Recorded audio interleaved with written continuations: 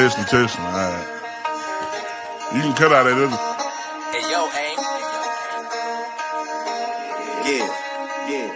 Run it up, Blondo.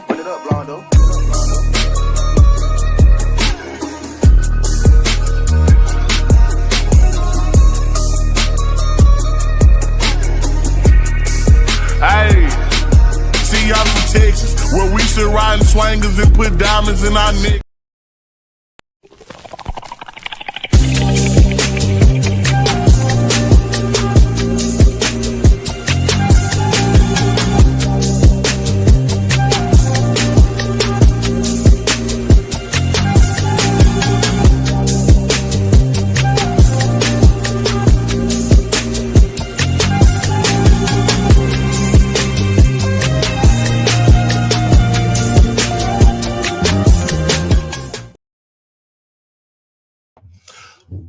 What's going on? It is your boy, Doc Holiday. It is Friday afternoon, 4:21 p.m.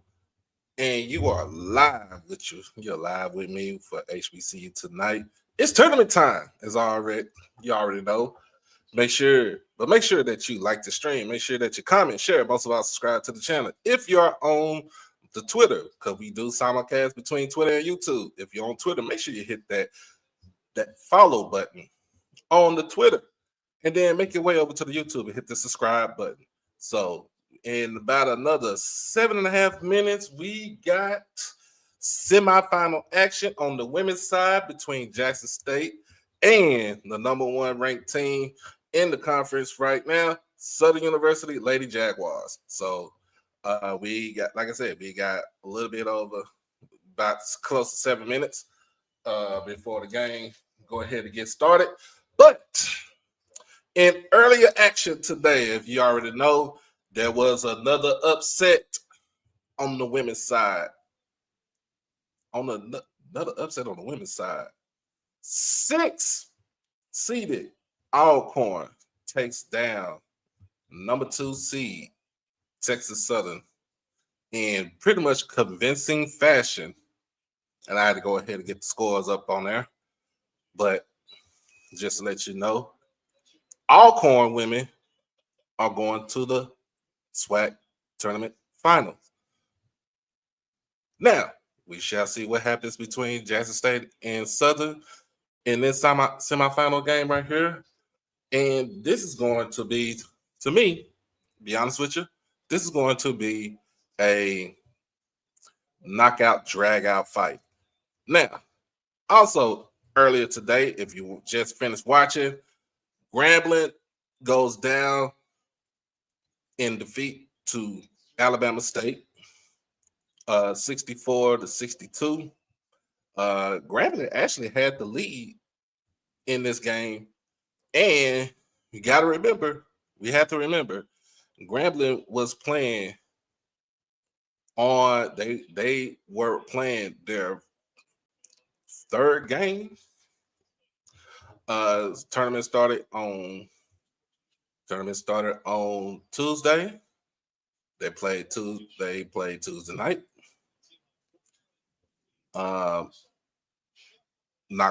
Played Tuesday afternoon, knocked out Southern. Then they played yesterday. And then they played today. They was doing 3 games in 3 days. If they would have knocked off Alabama State, there would have been a shocker, because then they would have won their 4th game in 4 days. And it's a gauntlet when, like I said, when you play in tournaments like this, especially if you are a lower seed. But congratulations to the season that Grambling had this year. Alabama State on the men's side is headed to the tournament final. That will be tomorrow.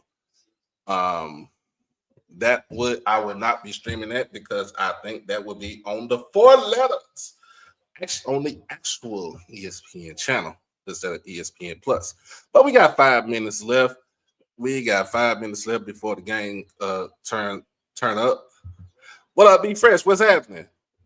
What's going on, nephew Jay? What's happening? Yeah, I'm gonna keep you. You know I do. I'm gonna keep it coming. Now, again, this would not be monetized because, like I said, this is on that four-letter network that we kind of signed to. But if you can, to alleviate some of the losses that we have with it not being monetized, you can always go to PayPal, Cash App, or the Zelle and donate to the channel. That way we can make up what we got, man, and we can pay these bills for this channel and stuff right here. Got to keep it going. Got to keep it going. We got 4 minutes left. Got 40 minutes left. I rushed to get back home. I was out. I was cutting it close because I went to go wash my clothes. Um, I went to go wash my clothes, blankets, towels, all that good stuff like that. Doing housework. That's what I was doing earlier. And by the time I put all my stuff in the dryer, I had pretty much about 15 minutes to get back to the house so we could go ahead and get this thing going. But luckily, I'm glad that the laundromat is pretty much like 2 minutes away from my house. So it wasn't a long drive. But, I'm not walking down the street with a big old hamper. I'm pretty much took the Uber that way I could go ahead and get there, get to going, and then get back. Because why? I got to do this for y'all. I don't just do this for me. I do this for y'all. In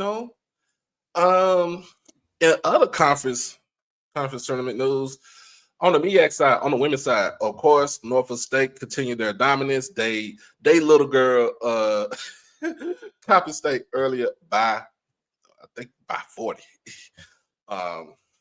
It don't even matter what the score is. Last night on the men's side, there was an upset between Howard and Morgan State, and Morgan State took it by 91-90. Yeah, this ain't for play. I don't do this for fun. But other than that, man, let me go ahead and hit this commercial break before we get going. This is a word from sponsor. Yo, it's your boy Doc Holiday with HBCU Overdrive, and I am proud to sponsor Merch Sports. Check out his new line of collection, the Black College Football Fan Club collection. It's basically designed to show support and give respect to the rich history and tradition of black college football. And as you already know, the best college players had to play at HBCUs before integration. So go ahead and check it out over at shopmerchsports.com. Merch Sports. Merch for the sports enthusiasts. You got less than a minute before we go ahead and tip off. And it's live from College Park, Georgia. ATL style, baby. But other than that, put your final scores in the comment. Put your final scores in the chat. Put your final scores in the chat. I want to see what everybody got to say. If we got some Jaguars up in the building, let me know you with that blue and gold. If we got some Tigers in the building, hit that blue and white with that hint of red. You know what I'm saying? That W.C. Gordon red. They get that W.C. Gordon feel. Just you by 40. That's what we talking about. That's what we talking about. You say, Duffy said win. That's my final score. Hey, I believe I get you. I got you. And I'll let you know, this is going to be a double header show. So like I said, we make sure let's hit this because this literally is going to come out of my pocket because I do gotta pay YouTube for non-monetization and stuff like that. So we'll talk about Cookman and Jackson State men at 6 o'clock. So we'll have a break in between once the game Once the game ends, we'll talk about what's going on around HBCU land, sports, and the culture. And then after that, we'll get to the men's game. But let's go ahead and let me go ahead and share the screen right here. As always, y'all know how we do. Share the screen.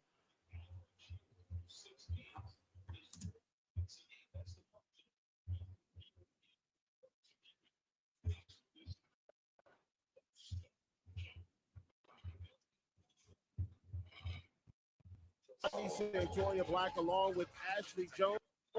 Our sideline reporter Brooke Kirchhoffer will be joining us very soon. Ashley, this game is for the final spot in the championship game tomorrow. Defense, discipline, You know, I got you. What's going on? What's going on, Jamise? To control the tempo of this game. The last time these two teams met, they only made 14 field goals. Southern is extremely disciplined and loves to run. It's going to be hard to slow them down.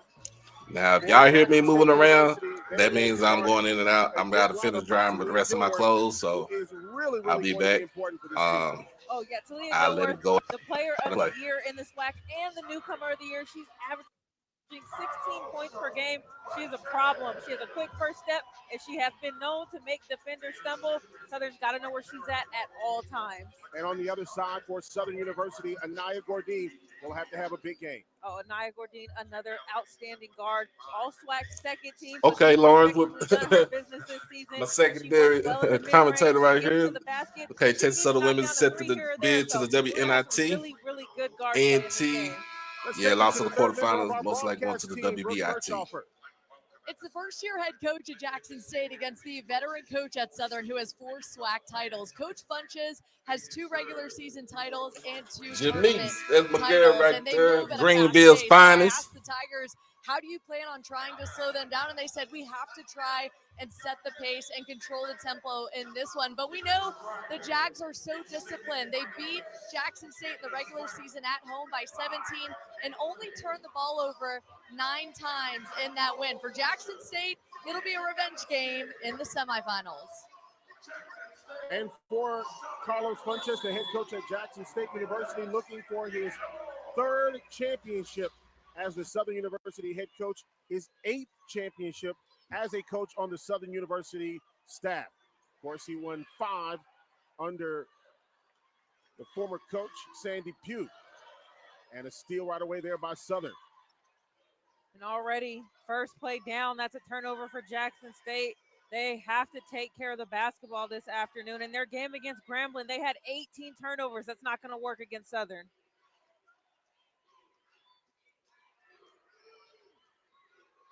Shot up. No good by Anaya Gordine. And here comes Jackson State. Jackson State head coach Margaret Richards, of course, coming over from Alabama A&M, where she had some great success there as the head coach, and then came to Jackson State University to take over a program that had been dominating the Southwestern Athletic Conference. Here's a shot up. Good. That's Zoe Cooper. Zoe Cooper had a pretty good game for them last game, only averaging 4 on the season, put up 7 points and 6 boards. That's a good sign for the Tigers for her to knock one down in the mid-range early. Southern University with the basketball. And once again, Anaya Gordine can't hit the range. Here comes Jackson State. And if you're Jackson, you do not want to start this out as a track meet. Right, and they've done a good job because they've converted on the offensive end. When you make a basket, it's really hard for a team to run. So if they can continue to put the ball in the hoop, they'll be in a good spot. And then Southern, on the other hand, has missed a couple of their shots. So Jackson is able to set up their defense. Cotton on the drive. Shot up, no good. Ball tipped around, out of bounds, and Jackson State will get the ball back with 3.1 seconds remaining. Actually, they're going to reset the shot clock to 20 seconds.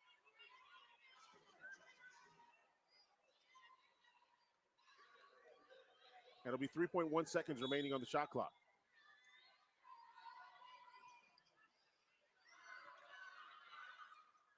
Shot up, no good, off the rim, and rebound by Jackson State. Ball is on the floor. Some hot hands by Southern.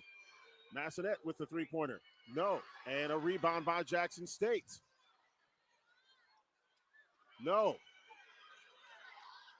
Jackson State, all kinds of opportunities, and a three-pointer. That is 3 offensive boards in 1 possession. You can't give a team that many shots at the rim. They're going to get one of them, and it ends up being a 3-ball. Jalea Cotton with the three-pointer. She's averaging 6 points a ball game, and it gives Jackson State the early 5-point lead.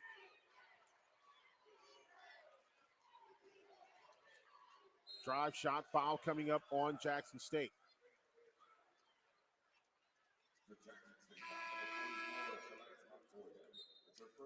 Chalance Montoya, the 6'1 senior from Carlsbad, New Mexico, gets the foul. No problem, Riri. I got you. Now, I got Kyle y'all. Isco will come into the ball game to replace Chalance Montoya. First free throw is good. Southern University plays in big-time games. Last year was no different. Aaliyah Fontenot. Yeah, those units look good, bro. This year, a senior from Fresno, Texas. She hit 2 3-pointers in 10 seconds. Southern overall hit 3 3-pointers in the last 13 seconds in order to get the victory last year.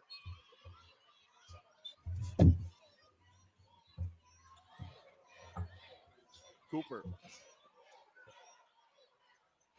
Jackson State working the offense.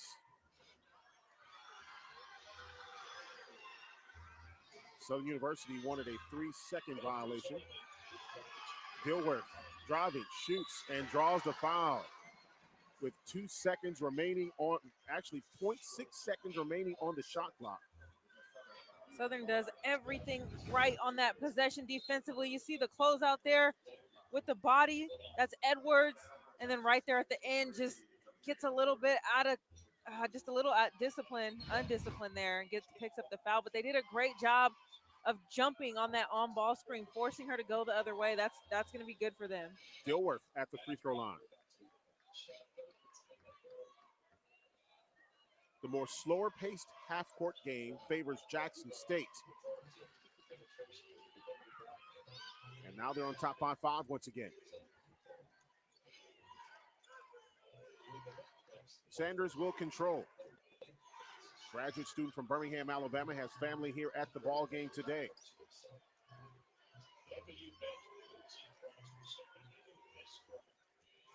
Nice move by Fontenot. Now Sanders, three-pointer, good. Sanders knocks it down. That's a good closeout, though. On defense, you never help on same side shooter. You just want to do a little hedge and get back, but you can't overcommit. You leave the same side shooter wide open. Edwards is going to knock that down every time. She's shooting 31% from the three-point line. Or excuse me, 25% from the three-point line. And an offensive foul charge to Jackson State. This one's going to go on Zoe Cooper, and that's her first personal.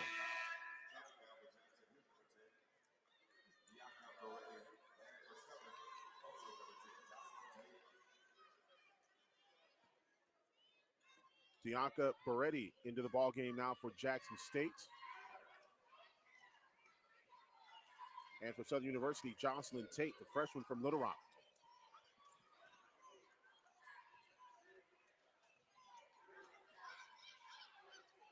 Shot up by Fontenot, good. And just like that, Southern has tied the ball game up. Right there, Jackson is switching guard to guard, but they get caught right there on that last screen. That's where you got to communicate. If you're not going to be there, you got to yell at your teammate, let her know, help, I need someone over here. You can't just let her go by like that. Good block by Southern University, and that's going to be Tiona Lidge, the junior from El Paso. Sky Castro now coming into the ball game, graduate student from Queens, New York. Also coming into the ball game, Sanaya Reed. Montoya coming back into the game for Jackson, as well as Jalea Cotton. So mass substitutions coming in here with 5:40 remaining in this first quarter.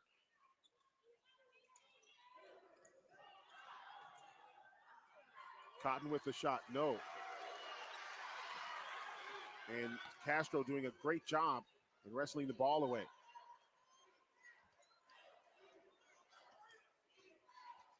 Fontenot was the hero in the championship finals last year. No on the shot and the rebound by Jackson State.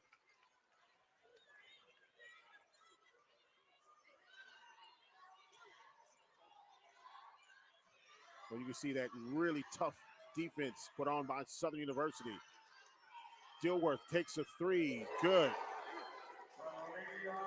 That has got to be good for Dilworth to see that three go in. She struggled a little bit yesterday. Whenever you knock down your first shot, it just sets the tempo and the tone for the rest of the game. In conference games, she's averaging almost 18 points a ball game for the season, 16 and a half. That shot up no good. The ball on the floor, and it's a jump ball. And we'll have a timeout on the floor. Jackson by 3 here in the semifinal game of the 2025 Starry Swag Basketball Tournament presented by Pepsi. We'll take this timeout. Back in Atlanta after this.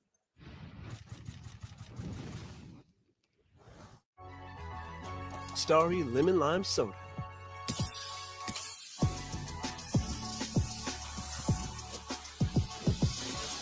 Music to my ears. You don't have ears. Starry, hits different. The game is changing, but what drives the game never will. What you have inside.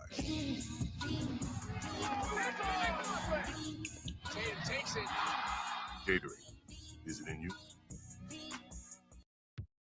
It's time to reimagine exceptional. Introducing the Buick Envision. Experience advanced technology with breathtaking clarity and help keep the noise out, creating a serene space within. With advanced safety technologies standard on the Vision, experience confident driving wherever the road takes you. Discover what it's like to make every day an occasion. Buick, exceptional by design. Fun, memories, friendship. We're here for all of it. Here for the big moments and the small ones too. We're here for unforgettable triumph, momentary misfortune, and the impromptu throwdown. We're out here each day, chasing something great. Call it adventure, call it play, we call it fun. Academy Sports and Outdoors. Have fun out there. Donnie came in today, munching on a bag of this. Same in Chicago, too. Up and down the L. Damn, man. They aren't pizza, but they are delicious. This Cheetos pizza thing, it changes everything. Hey, you guys rice? Pretty tasty. Hey, Donnie, don't you got someplace to be? Cheetos Cheese Pizza Puffs. Proud to be the second best pizza thing. Sweet kid. The SWAC, the premier athletic conference in the nation.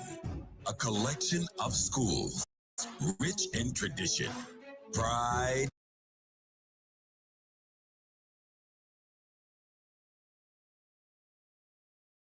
Looking like a good game right now.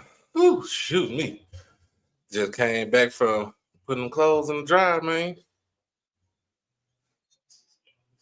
Let's get back to it. In just a second. I gotta catch my breath, y'all. I'm going up the stairs. I had to catch my breath. Well,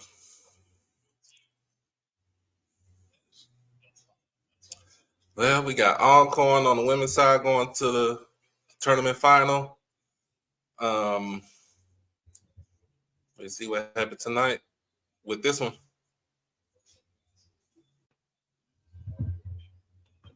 Jackson State University with the ball coming back after the timeout. And the foul coming up. And that'll be on Jackson State. And that is Shalance Montoya. And there's a storyline that I'm sure Jackson State did not want to have. And that is Montoya with now 2 fouls here in the first quarter.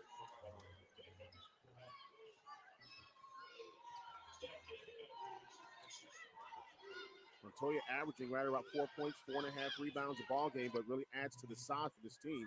And there's a shot up and good by Sanaya Reed. And the way that Jackson State is guarding that guard to guard handoff. They got to do a better job of helping up. When you switch, you got to help up and stop the defender. They're just letting them curve around the paint, and that's how they've gotten 2 of those elbow jumpers early. Let's go with the basketball now for Jackson State. Head coach Margaret Richards, in her first year at Jackson State, has had a lot of help from her assistant coaches in getting things ready for the season. And Brooke, you had a chance to find out just how valuable her assistant coaches have been this year. It really is. So when Coach Richards became the head coach at Jackson State, she had to build an entirely new staff, and that started with Dylan Howard, her assistant coach, who used to be the head men's basketball coach at Alabama A&M when Coach Richards was the head women's basketball coach. He always viewed her as a little sister and wanted to do anything to help her. So after 28 years of coaching men, he decided this was going to be the year he would coach on the women's side for the first time. And he said it's really been a unique situation with building a brand new roster, 11 transfers, along with a brand new assistant coaching staff, because usually coaches come in with their own staff. But he's had a lot of fun and is really enjoying things on the women's side. And it's really helpful when you can have a familiar face on the sideline when you're a new coach, someone that you've had a chance to work in the same building with. And Dylan Howard, successful coach at Alabama A&M. And just the wealth of knowledge that he brings to help Margaret Richards. I mean, it's really just a star-studded cast she has over there. Exciting to see what she's done with the program so far this season. And Dylan Howard was the head coach for the Bulldogs right before Otis Hughley Jr. took over the program in Huntsville.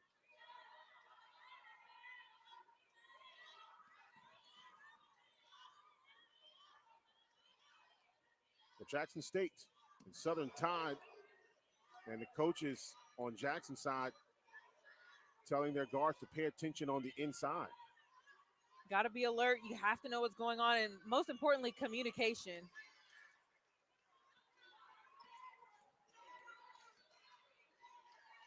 Three-pointer by Southern. Yes.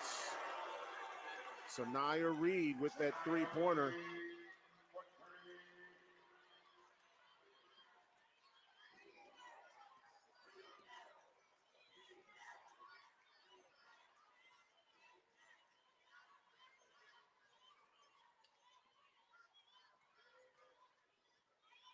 Cotton now with the basketball.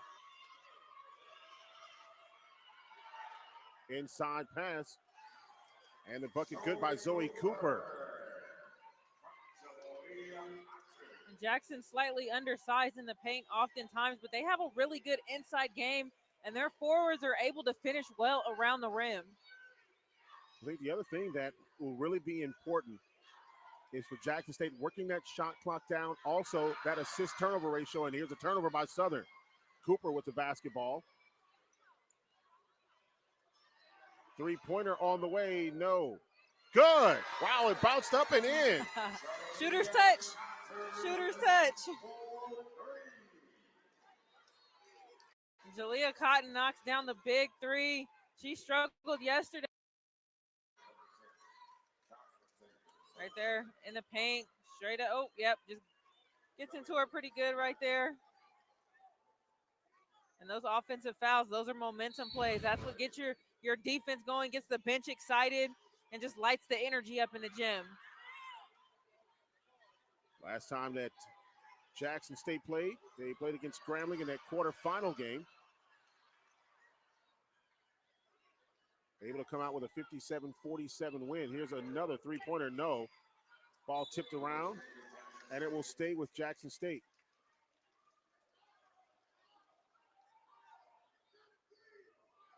The one word that comes to mind when you think about Southern University this year on their women's team, discipline.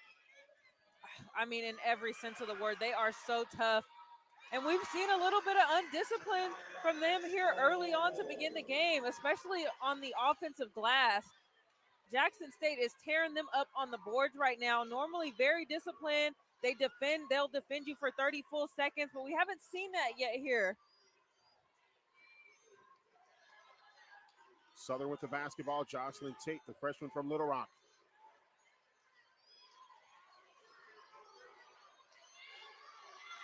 Five seconds left on the shot clock. Shot up, no good. Foul coming up.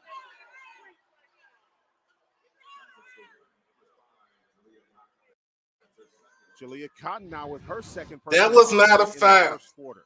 And Jalea Cotton just gets caught with her hands in the cookie jar.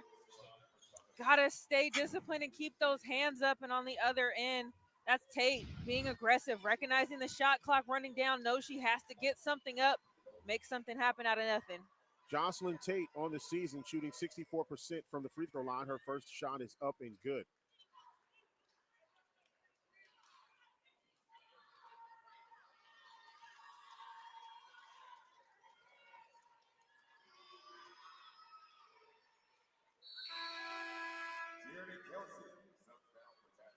Kelsey comes in for Jackson State University after Southern's trip to the free throw line.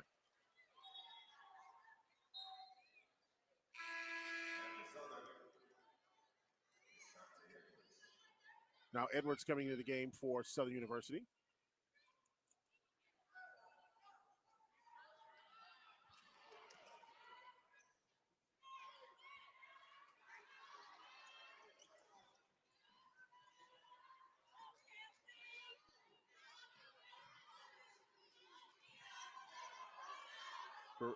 Ready with the basketball now to Kelsey.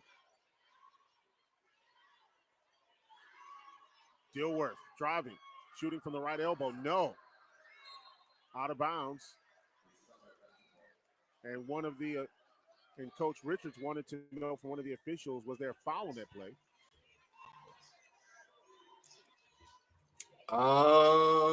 Southern with the number one. We go like in the conference, 4 or 5 deep on the bench, but I think you got to shorten your bench up though, because of the simple fact 3-pointer on the way by Lawson. You need the bodies for the final. And you mentioned Southern's defense; they're holding their opponents to shoot. And again, remember the first round of the tournament. If you make it to the NCAA tournament, starts. And coming back into the ball game for Southern University, Sanaya Reed. I think Thursday, Tuesday, Wednesday, something like that. I had to check to see. Southern University basketball. Ball tipped. Jackson State ends the quarter with a great defensive play. We played one in this last semifinal game in the 2025 Starring Swag Basketball Tournament presented by Buick. Timeout on the floor here in Atlanta. One of these two teams will head to the finals. Back after this.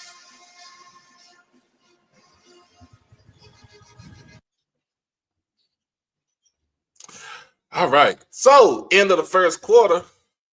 I like what I see.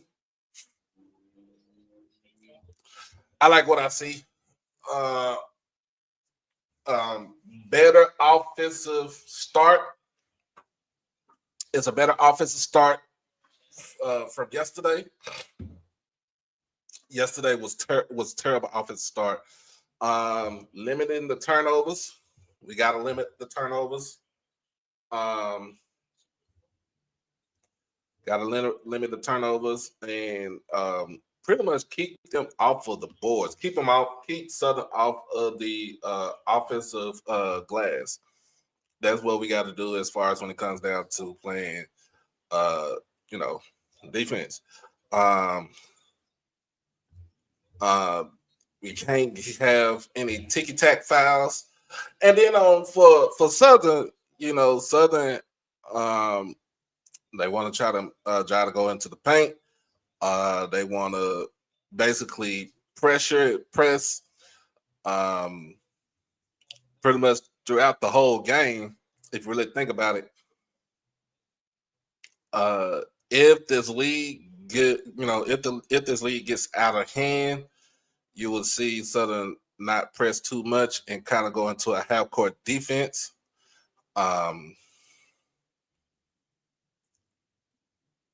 This is a battle of who really wants it. That's what I'm saying. Who really wants to go to the chip, and who wants to check out by 11? I mean, it is what it is. You're all good, Miss Natasha. How you doing? How you doing? Let's see who else is up in here. I see Timon is up in here. I see my boy L. from the Delta is up in here. See Dr. Israel Carey is up in here. Hey, make sure let's hit this donation button because this is not going to be monetized. I'm just letting y'all know. This is a double header for today. Streaming the men, the women, and then after that, stream the men. Be back.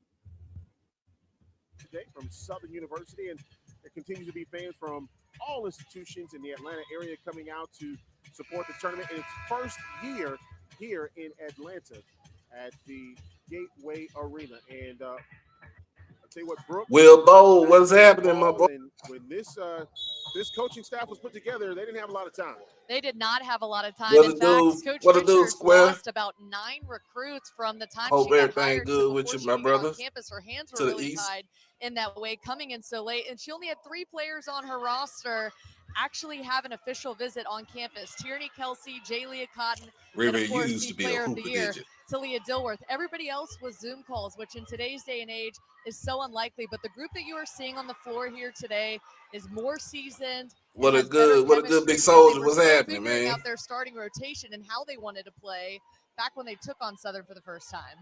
Yeah, it really was a quick turnaround on the coaching side for. Hey, I'm always Jackson on the State. square, man. Tell you about a little bit more about that in a minute. Yes, sir. I'm always on the Southern square. University, Prince Hall, to 10 be seconds exact. left on the shot clock. Bucket, no good. Yeah, athletic director Ashley Robinson said from the time that former coach Tamika Reed left, which was late April, she was named the coach at Charlotte April the 25th, to the time that Coach Richards was named the head coach on May the 1st, was such a short turnaround. He has done an amazing job as athletic director, really choosing coaches, because he's really had to do some real juggling at times. And not being able to recruit the way, like having a full off season to recruit. I've seen it happen plenty of times where teams win maybe 1 or 2 games on the season. No, Jackson State is here as a 4 seed and fighting to go to the championship. I mean, couldn't ask for much more if you're Margaret Richards. Got to be really proud of what she's done. Shot up, no.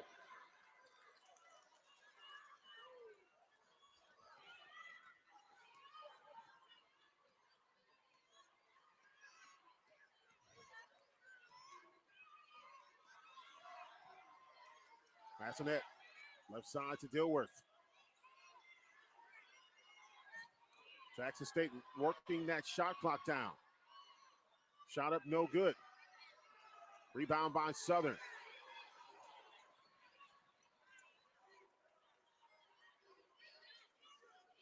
Start with the basketball, and that's Anaya Gordine, senior from Baltimore. Nothing on that possession for Southern.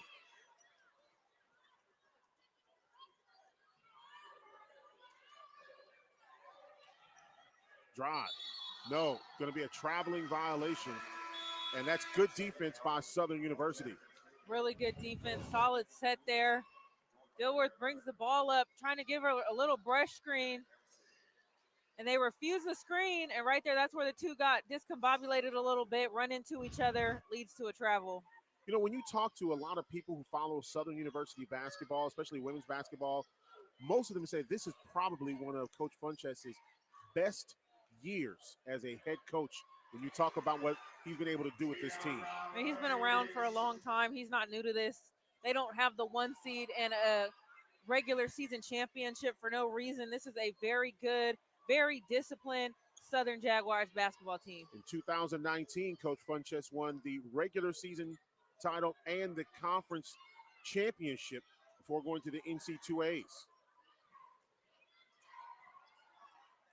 That shot is up, no good.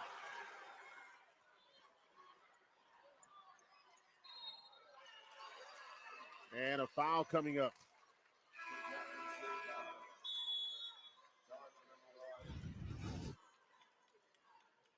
Again, you take a bad shot on one end. Here comes Gordine on the other end. Man, just a heads-up play there to stand in there and take that charge. The foul was on Gordine, her first personal foul. And we knew that this was going to be a back-and-forth ball game. When you have Jackson State and Southern playing on anything, softball, checkers, just anything, the crowd support is there, and it is a really heated rivalry.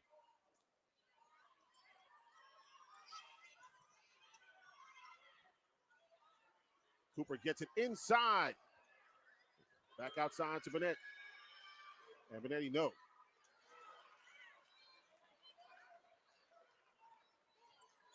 Southern doing a better job getting to the boards.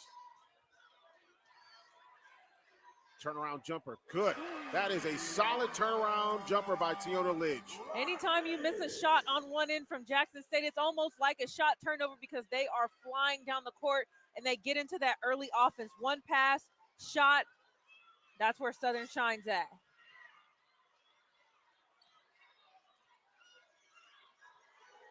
And you see that defense suffocating Kelsey on that sideline. 10 seconds left on the shot clock.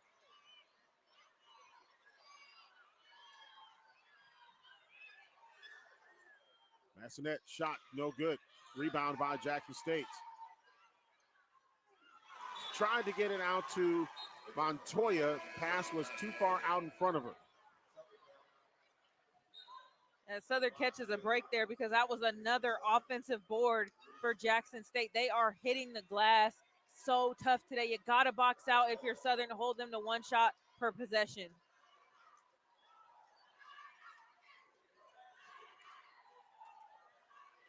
Southern with the basketball. And a near turnover. Jackson State going to the ball and coming away with it. Bianca Beretti, 5'9" senior from Toronto. Great hands on defense. Montoya out high. And it's going to be a foul against Jocelyn Tate. And that's a hustle foul because she's really kind of overplaying the passing lane, denying the pass to the guard. And so you can accept that because that's a tough play. And with the way that Southern plays defense, they're extremely aggressive. They're in your grill. They make you uncomfortable. But a lot of times with a pressure defense, that's where you have to be disciplined because you'll pick up those fouls. In their last game, Southern had several players with 4 fouls, and they got into foul trouble there at the end. If some of their best players have to sit on the bench for a long period of time, they could be in some trouble. Cotton with the basketball. 10 on the shot clock. Jackson State loses the rebound, but a foul coming up, and it will be charged to Southern. This one's going to be charged. Is it Sanders with the foul?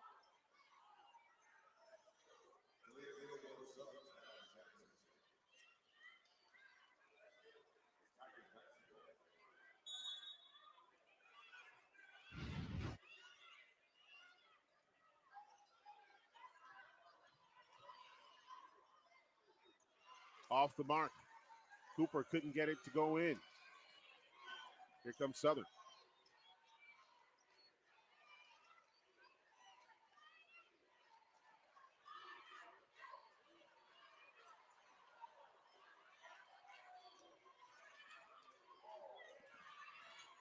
Sanders gets the ball out to Gordine.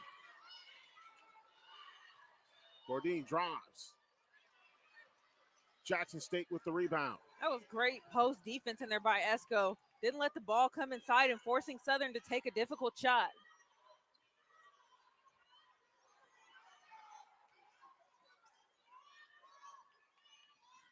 Well, that defense that Sanders is playing on Cotton is incredible. Yeah, they're going to deny you all the way out to half court. And Dilworth draws the foul. And see, now Southern's going to have to adjust to how the refs are calling the game. They play that aggressive in-your-face defense, but they picked up 3 to 4 quick fouls. You got to back it off. You can still be aggressive, but you got to back it off a little bit so you don't continue to pick up fouls. Timeout on the floor. Southern by 2 here at the 2025 Starry Swag Basketball Tournament presented by Buick. We'll take this timeout as the Southern fans enjoy the game here today in Atlanta. Back after this. You have a choice to make. Choose Lay's Classic or choose New All Dressed and see how deep the flavor rabbit hole goes. Yeah, fine. I choose the... You can also choose barbecue. That's my favorite. Wait, there's more. Choose sour cream and onion. Flamin' hot. Did we already talk about All Dressed? Of course we talked about All Dressed. It's Trinity. From Lay's Classic to Lay's All Dressed, open a world of flavor. Are you sure he's the one? I have no idea. It's time to reimagine exceptional. Introducing the Buick Envision. Experience advanced technology with breathtaking clarity and help keep the noise out, creating a serene space within. With advanced safety technologies standard on Envision, experience confident driving wherever the road takes you. Discover what it's like to make every day an occasion. Buick, exceptional by design. Fun, memories, friendship. We're here for all of it. Here for the big moments and the small ones too. We're here for unforgettable triumph, momentary misfortune, and the impromptu throwdown. We're out here each day, chasing something great. Call it adventure, call it play, we call it fun. Academy Sports and Outdoors. Have fun out there. Starry Lemon Lime Soda.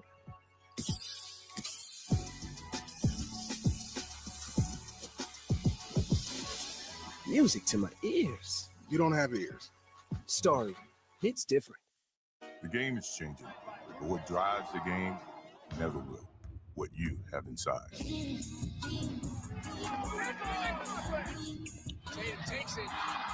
Gatorade, is it in you?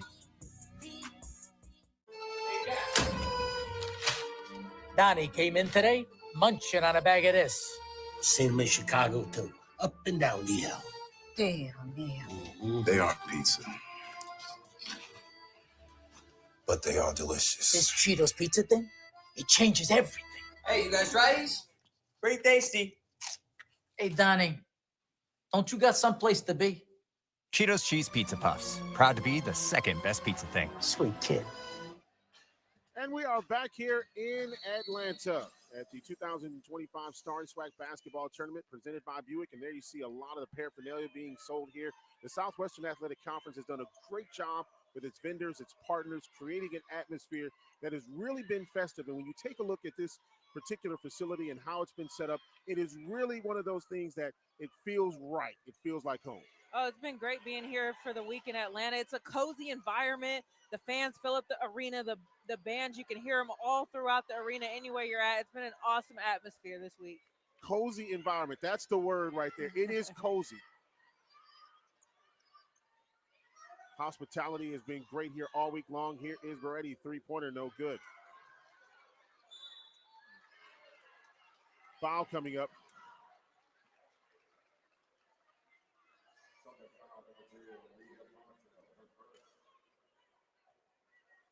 And that possession, that's a double whammy. You give up another offensive board. That's 9 O boards that Jackson State has in this game so far. And then Southern picks up a foul. Jackson State now going to the free throw line. And when you look at them as a team, they shoot 72% from the free throw line. And that is something that when you go to their practices, they are always practicing free throws. Before practice, after practice. And free throws have been a deciding factor in so many of these games. These are huge free points that you have a chance to put on the scoreboard for your team.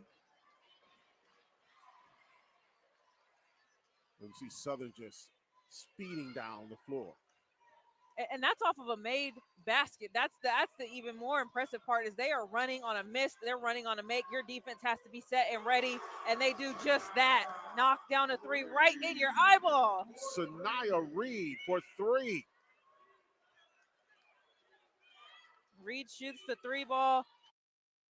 36% in their last game, went 2 for 9. See, this is what Southern does. They get the lead and they go into that. They go to that press. They go to the full court press. When that Southern defense is 3 seconds. And Coach Margaret Richards has to call a timeout. I mean, they don't give you a breath on defense. You gotta be aware of what the time is and where you at. You just see Come right on. here the ball It's pressure, the we denial. Next man over, she picks up your dribble. we 30-some games into the That's trouble. season. You can't pick up your Come dribble the on. way that You Southern cannot pick denies that dribble up like the that. ball. You gotta you're in keep trouble every single time. Brandon, set your ass up. But I'm sure that they're trying to come up with something now in order to neutralize it, because that pressure, it's man to man. I know the guard play is not that good. Almost overplaying At the same time, we have to remember You gotta get open. That's a toughness this is thing. a whole. I'm This not is a gonna let this makeshift person team deny me. I'm gonna get open. Those are things you work on that in is practice when getting you're on the off block, by. and it's just one-on-one, and you got a side denial, and you're trying to get This is open. a whole with makeshift basketball. team. You give them a little arm bar push off, get open, cut into the. You cut up to the elbow and then cut out to the wing. There's so many ways to get open. You just got to be tough and be aggressive. Jackson State with the basketball.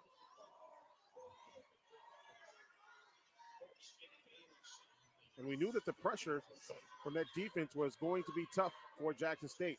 Massanet with the shot. No. Ball tipped. Rebound by Reed. Yeah, the trap's gonna kill us. Like that's the thing. You got to get a lead. You have to get a lead to get them out that press defense.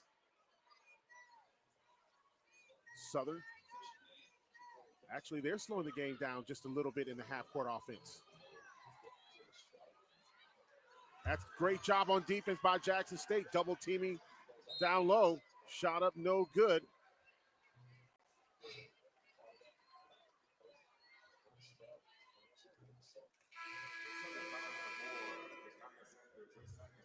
Kai Sanders with her second personal foul. Yeah, I'm looking at it. 1-3-1 press defense, and then they go into man to man. Then they can switch up to. I'm looking at they could go to a 3-2 zone. Will shoot a pair here. Gordine will come into the ball game and take out Sanders.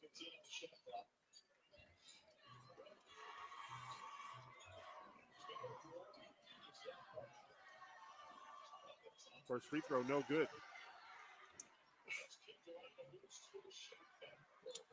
Who are our shooters? Dilworth, Beretti. One more free throw at the line. Massanet. For Massanet, who shoots 76%. And how big is that? When you're at the free throw line and you're Jackson State, Dilworth shoots 79%. Massanet shoots 76%. Bianca Beretti, 87%. And you can shoot free throws like that. That is a recipe for a good result. That's the separator right there, being able to knock it down at the free throw line. And how many times have we seen games that have come down to the free throw shooting just here in the tournament? All week long. We've had a ton of close games. Free throws have been crucial in all of these games. So Jackson State will get the ball back. Light pressure set by Southern University.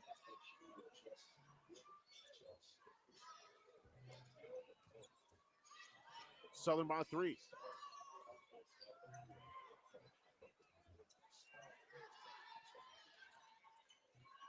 Dilworth, shot, good.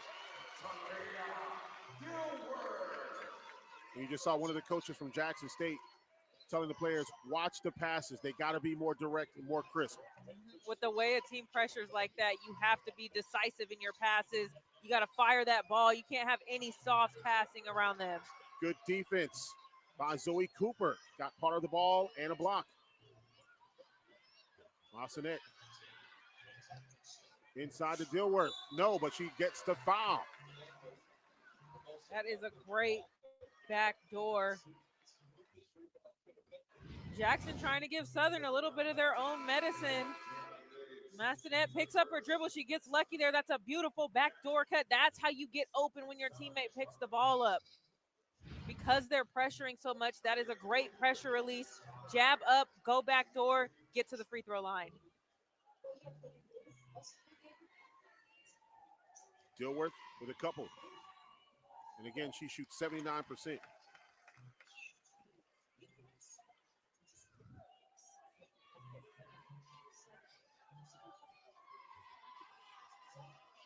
Free throw, good.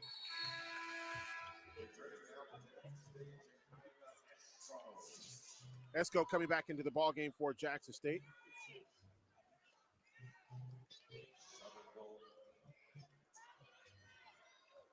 You got to give Esco credit. She's been down there banging in the paint, whether it's on the boards or just defense in general. She has 4 boards already for Jackson State. Now Jackson State trying to put on a little defensive pressure in their man. Good pick set up.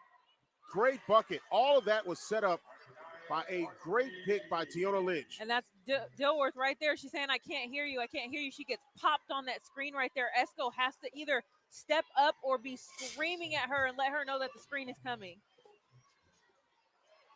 Last shot here for Jackson State here in the half. Massanet. 4 seconds left. Drawn, shoots. No. Southern gets the rebound. That was a bad shot, but for the first half, in this last semifinal game of the 2025 Starry Swag Basketball Tournament, presented by Buick. how would I know that Crook was going to be up in Has here? to be pleased with being able to go into the halftime locker room with the lead, and Brooke is with Coach Funches. Coach, you guys are up by 1 at halftime. What do you want to see from your group coming out of half? Well, I thought in that second quarter we took some bad shots. So we got to settle down and get some good looks every time down the court and not make it easy for them. Defensively, what do you want to see against this Jackson State offense? Well, just keep defending, keep getting hands up, stop fouling. We fouled a little too much this half. Thanks, Coach. Thank you. As head coach Carlos Funches with Brooke Kirchhoffer here at halftime. The 2025 Star and Swag Basketball Tournament presented by Buick. We'll take a timeout here in Atlanta. Southern University Human Jukebox. All right, man. Okay, let's get to it. It's halftime, y'all. 24-23. Southern has the lead right now. Let's go ahead and get into these halftime stats. Because I like to see what the hell is going on.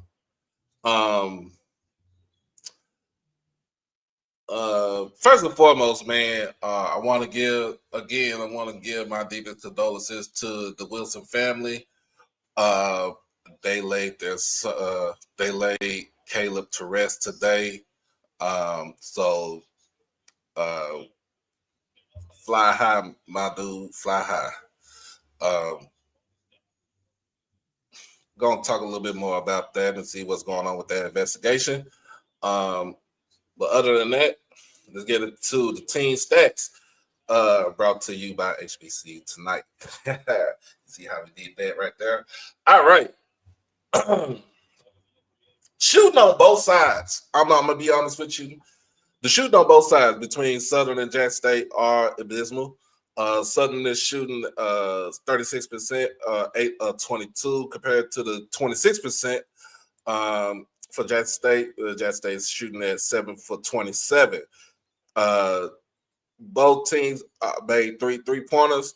Jackson State's 3 for 10, 30%, and Southern is 3 for 7 for 43%. Free throws is pretty much almost evened out. Jackson State 6 of 8, 75% from the free throw line. Southern is 5 for 6, 83% from the free throw line.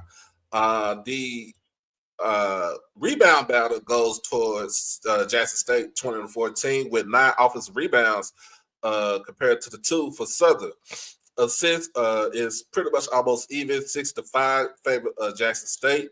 Steals 4-2 favor the Jackson State. 2 blocks each for both teams. Total turnovers is pretty much evened out. 7-6 the favor goes to Southern.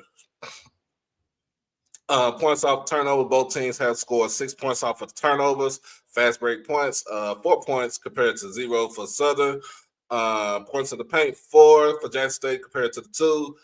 6 fouls right now for Jackson State compared to the 9 for Southern. And the largest lead for both teams, 5 for Jackson State, 4 for Southern. That is the, excuse me. That is the tale of the tape on the team stats. Leading scores for both teams. Talia Dilworth with 9 points. Jaleel Cotton is second on the team right now with 6 points. and 3 assists, 1 rebound. And Zay Cooper with 4 points, 6 rebounds, and 1 assist.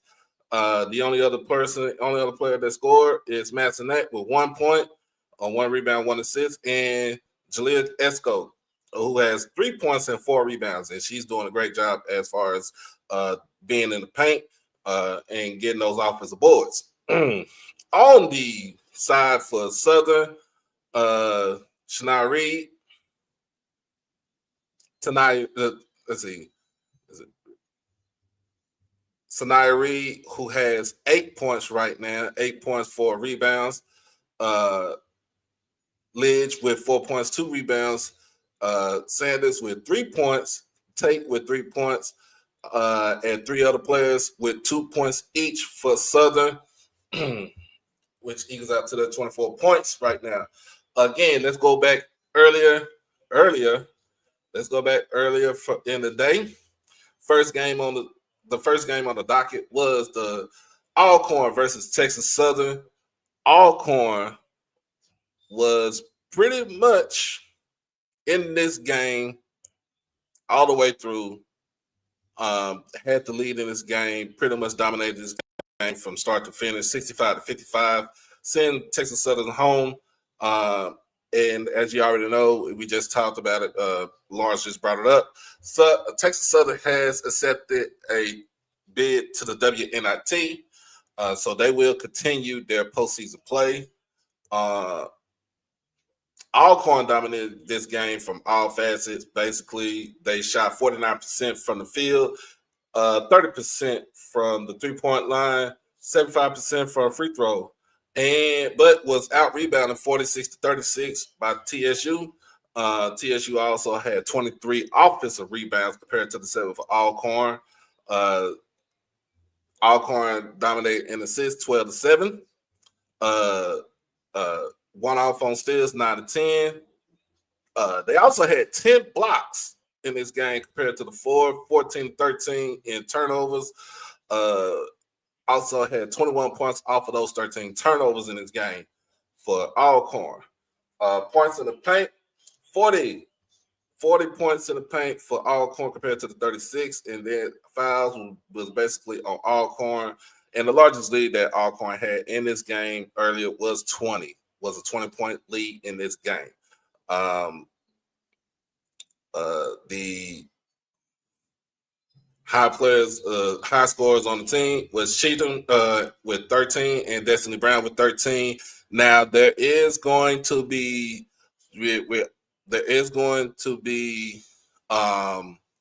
some concern right now because Destiny Brown towards the end of the game did hit her head on the floor.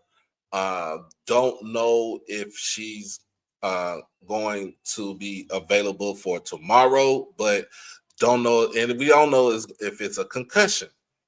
But she did hit her head on the floor towards the end of the game.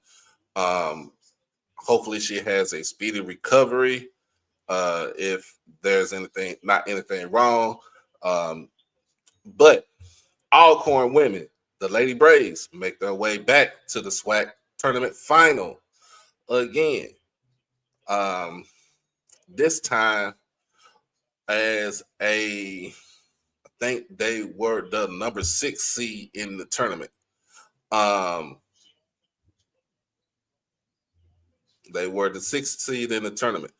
On the men's side, we talked about this earlier. If you watch this game was pretty much exciting. Grambling did have the lead in this game against Alabama State for a majority of the game, and Alabama State made a triumphant comeback in this game. Deputy Mario, what's going on? Deputy Mario, the score is 24-23 in favor of Southern right now. They're at halftime. So it's another sloppy game. I'm be honest with you, I would rather have a sloppy game than to get blown, sloppy game like this, than to get blown out. But everybody got their own opinions about that.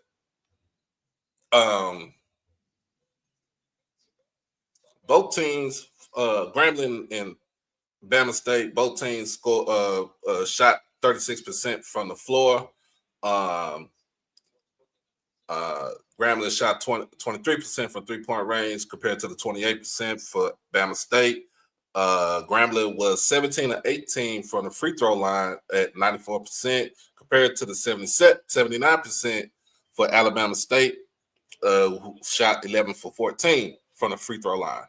Bama State did out-rebound Grambling 42 to 36. 15 of those rebounds were offensive. 16 to 8 compared in favor for Alabama State. Both teams had 6 steals, 5 to 2 in blocks. That goes to Grambling. Total turnovers was pretty much almost even, 9 to 8. Points in the paint, 32 points in the paint for Alabama State, 24 for Grambling. And, of course, 15 fouls compared to the 12 for Alabama State. Largest lead for both teams. Grambling's largest lead was 9 compared to the 6-point lead that Alabama State had in the game. And for Grambling, the high scorer was Kentavious Dozier, had 20 points, 3 rebounds, 1 assist. Flipping with 18 points, 3 rebounds to coincide with the running mate. Everybody else was in single digits. For Alabama State, C.J. Hines, 15 points, was the lead scorer for the Hornets. T.J. Matlock had 9 points, but also had 10 rebounds. Mr. Mack had 12 points in this game, pretty much 4 for 4 from three-point land. Did not miss a shot in this game right here whatsoever. So Alabama State makes their way to the SWAC tournament final. On the men's side, we'll know what's going to happen tonight at 7:30 p.m. between Jackson State versus Bethune-Cookman. So in between the time of the end of the women's game to the beginning of the men's game, we will be on here. We'll talk more about what's going on, what needs to happen in this conference tournament. And we got a final score in baseball right now. Jackson State defeats Prairie View 12-0 in baseball. That game was held on the campus of Prairie View, Texas. So, hey, we should have a good start. We need to have a good start right here. But everybody's up, everybody's up for criticism when it comes down to the women's team. Yes, and I would agree with you, Bishop. Our guards need to stop picking the ball up, picking up the dribble in terrible places. Like, seriously. Especially picking up your dribble at the top of the key. You got to keep that dribble going. You cannot play timid in the second half. You cannot play timid in the second half, because if you play timid, Southern's going to go ahead and exploit that. And then you're going to see those 5, 6, 7, 8 point runs that Southern likes to make, and then you're behind the 8 ball again.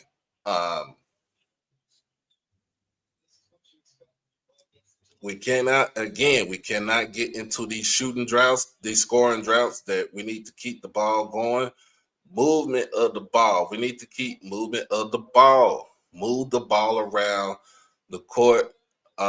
It's time to get those bigs it's time to get those bigs to play like bigs. Ball goes into the paint. You got to score. Let's see what's going on right now. I think they're back on the floor. Let's check it out.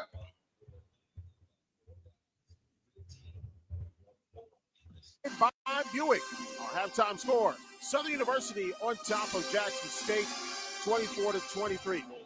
Santoria Black along with Ashley Jones. And Ashley, when you start looking at the first half of this ball game, really, if you're Jackson State University, you're pretty pleased so far being able to make sure that you're close in this contest. Well, Jackson has done a great job. They've gotten Southern in a little bit of foul trouble. They're really doing a great job on the boards. They've got 20 boards compared to Southern's 14, but they're only shooting 25% from the field. That's been the problem. They got to make some shots. And then on the other side, Southern in foul trouble. You got two of your starters with 2 fouls, and then a few other players have 2 and 1 fouls. They have to be disciplined and defend without fouling. And as a matter of fact, Coach Funches mentioned that going into the halftime locker room is getting those fouls. You don't want that to happen, especially to your key players in your second half. Well, that's just the style of play. They're going to get fouls because they're a team that pressures the basketball. They deny. They do all of that kind of stuff, but that's really where you have to lock in and be disciplined. Keep your hands back and don't get your hands stuck in the cookie jar. Play solid defense. So we've got one more half of basketball remaining. There is one more spot in the championship game tomorrow as the winner will play against number 6 seed Alcorn State for the right to get the automatic bid into the NC2A tournament. Of course, for Alcorn State, they beat Alabama A&M 56-53 and then beat Texas Southern today, the number 2 seed. Exactly what they did last year. They beat the 3 seed in Southern, the 2 seed in Grambling, and they were in the championship game. Something about those Alcorn Lady Braves, they are sneaky good. They just know how to win. Oh, my goodness. Nate Kilbert has his team playing so well right now in March. Brooke, when you talk about this Jackson State University team coming in as a 4 All right, seed, I shall be. they've got some real things that are. I shall return. Got to check on my Yeah, clothes. specifically defensively. Coach Richards told me the goal heading into this one at halftime was to keep them below 15 in terms of points in the paint, and they held them to just 2 points. She was really happy about that, but on offense, she wants them to do a better job, remain confident. Look, the shots will fall, as she said, but their point guard has to do a better job of setting up plays and then responding and executing. 3 players with 2 fouls. Sanders, Edwards, and Tate. And then you've got Gordine, Fontenot, and Lidge all with 1 foul.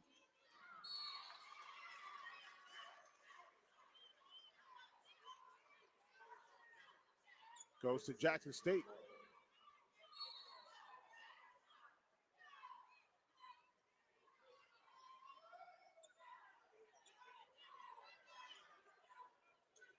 Right here, Southern putting on that press. It's a great job getting the ball to the middle of the floor and attacking.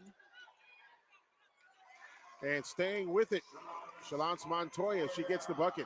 That's a great job. When you can break a press, you want to attack in transition without letting the defense get set up. Something that they did well, they kept the ball in the middle of the floor. Got to stay away from those coffin corners. That is the worst place to get the basketball in a press break. And Aaliyah Fontenot gets the bucket. Fontenot averaging about 7.5 points a ball game.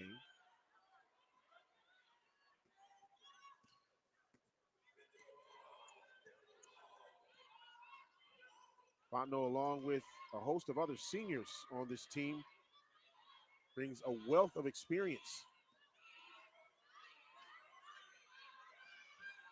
See right here, Southern icing the on-ball screen, not letting the offensive player use the screen, pressuring, gets on the floor, and then they get the steal. And that's going to be a foul on Jackson State. So the turnover turns into free throw opportunities. And that's why Southern is so good, because they're always switching up their defenses. They keep the offense uncomfortable and on their toes. They never know what you're going to get. And right there on that previous play, Southern ices the on-ball screen, doesn't let the offensive player use it, forces her uncomfortably out of the way that she wants to go, and they cause a turnover. Now here's another one for Jackson State. Jalea Cotton just picked up her 3rd personal. First free throw, up and good. One more opportunity at the charity stripe.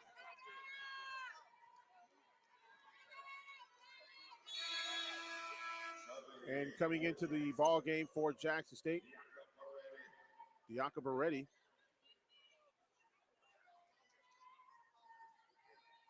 And there you see that press once again, 2-1-2 press set up by Southern.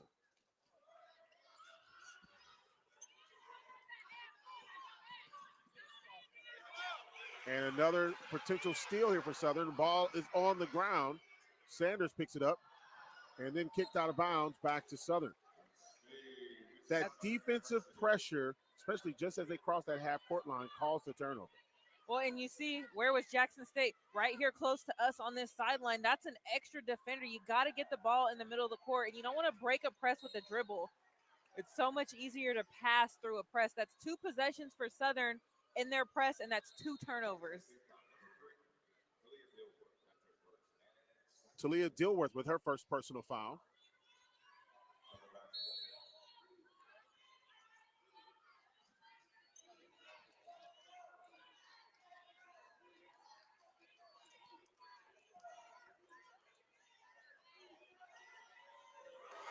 And a three-pointer.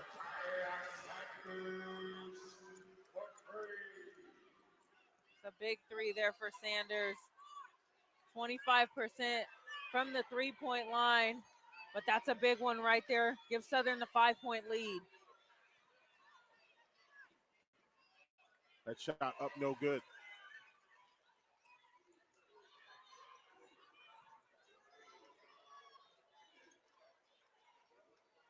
Although Jackson State went into the half down 1, it felt like they were controlling the tempo in the first half. Right now, it feels a little bit different. It feels like Southern has taken over and taken control of the tempo.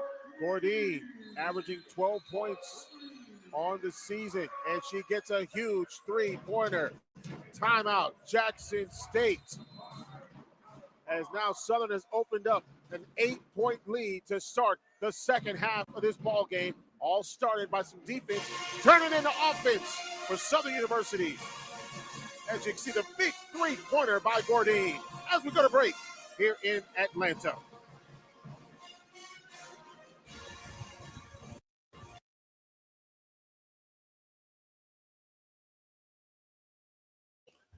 They done got the lead. They done got the lead now you hear Southern cranking on everybody.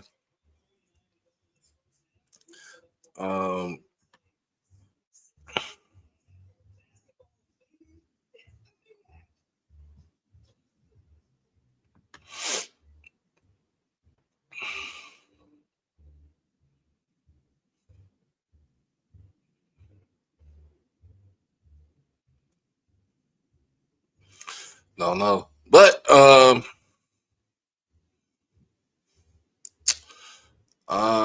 I do got some news right now on the men's side in the MEAC tournament. On the men's side in the MEAC tournament, Morgan State has a 6-point lead over Norfolk State right now. Got 3 minutes and 49 seconds left in the first half. Very interesting right here. Very, very interesting in this game right here. On the women's side of the MEAC,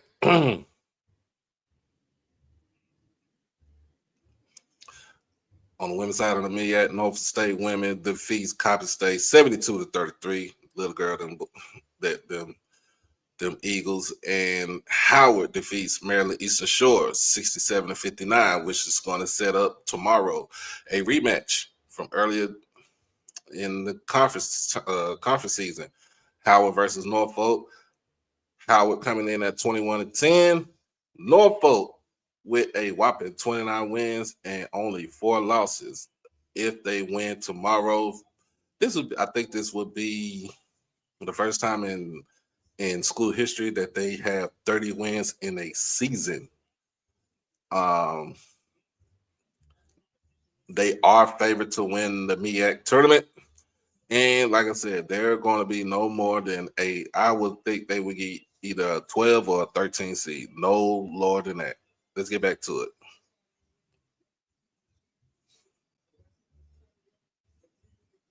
Still on commercial. Still on commercial. But that is what's going on in MEAC. Got other tournaments going on. My Memphis Tigers, as always, coming out with the big dub against Wichita State, 83-80.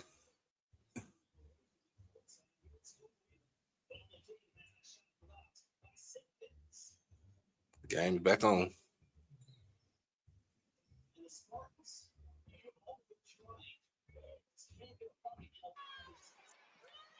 Boy, and that defense is just suffocating.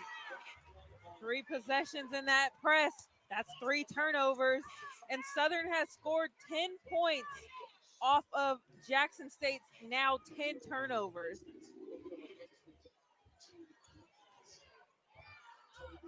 Ball is on the floor, picked up by the Lady Jags. Tiona Lidge, turnaround jumper, no, way off. Jackson State with a rebound. Just that pressure, even in the half-court game by Southern, is just so intense right now. Well, and Jackson has to get stops. That's how they get Southern out of their press. Southern is setting up in their press on a make. On a miss, they're getting back in man. You got to get stops. Jocelyn Tate with her 3rd personal foul. So now you're Southern, you're getting aggressive fouls, but now you got your 3rd personal from Jocelyn Tate.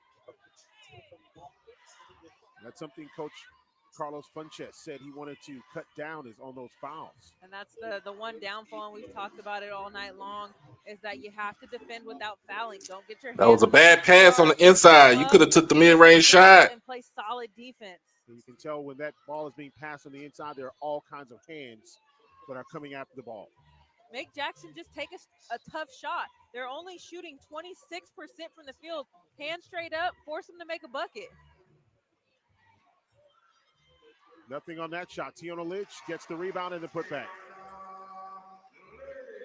You see, on a make, and then they got to get it out the net quick. Southern scores a basket. They're in that 2-1-2.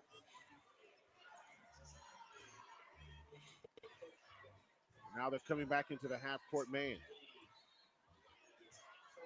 Got to make those. No. Come on. Rebound by Southern.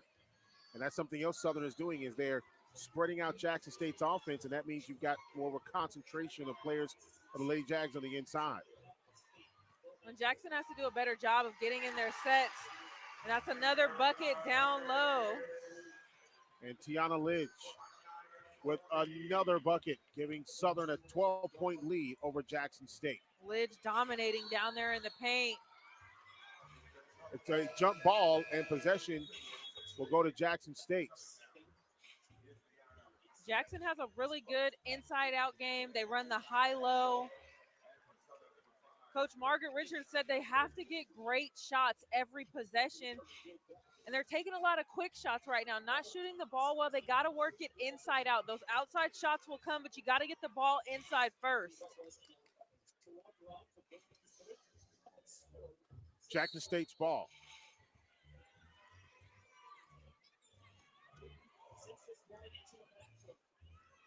Turn, shot, nothing. Come on. Boy, and Jackson State really having a hard time on offense right now. Tiana Lidge, who's got a couple of straight buckets, 3-pointer on the way, no.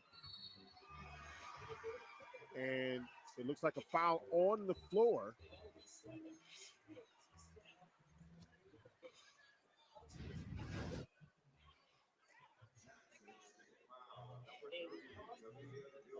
Bourdin gets the shot up right there. That's Dilworth down there banging. They were hooked arms down there. That's tough. That's tough basketball. This is what March looks like. Getting fired up. I love the energy in here. This is a chance to go to the championship is on the line. Like, you got to lay it all out here on the court. We'll take a timeout as you see fans still filing into the Gateway Center Arena, the 2025 Starring Swag Basketball Tournament presented by Buick. Back after this.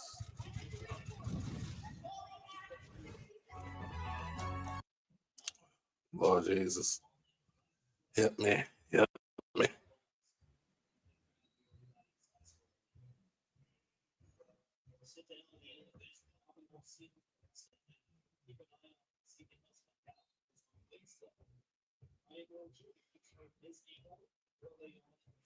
I will agree with you, Tommy.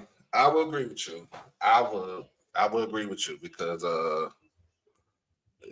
yeah, get them now while they while they down because I think next season, I think with how everything's coming up with the recruiting and everything, we're gonna be ready. We're gonna be ready, and we're gonna be well prepared. We gotta be well prepared. You gotta understand this team was makeshift. Was not even picked to finish fourth. We was picked to finish almost dead last in the conference.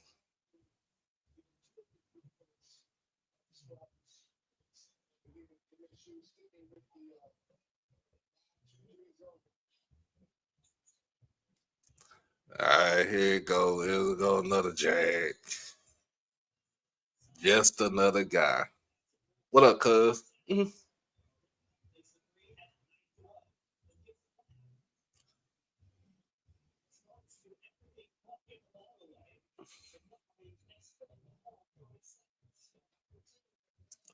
So I mean, it's to me, I think I think I think it's a successful season that we had.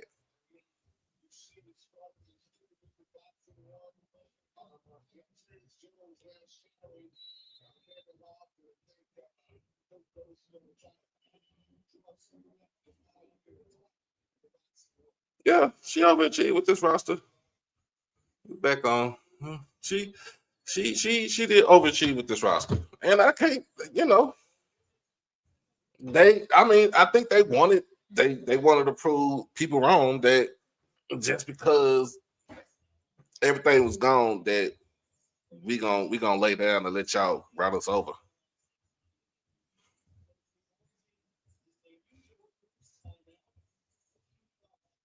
Presented by Buick, and there you see the display, and they've got all 12 institutions in their own lockers. I had a chance to stop by there earlier yesterday, and man, they've done a great job of getting paraphernalia from all the schools, and they even got paraphernalia that I was like, where did you get that from? They got a growling hat I got my eye on. They did a great job of getting paraphernalia for each of those lockers. Southern with the basketball and a 12-point lead. And that's going to be a blocking foul.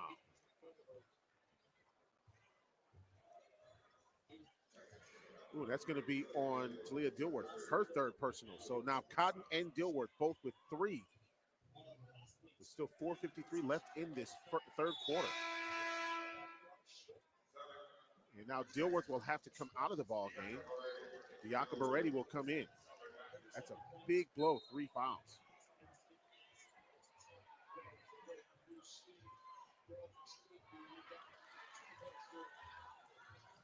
We're going to Brooke here in just a second.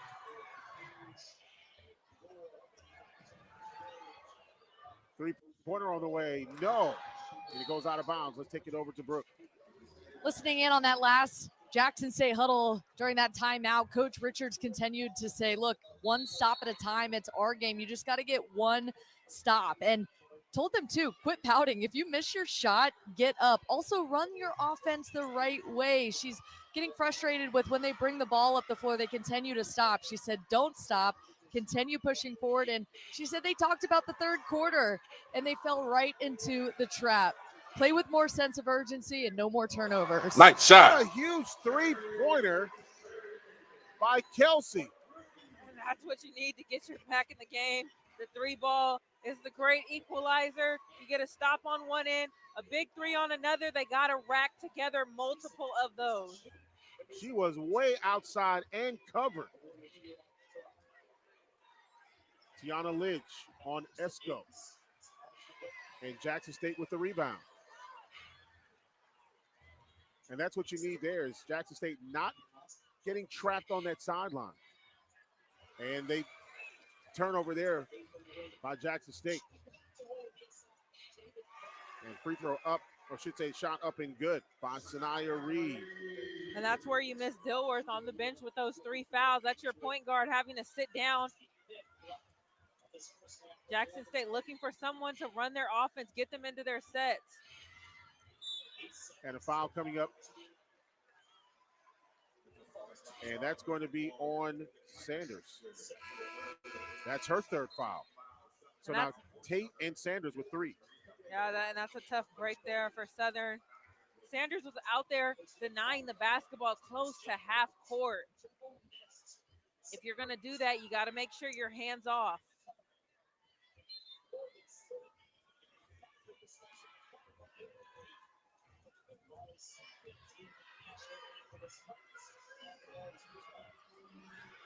Boy, Jackson's just having a tough time. That's just credited to some great man defense. 3 seconds left on the shot clock. And they don't get it off in time. And that is a beautiful display of pressure defense from Southern. They don't even let you get into your offense. Just pressured at the top of the key. There's like 7 seconds left, and they haven't even ran a set yet. That's what their offense does. They get you uncomfortable, and they force so many turnovers. And if you pick up your dribble, it's going to be tough. Aaliyah Fontenot for 3. No. Ball tipped by Lidge out of bounds when she lands into the arms of Sanders. It'll be Jackson State basketball.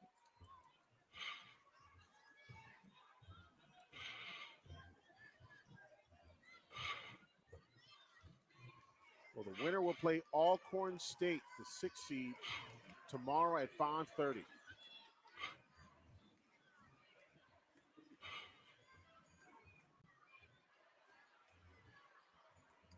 Nothing doing on that possession. And if we look back to the last time these two teams met, Jackson only made 14 field goals the entire game. Tonight, they're only at 9. Got to hit shots in order to win.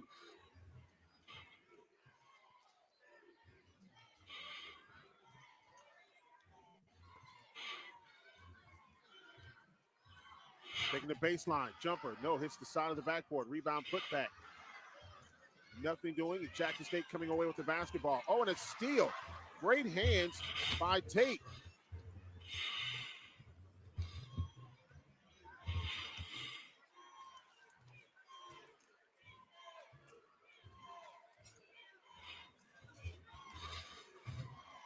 And they're just running the shot clock down.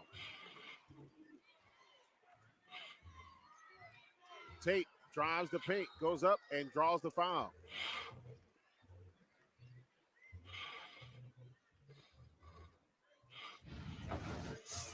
Foul on Beretti. You just got the high on ball screen here, a little hesitation. You draw the help defense. Got her off her line. You can't help same side shooter. That is like a big no-no. You have to know you have help behind you. That same side defender has to stay. As that ball comes down the lane, you push up on your man. You don't help in. So you see Coach Margaret Richards talking to Beretti. First free throw is up and good. Our officials for today, LaShonda Kidd, Eric Koch, Marcus Smith. Veteran crew. Rattles in and out, no good. Cooper with the rebound for Jackson State.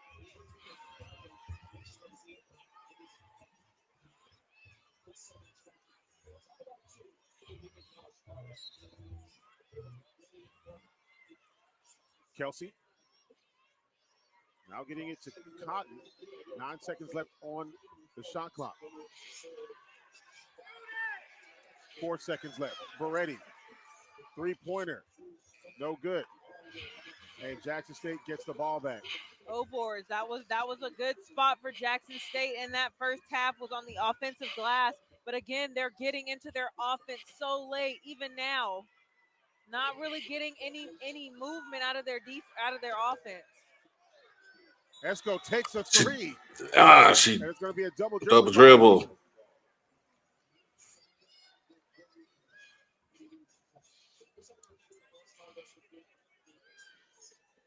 And that's something you don't want is your big girl having to take a 3-pointer.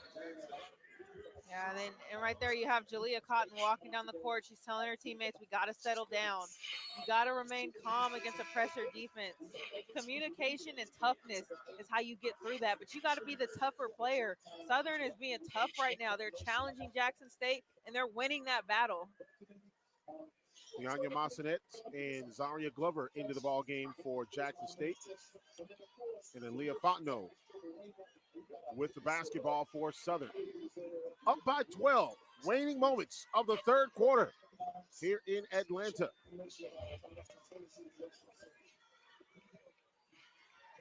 Fontenot, three, no. Ball tipped.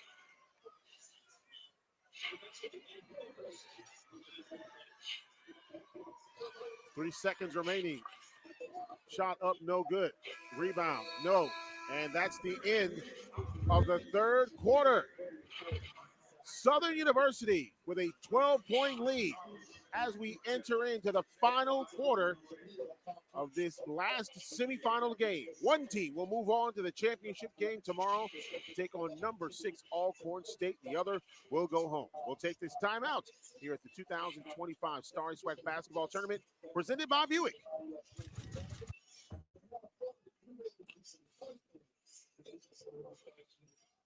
Oh, Lord.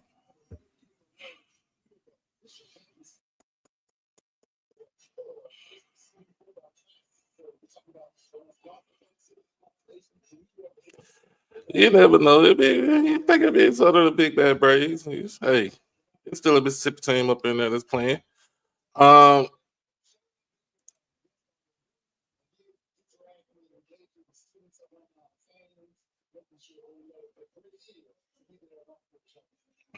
don't know, man. We have scored 5 points. 5 points in the third quarter.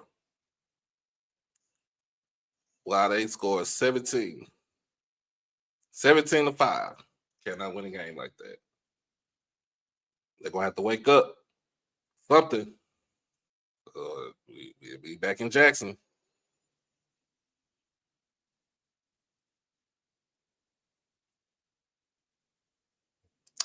All right, Miss Aaron.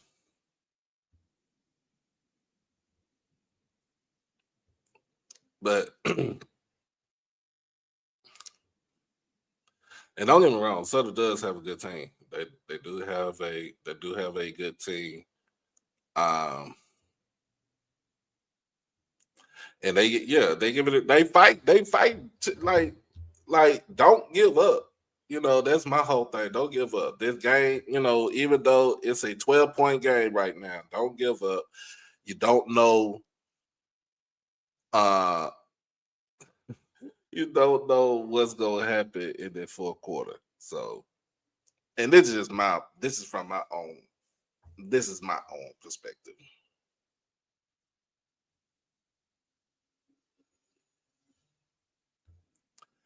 And also remember, this is a double header tonight. This is a double header stream today.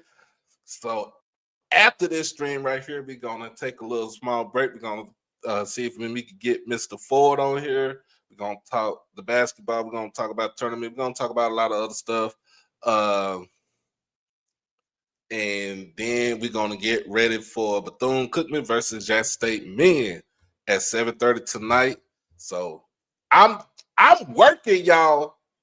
I'm working. Make sure y'all hit that cash out, that PayPal and the Zelle, because your boy is working over here. Working over here. Like, this is a full-time job to me.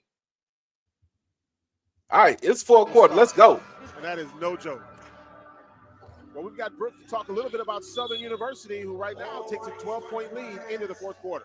In that last huddle, Anaya Gourdine for Southern looked at everybody and said, another quarter just like that. Another quarter just like that. Keep them to 5 points again, and this one is ours. Expect to see some matchup defense on the way from them. They want to just see solid defense and no more silly fouls. Three-pointer on the way, no good. Rebound by Southern. Ball tipped out of the hands of Tate. But the Lady Jags get it back. And to Brooks' point, Jackson State won that first quarter 17-15, but since then, Southern has came roaring back. They've won the second and the third quarter. Jackson State only made one field goal in that second quarter. Southern foul. Sky Castro with her first personal foul.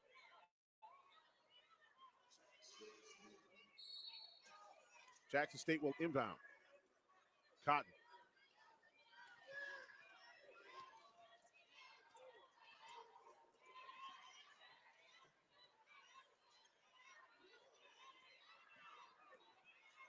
Cotton. Shot from the paint, no, but she will go to the line.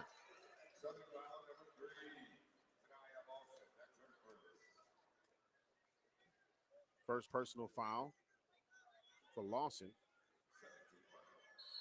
And Southern University will send in Anaya Gordine and also Dakaya Sanders. When you look at this Southern University coaching staff, first of all, you talk about Coach Funches. When he was a player at Southern University, he was the co-player of the year when he was at Northeast Louisiana, well, ULM now. Co-defensive or co-player of the year in the conference, in the Southland Conference. That year, he was also the slam dunk champion. Ooh, okay, Yes. Coach Funches. I didn't know about that. Yes, because during his senior season, he was a slam dunk champion.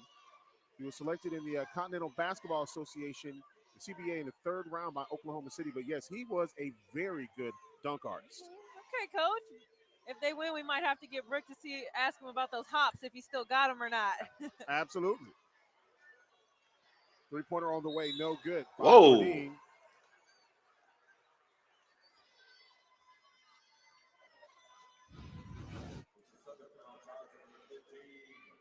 Sky Castro with her second personal. A lot of experience on that bench, and someone else that's got some great experience on that bench is TJ Pugh, the son of legendary coach Sandy Pugh. Been at Southern for a long time now, learned under his mother, and of course, now staying with Coach Funches at Southern University, and he's done a great job.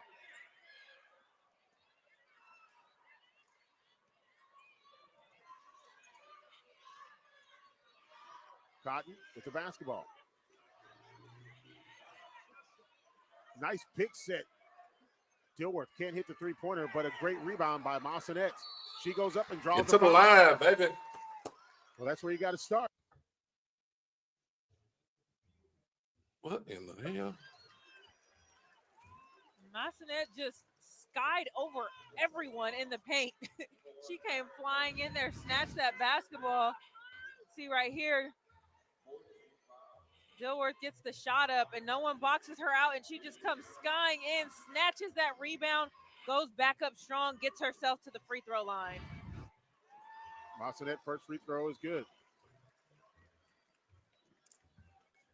Hey, Aaron, he ain't got no fight in this right here.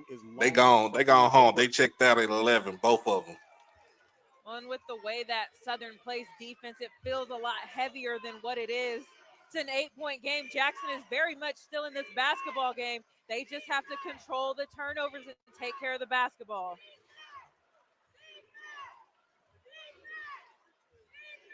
Jackson State defending SWAC tournament champions. And a turnover by Southern. Great job there by Zoe Cooper playing that baseline and getting that turnover. That's great. Right place, right time. That baseline help. That's where you got to be on help side. And now the Jackson State University faithful cheering them on. Shot up. Good. There you go. And Montoya gets the bucket. And that's a great job taking what the defense gives you. Southern is icing that on-ball screen right there. That's Massanet. She gives a jab step to the screen, go to the basket, dishes it off. The help side down there is late coming, finishes, and one.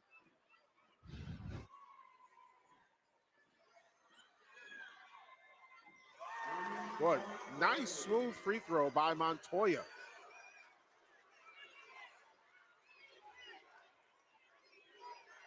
Montoya was averaging 64% at the free throw line. Gordine driving, shooting, and drawing the foul. That was a cheap foul. And for Montoya, third personal. That's Gordine getting in My the bad, paint Chris. there. Montoya's kind of moving there. That's the only thing I can really see. Gordine was going away from the basket, but she can't be moving. She's got to be set there. First free throw by Gordine, no.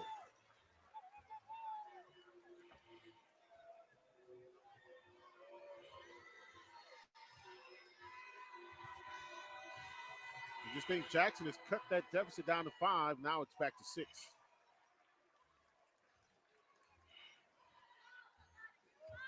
And that free throw right there was the first point of the fourth quarter for Southern. Jackson kind of giving Southern a little bit of their own medicine there. And a traveling violation. It goes back to Southern.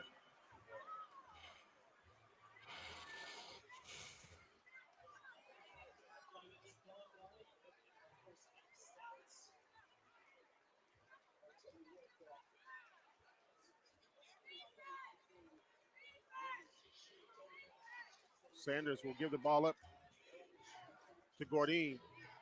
You got to watch what they do with Lidge. Lidge on the inside with Esco.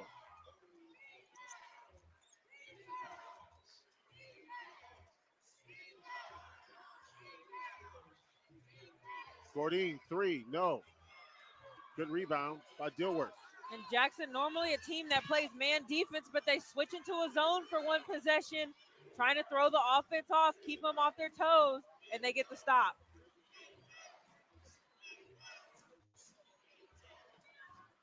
Well, this is a championship atmosphere. Esco going in, and she got the ball stripped out of her hands as she was going up. Had that ball down towards the floor.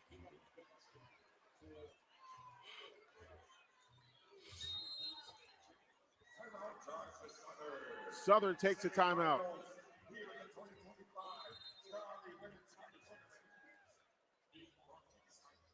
It's a 30-second timeout, so we'll keep it right here.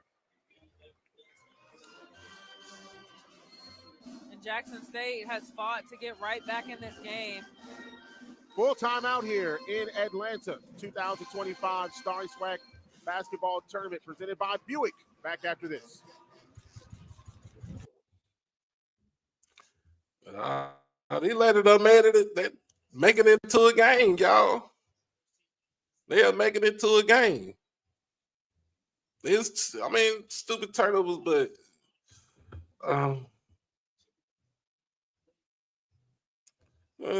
crazy turnovers, but at the same time, it's still, it's still a game. It's, they was down 12, now you're only down 6.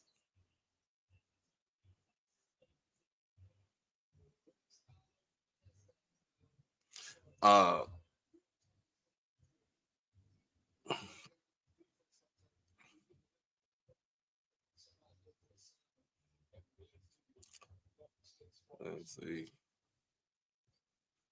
I don't know. I don't want Montoya to foul out.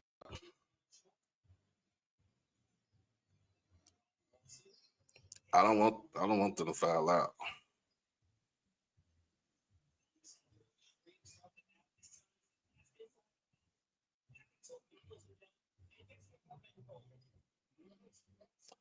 But yeah, it's a 6-point game.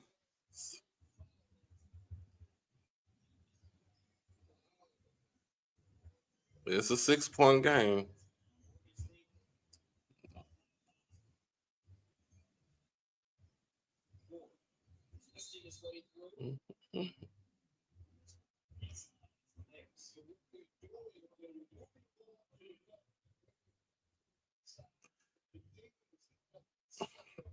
Yeah, you can't lose. We can't lose possessions like that, especially when you're down by not even by that much right now. Yeah, we gotta take care of the ball, and it's winning. You gotta know what winning time is, y'all.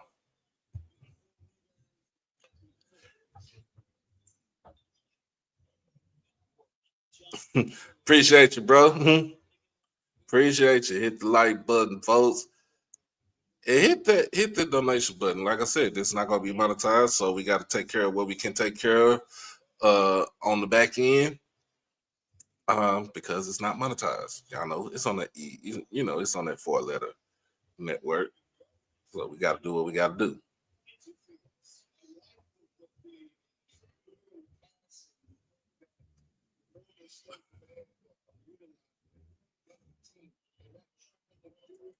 Hopefully, we're gonna get ready to turn back on.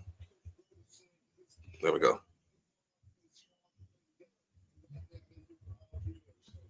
Back here in Atlanta, you get a look here at the Southern University cheerleaders and the Human Jukebox, as they have been entertaining the crowd here in Atlanta, and so has the Sonic Boom of the South. Man, the bands have been great the entire week. Oh yeah, they have lit this arena up. With it being such a smaller environment in here, you can hear everything. So it's so cool to hear the bands go back and forth at each other, battling from one end to the other, just like the team. I'm going to say something that my kids would tell me, because tomorrow, whoever wins, it's going to be lit.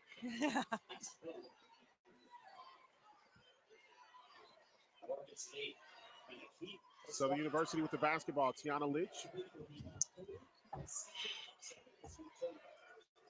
Gordine with the basketball. Kick out the drive inside the paint. That was not a foul. That was Edwards, that was not a foul. Gets the bucket. And that's just scouting report defense. You kick out to the corner. She's a driver.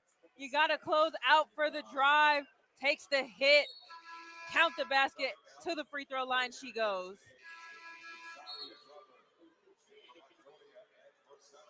Montoya now has 4 personal fouls.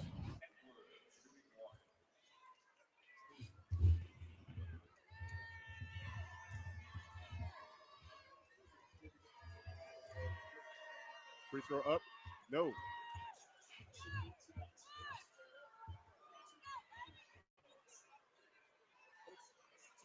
Remember, it was down to 5 points at one point.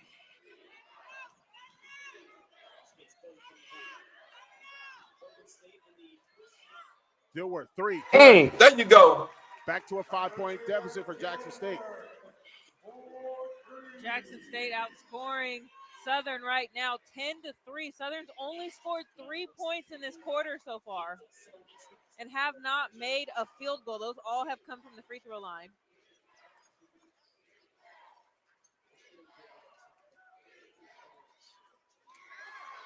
There's a turnover. Here comes Dilworth.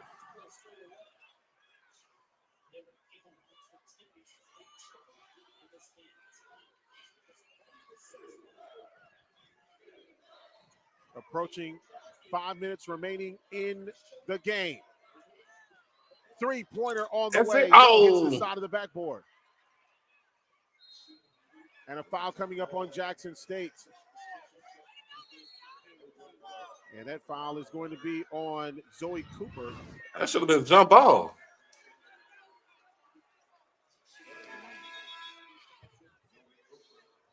Massanet coming out of the ball game. And Bianca Beretti coming in.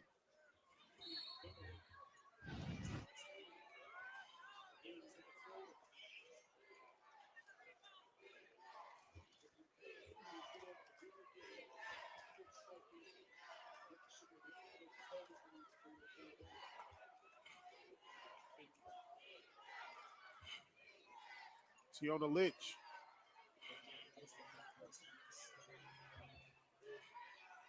Here is the drive by Gordine. No. Rebound by Southern.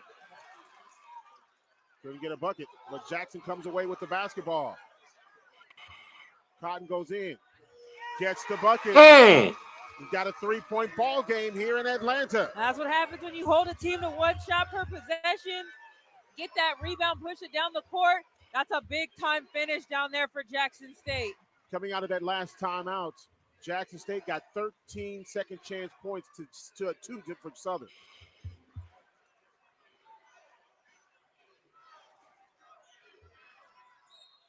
Shot up, no good. Foul coming up against Jackson State.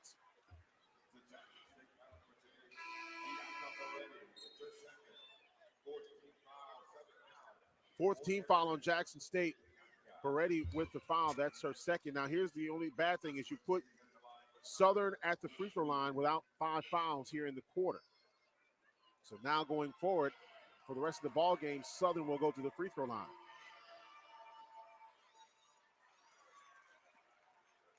Southern already with 5 fouls in the quarter.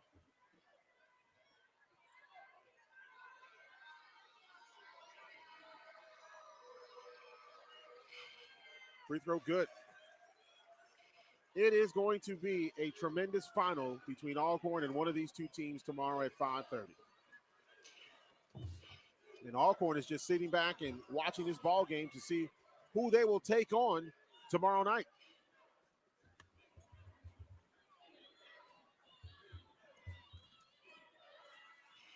Dilworth.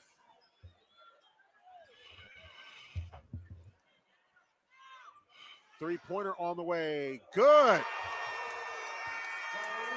Cotton with a three-pointer. That corner three has been good to Jackson State. Those guards are doing a great job. Damn it, where my pom-poms at? Where is my pom-poms at? Time three for Jalea Cotton. And now Jackson State cuts the deficit to just 2 points here in Atlanta. And Coach Funches takes a 30-second timeout. And see right here, we got a little handoff. That's Massanutten getting to the paint, draws the defender, kicks out to the corner. Textbook offense. Big three for Jalea Cotton. Southern's got to be more disciplined than that. Watch right here when Massanutten comes off the screen. She's coming off. You got to stay here. You stay with your man. You don't want to look how far in the paint that Edwards gets. You got to stay sucked up to that same side shooter. That's a huge three for Jackson State. It's a 2-point game.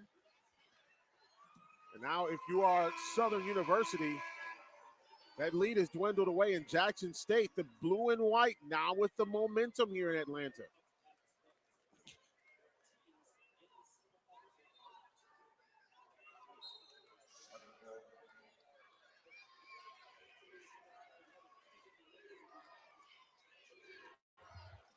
Coach Margaret Richards, when that timeout was called, she was pumped. Oh, that's her personality. We've seen her get super hyped down there on that sideline. It's got to be so cool to play for a coach that has that much passion. Shot up, no good, in and out. Gordine. And now Jackson State can tie or take the lead on this possession. Dilworth gets it. Shot up, no good. Rebound by Zoe Cooper, and she draws the foul. The offensive glass is what has kept Jackson State in this game. When they haven't been able to score on the first attempt, it's the second one.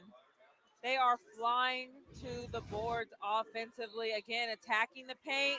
You get that ball in the corner. The defender stays this time, goes baseline, goes up, doesn't get the first one. They had to come over and help. The help doesn't drop. That leaves your post down there on the block. Another O board. Cooper with a couple of free throws. First one is good. Jackson State is out rebounding Southern 37-26 right now. Cooper is a 62% free throw shooter. And we have a tie ball game. And by the way, Jackson State, the best free throw shooting team in the league at 72%. 2 minutes, 35 seconds. The crowd is hyped up. We're going to be in for a good one. Sanders picked up her dribble. Let's go. Gordine goes inside for the shot. Good. Hey, Southern let's by go. 2. Come on. All SWAC second team. When her team needs a big bucket, Gordine goes and gets one.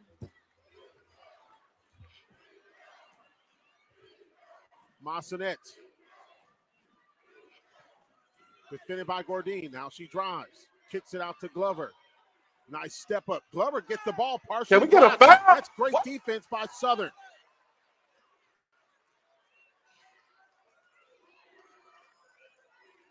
Y'all might have put me in timeout. Where the fucking Southern foul by at? deuce. Under 2 minutes remaining in this semifinal. Sanders drives. 1:05 left on the shot clock. Gordine with the basketball. She takes the three. No. On the other side, Aaliyah Fontenot for three. No. Boy, Sanders is one heck of a defender. She will guard you for 94 feet tough. And there's a timeout taken by Jackson State. It's a 30-second timeout. 77 seconds left of basketball. And one of these That two was a teams foul. will That have was a their foul. season ended. But you know what? The way that these two teams have played, it's unfortunate that one of them will not win this game. But whoever wins, they would have won a battle today. This game has the feel of a championship game. You can feel the energy in the arena. Both teams fighting tooth and nail for every single point. Like you said, it's going to be unfortunate. One's got to go home. But what a way to end the last semifinal game on the women's side. This is a game, y'all. Well, I tell you what, it has been a battle. And, you know, the first time that these two teams met was a late game, in January. Really, it was at the transition of the second half of the conference season. And, boy, I tell you what, it is a stark difference from what you saw in January to where you see it now. And the differentiating factor has been the glass. Blocking foul. It has been the rebounds, because you look at the stats, Jackson State has only made 13 field goals in this game, one less than they did the last time they played. But it was a much different score. It's because they've been active on the glass. The second chance points have been the difference maker in this game. Yeah, you know, you bring up a good point, because the last time they were 14 of 41 from the field, 16 of 27 from the three-point line, and they were 3 for 10 from long range. Today, they're 6 of 17 from long range and 13 for 15 from the free throw line. 15 second chance points compared to Southern's 2. Come on, we got to get these free throws. This is the first one. That was a Get these crucial free miss. throws.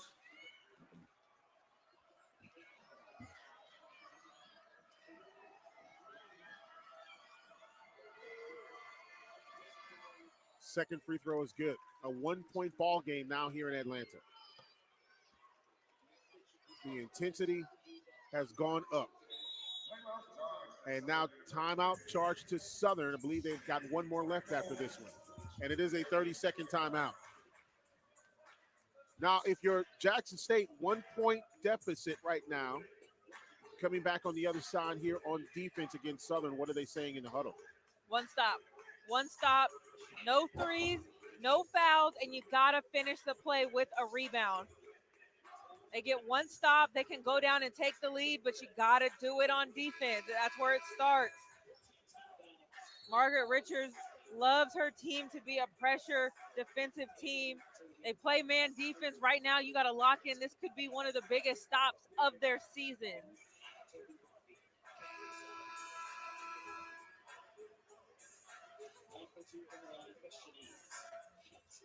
Jackson State coming back out onto the floor now.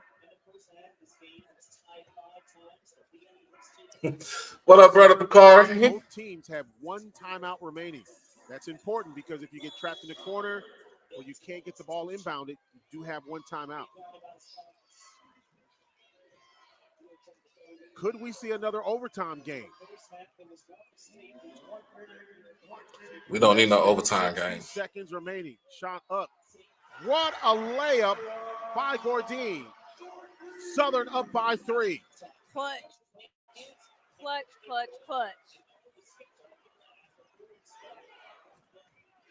Cotton on the outside. Drive, partially blocked. And a foul coming up against Southern.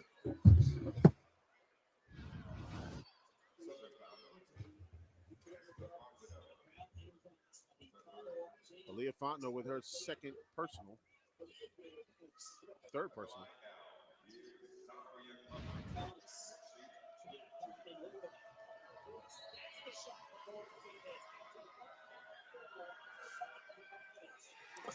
Come on, we got to make these free throws. One more. Jackson's had some big free throw misses here. You have Dilworth the last possession down, goes 1 of 2. And then right here, Glover misses the first one. Makes the second. So now back to a 2-point Southern University lead. Sanders with the basketball.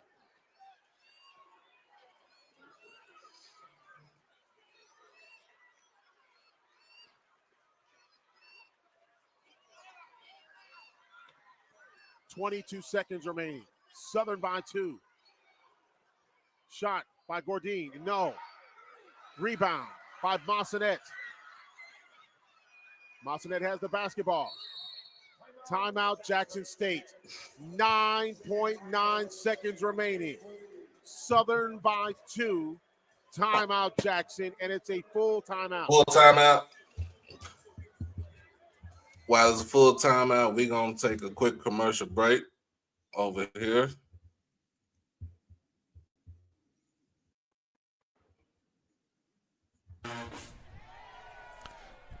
Yo, it's your boy Doc Holliday with HBCU Overdrive. And I am proud to sponsor Merch Sports. Check out his new line of collection, the Black College Football Fan Club collection. It's basically designed to show support and give respect to the rich history and tradition of black college football. And as you already know, the best college players had to play at HBCUs before integration. So go ahead and check it out over at shopmerchsports.com. Merch Sports. Merch for the sports enthusiasts. Hey, I'm shit. And get to the basket and attack. Try to draw a foul.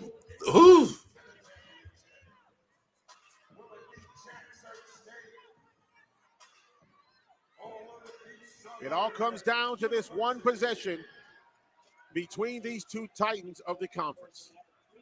This ball is going to be in Talia Dilworth's hand. What's up, Mr. Haynes? Inbounding the ball. She could get it back off the inbound. It's either going to go to Dilworth or Massanet here. No timeouts for Jackson State. And it goes into the hands of Cotton. She shoots a wild three. Why no you good. do it? Why? Sanders covers the ball up. And now Southern will go to the free throw line.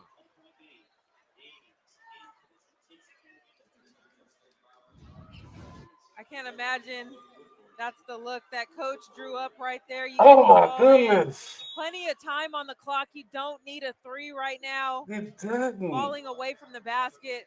That's a tough look for Jackson State. The other thing is, was she looking for a foul? Maybe drawing a foul. I'm not sure.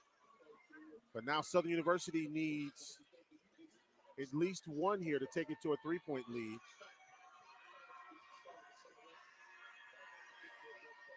Sanders shoots 69% from the charity stripe. First one is good. Well, now they've got a 3-point lead.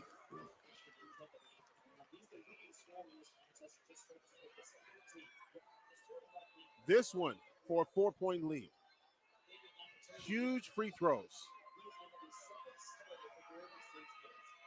Southern by 4.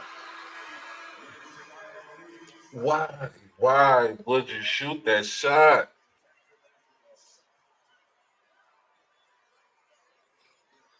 Southern will defend because they don't want to give Jackson a clean look. Right here, if you're Southern, just hands up, no fouls. 3 seconds remaining. 3-pointer on the way, no good. Southern University is on their way to the SWAC championship game tomorrow against Alcorn State. In an unbelievable finish here at the Gateway Center Arena in Atlanta.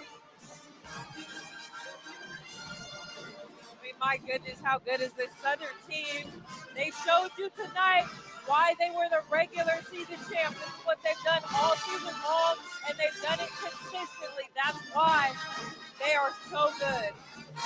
And for a 9th time as a coach here at Southern, as an assistant, and a head coach, Carlos Funches is on his way to the SWAC championship game. Just a winner as a player, as a coach, he knows how to get it done. He knows how to make his team win. And you can see the faces of the players from Jackson State, obviously extremely disappointed. But here's Brooke with head coach Carlos Funches. Coach, the last time you guys went to the championship game, you won it. What did it take to win this one today against Jackson State to now go back to the championship? Well, that's great. We have a great opportunity to go win another championship. I mean, our kids going to come out and battle, and that's all we can ask of them. What can you say about the transfer, Anaya Gordine? You went and got her after you won the championship, and she's right here with you. Why did you bring her in from Temple? Okay, Lawrence. So you saying we get into the inaugural BCIC tournament? Lady, and she's a competitor. She's a winner, and that's the kind of player that win championships. How special is this to be going back to that, Coach? You're now going to be battling for your 5th title at Southern. Well, I'm just happy for the young lady to have an opportunity to go to the NCAA tournament. That's what it's all about. Thanks, Coach. Thank you. Anaya, I was just talking with your coach about you transferring in from Temple the year after they won a championship. Did you come play at Southern to be playing in championship games? Yes, that's why I came here. I love to be on the big stage. I love the big games. Coach Fresh just told me this is a championship program, they're winners, so I knew I would fit right in. What's so special about this year's group and why you guys are so dangerous? I know y'all seen the first half. I was off. Sanaya Reed, she was on fire. Somebody can pick it up. We got a lot of scores, not just one score, so I think that's what make us special. What's the message heading into the championship game? Say it one more time. What's the message heading into the championship game? The message is, like Alcorn said, be ready. We're here. Thank you. Congrats. Well, it'll be Southern and all right.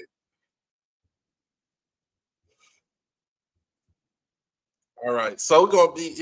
So we got an hour left between now and the men's game. So I'm gonna go ahead and get this out the way. And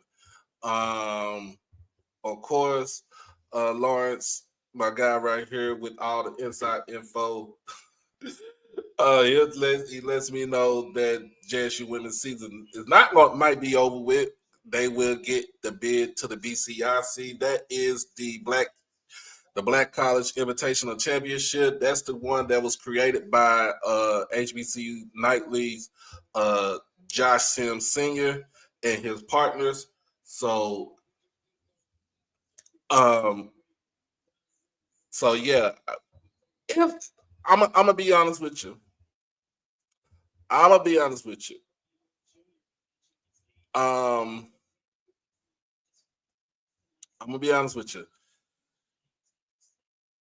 That last 9 seconds of the game should have never happened. It should have never happened.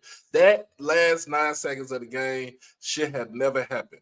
But let's give it up for these ladies because they did a hell of a job this season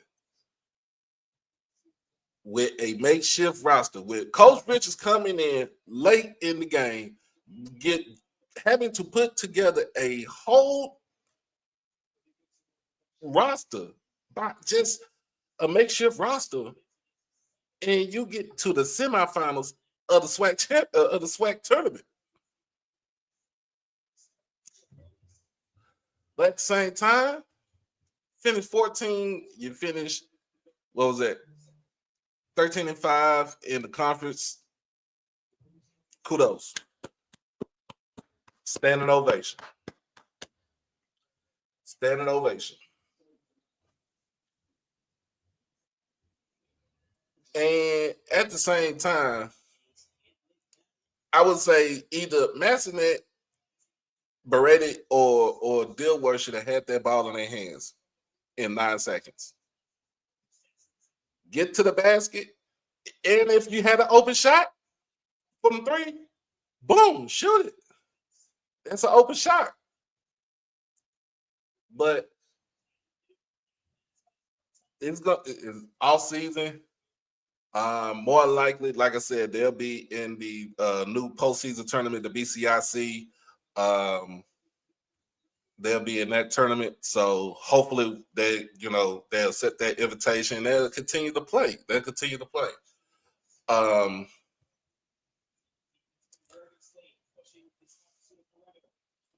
So other than that, you look at what's going on with the recruiting for the women's team.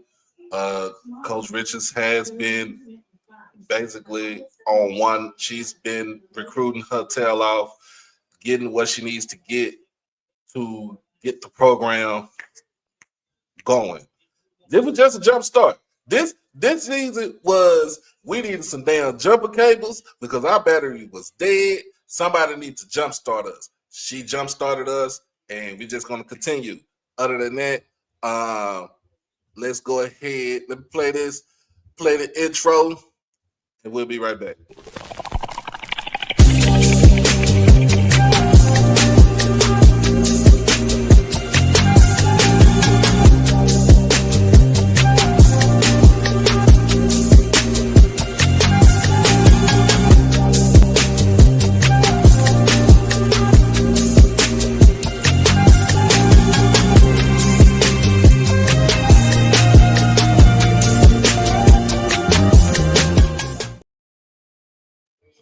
All right, we are back, y'all. Hey, we had over 200 folks watching it between YouTube and Twitter. If all my folks on Twitter, make sure you hit that follow button on the Twitter profile, and then come on over here to the YouTube, hit that subscribe button, and then hit that like button. We want to get over to 200 likes on this right here. Hey, look, we didn't. That was the thing. We didn't even have a battery in the car. We didn't have no battery. We didn't have no transmission. We had nothing. They gave us a junk car.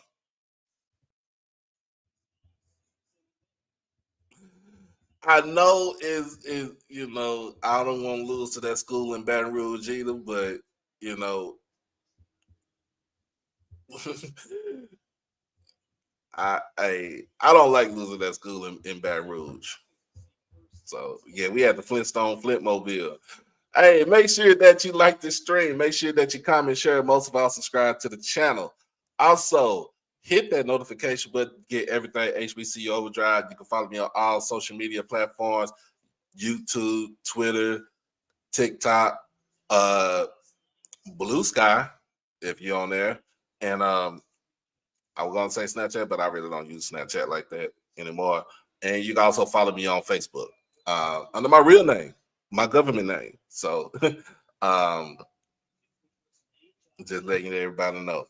And also, this, like I said, this stream was gonna be monetized because I'm doing double duty, showing the men's game afterwards.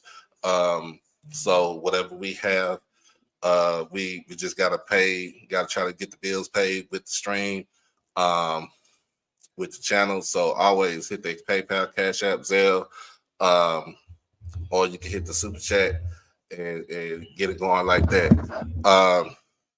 Other than that, so tomorrow it will be Alcorn versus Southern.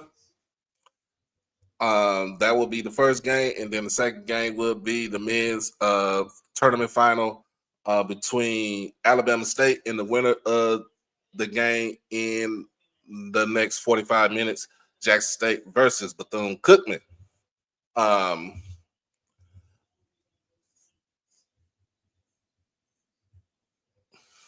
Let's see what we got going on. See what's going on right now. People texting.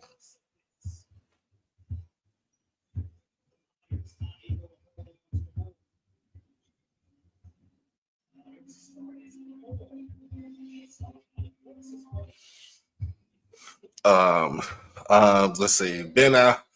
Oh yeah, I'm looking at. Hey, I got it on Lawrence. I got it on the screen right now.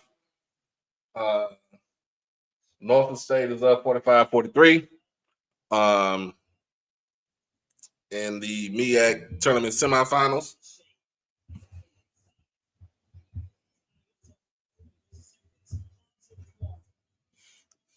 So other than that, man, look, I had to go wash clothes earlier. Kind of swept up. Did house duties. I live by myself. Then came back just in time to serve y'all with all this good footage of the game.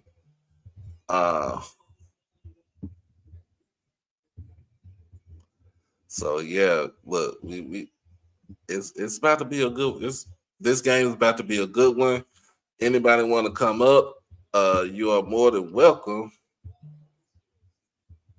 You are more than welcome to come up. I will say put the link in the chat.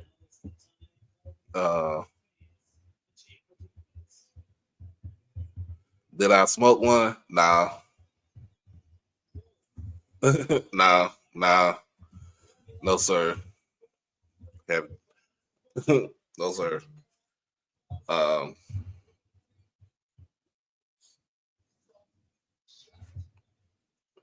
What's up? What's up, Squirt? What's going on, man?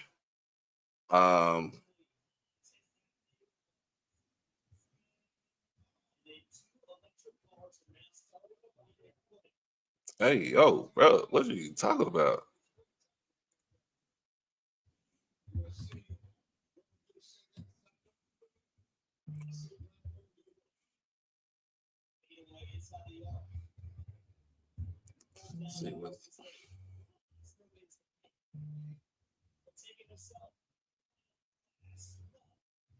Let's see what's up with this one. It's Miak.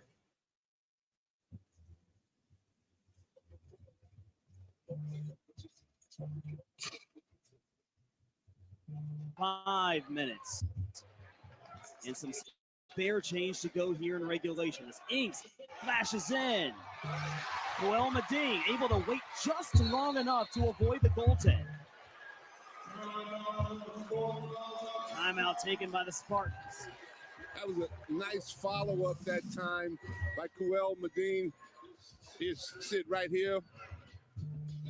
Nice drive.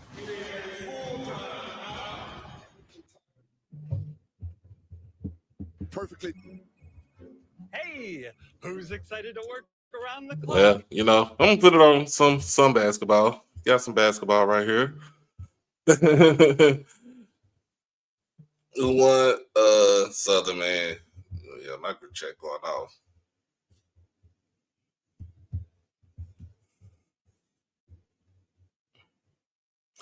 But yeah, we got some great basketball playing right now. You got the Big 12 in that semifinal game. Semifinal game for the American Conference. And then let's see. I think we got the NAIA tournament. The field has been set. Langston men is in it. Florida Memorial men are in it. Dillard men are in it. Lawrence, help me out. Who else is in it on the NAIA side for HBCUs? Let's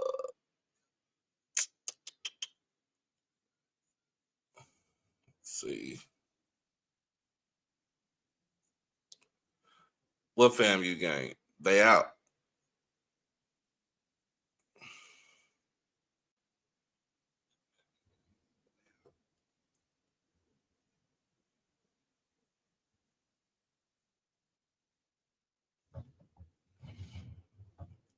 Let's see.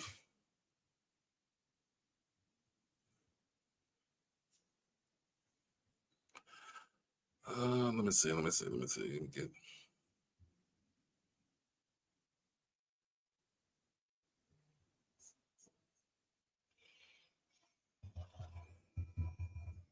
All right, back on.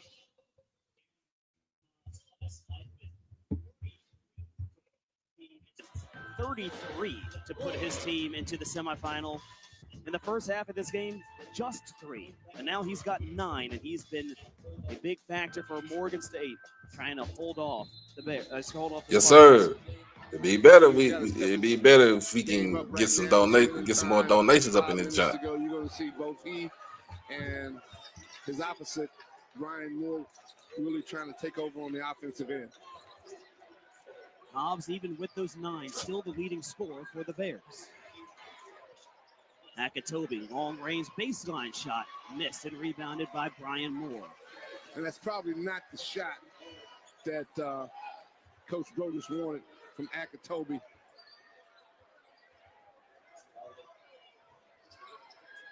Darden and Moore work together. Moore behind the perimeter. They go inside. 10 seconds. Fields, jump pass back out. Moore with 5. Straight away. Good from Monticello Avenue. Big shot. Could be the shot of the game right there. Puts him up 7. And he's not a great three-point shooter. Drive here from Simpkins. Tough shot. And he gets his own rebound. The ball will go out of bounds. No, I believe a timeout. Yes. Oregon State. What a big shot by Brian Moore.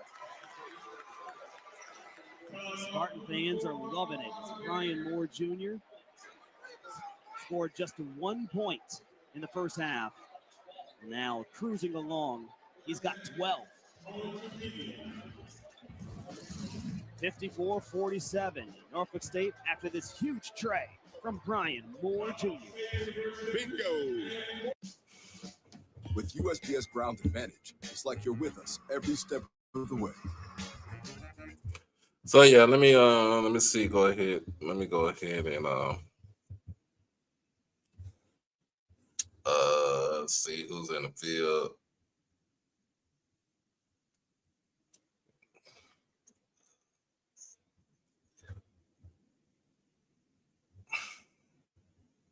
Appreciate you, bro.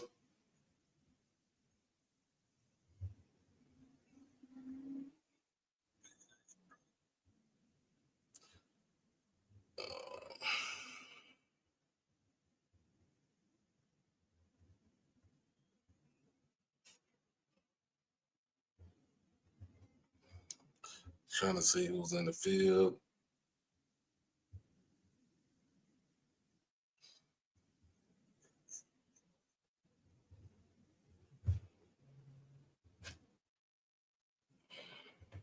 So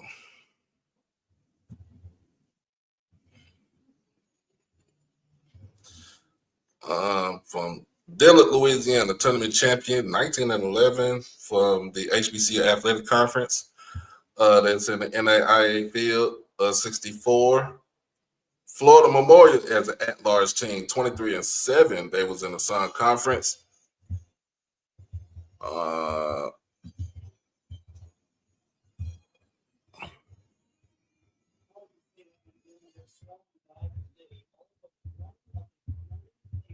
One of the 9 players that have checked into this game have scored.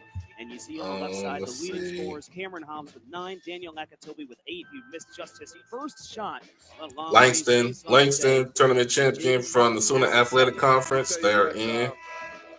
You've got to give a lot of credit to Norfolk for the defense that they put on Hobbs. He really hadn't gotten off yet. And right now, you see Ings has really done the job with 17. Moore now is in double figures with 12. Hobbs can't connect with the tray. It's going slow. And everything continuing to break the Spartans' way until that turnover. Strong hands by Trent Edwards.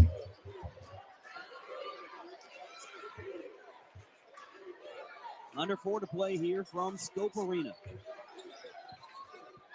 Will Thomas shakes himself open with a beautiful. Oh, and Stillman got in as a regular season champion. I just thought about that. Stillman College is in the NAIA tournament. NAIA basketball tournament also. So shout out to them. He's helped up now by his teammates. Here's the drive right here. Great left-handed drive. And there's his head hitting the floor. And Xavier is a conference qualifier from the Red River Athletic Conference. Thomas is going to jog off the court here. The official's timeout. Man.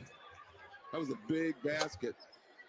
Cut the lead back to 5 with 3:33 left to go. And the officials are really don't expect to go to the hoop and get a foul unless it's obvious, because right now they are letting them. Yeah, MEAC tournament is in Norfolk at Scope. Fouls have been called in this game. 16 of them have gone against Morgan State.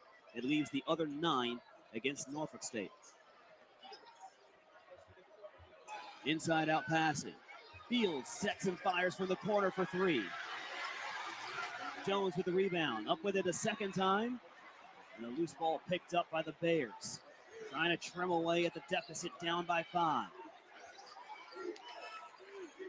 Cameron Hobbs wants to be the man and make it happen. Free throw line, Jay. Good. Smart play that time. Get in the range a little bit. Don't have to be a 3 right now. Excellent reading of the defensive set. Got to where he needed to. Nice little mini, knocked it down. 3-point game, 2.5 to go. Moore pounded there by Cameron Hobbs. 10 to fire. Jones, contested tray. Pulled down by the Spartans. They'll get another 20. It'll go out of bounds. Last touch by Morgan State. Kyron Oliver taps it away. That was a great offensive rebound that time. Questionable shot by Jones, but he made up for it by getting in there and getting that offensive rebound.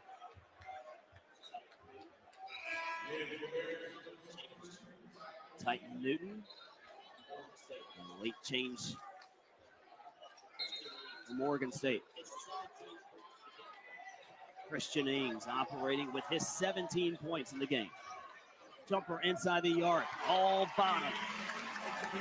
That's a big time shot right there. Read the screen, pulled up, saw what he had, took what the defense gave him, then he knocked it down. Titan Newton up and under, can't spin it in, but he draws the foul. Newton has not been to the free throw line yet tonight, and he's shooting over the course of the season right at 55% from the free throw. Here it is right here. So he hadn't been to the line a lot, so these are pressure free throws for him. First one is short for Titan. Yeah. Went to the line just 9 times regular season. The foul was charged to Chris Fields, and he got just his first. Team foul number 5. Spartans have one more to give before sending the Bears into the bonus. Shot looked good. First one was just a little bit short. 1 of 2 from the line for Newton.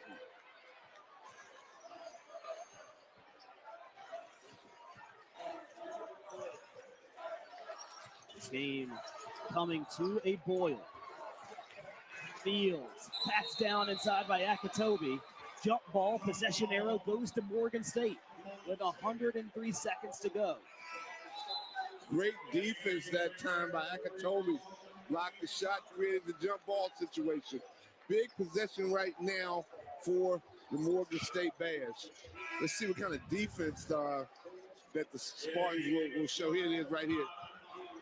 Stayed on his feet, went straight up, created a jump ball situation. Will Thomas, he left the game after holding his head. He's back on the court now. 95 seconds to go here in regulation. Winner moves on to championship Saturday. Hobbs trying to make magic. Rebound brought down by the Spartans. Moore, fast break with the jam! And that's a huge moment for Norfolk State. Huge. Can't hear yourself think right now.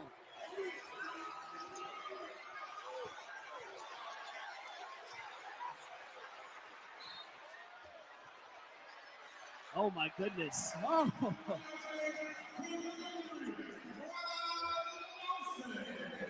Better than most. So he got fouled, right? And it counted the basket. That ball just hung on the rim. Right here. Tiger Woods at Augusta. Right, there you go. Hangs and falls in a 3-point opportunity for Rob Lawson. More than that, Jalen Myers was called for the foul, and he is excused from this game as he got his 5th. 2 points, 2 boards.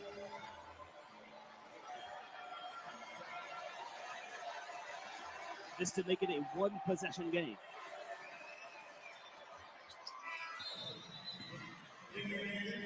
Now, here we are, under the squeeze of the third month of the year.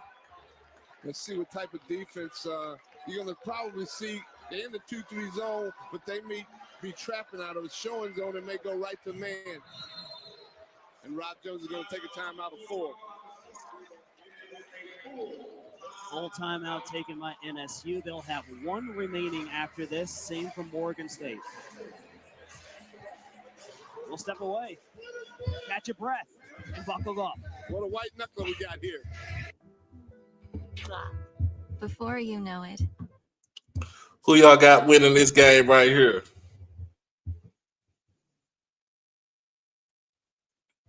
Who you got winning this game right here? Also, Lawrence gave me the NAI and women's. So Flomo, Langston, Philander Smith, Stillman, and Xavier, Louisiana. All right.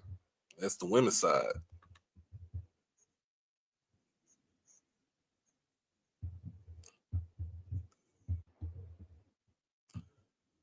So you got Norfolk.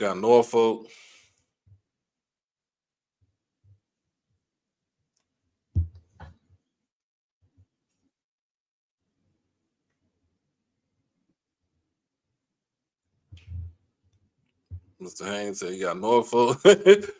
So I said, behold. It's going down to the wire. They got 3 point. I mean, Norfolk got a 3-point lead against Morgan State. It's going down to the wire.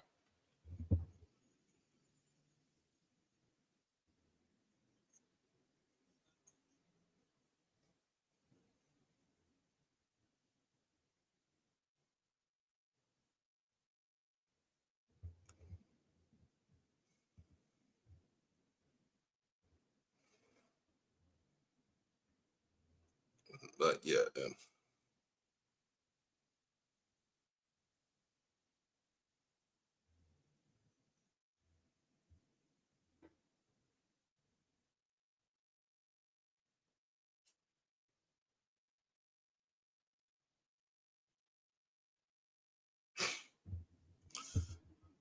So I said Norfolk State.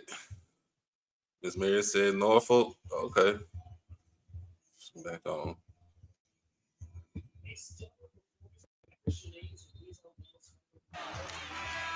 A stellar performance by Christian Ings, and he's our Wells Fargo player of the game. 19 points for Norfolk State. He's really stepped up and been a great player tonight for the Spartans. 40 seconds just about left here in regulation. A 3-point lead for Norfolk State. Trying to make their 6th championship appearance in 7 tries. 3 seconds. Brian Moore. Fadeaway jumper. Hits nothing. And now Morgan State with a chance to work the same magic that they did about 20 hours. Can it happen again? Can it happen again, my man? It happened again.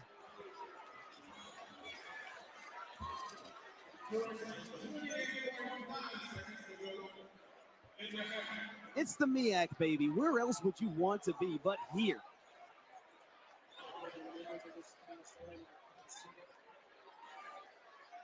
A lot of the members of this crowd starting to rise to their feet. Bears with a 1 timeout remaining. Lawson has control. They need a 3 to tie. Lawson trying to do it. You didn't need that 3. You still had 20-something seconds left in the game. Morgan State. They're going to ask for a review, but the call on the court is that is Spartan ball. Yeah, that needs to be reviewed. Not saying that the officials are wrong, just review it just to be sure. Calls at this critical juncture, you need to make sure that you get them right.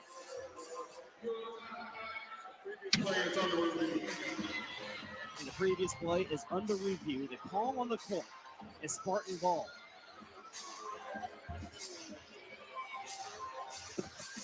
And Thomas gets a hand on it.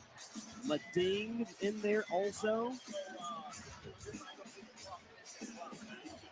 and they're going to need something conclusive to overturn it. Coach, did you see anything in there? No, I didn't. I think the call is correct. What they're looking for right now is the clock. What the exact time? Closer look here. Oh, with that angle from the baseline, it looked like it might have been last touch by Kuel Medine. Will Thomas got his hand on it. Medine came through, and he's moving through with his arm. Right, moving through with his arm. So here, Medine, and it looks like Kuel Medine is the last to touch it.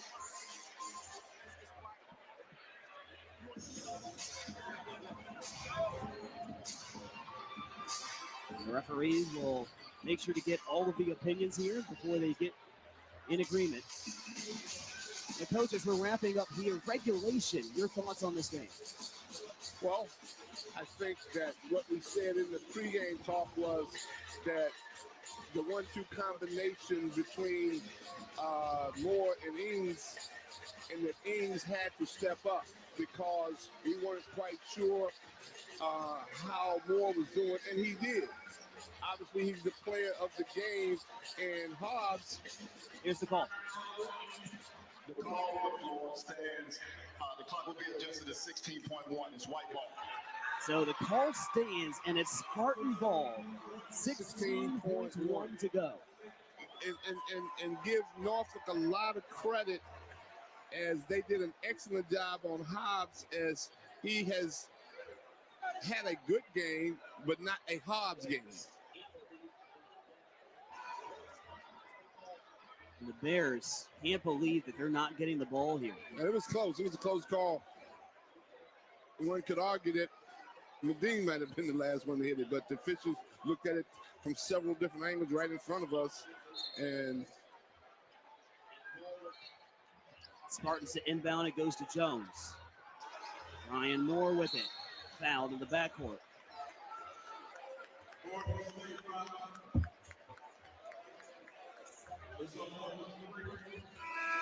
Foul charge to Rob Lawson, the second. Team foul number 8.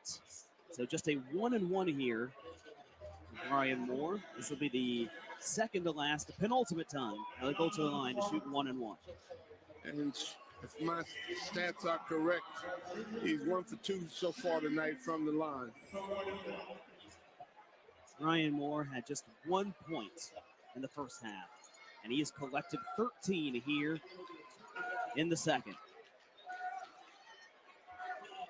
Trying to make it a 2-possession ball game. No. Bears still have that 1 timeout, and they'll use it now. All right, Coach. Under 10 seconds. You're going to run either double or triple screens to get the ball to Hobbs. And unlike last night, he could attack. Tonight, he's got to take a 3. And you got a second option needs to be someone like Will Thomas or Rob Lawson. But the first option, you got to be able to get the basketball. His last night, him getting to the rim. But unlike last night, he only needed to get 2 points. Now, last night he made the layup to put his team ahead by 1, as you see the mad scramble that denied Howard a chance to three-peat, and now North Carolina Central remains the last team to three-peat in 2017 and 2019. They only needed 1 last night. Tonight they need 3. Norfolk State, do you try to foul quickly here to deny the 3 chance? It depends upon coach's philosophy. Each coach has a different philosophy. And I would try to foul as soon as he gets it so he can't get it up. And the most he can get is 2 points, and we're still up 1. But I don't know what Coach Jones's philosophy is. I'll tell you what, we'll know in 7.6 seconds. If I had to guess on where the ball would go to, whether he's been cold or not, Cameron Hobbs. Oh, he's got to go. He's got to get it. You got to dance with who brung you, as Huey Brown would say. The sands of time are ready to deliver us a grandstand finish. Hobbs with it. 3 seconds. A shot to tie it. And that's it. Morgan State unable to complete the comeback in the second half. And the Spartans punch a ticket to Saturday. What a well-played game. It's hard to beat a champ. You got to beat the champ. And Norfolk comes in here as the #1 seed in front of their home crowd. Did an excellent job. Give Christian Ings a lot of credit, and also his supporting cast. Field came back. All these guys did an excellent job. And give Brian Moore playing through an ankle injury. What a great first semifinal game to get Norfolk State to the championship game. The Spartans do the job down the stretch, especially from the free throw line. Outscore Morgan State by 6 in the second period, and the Spartans have made it to Saturday for the 6th time in 7 tries. Last 7 chances. Oh my goodness, that was exciting. That was an exciting game right there. So, hey.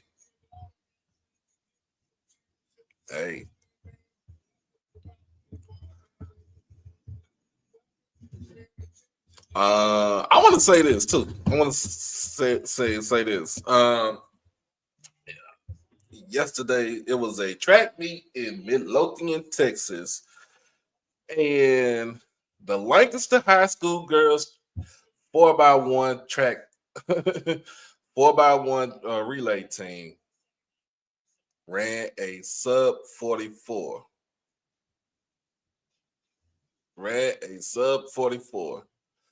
They have a high school national record in the 4x1 relay at 43.84 seconds, becoming the first school to ever run under 44 seconds. That record breaks DeSoto's high school national record that they put up, I think, a while back. But shout out to those girls right there. Likes the track team, likes the Lady Tigers track team here in the DFW area. So shout out to them. I had to put that out there.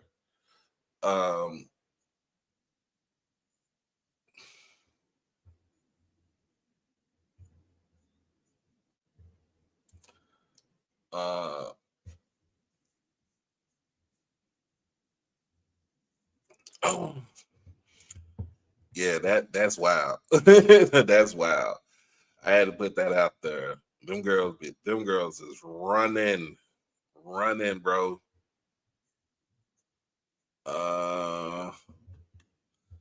Got Tulsa versus North Texas in the quarterfinal. BYU versus Houston in the Big 12 semifinals. Harvard and Princeton in the semifinals on the women's basketball tournament.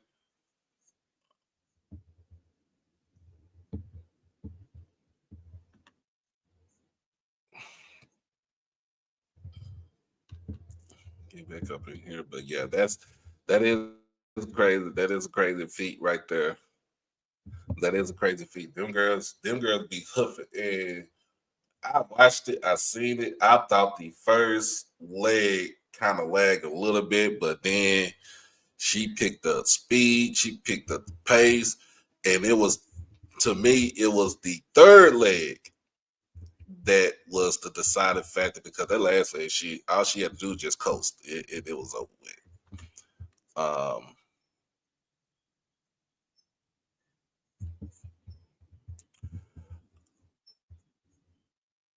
North Carolina Central and South Carolina State is getting ready to play in a little bit. In their semifinal game for the MEAC tournament.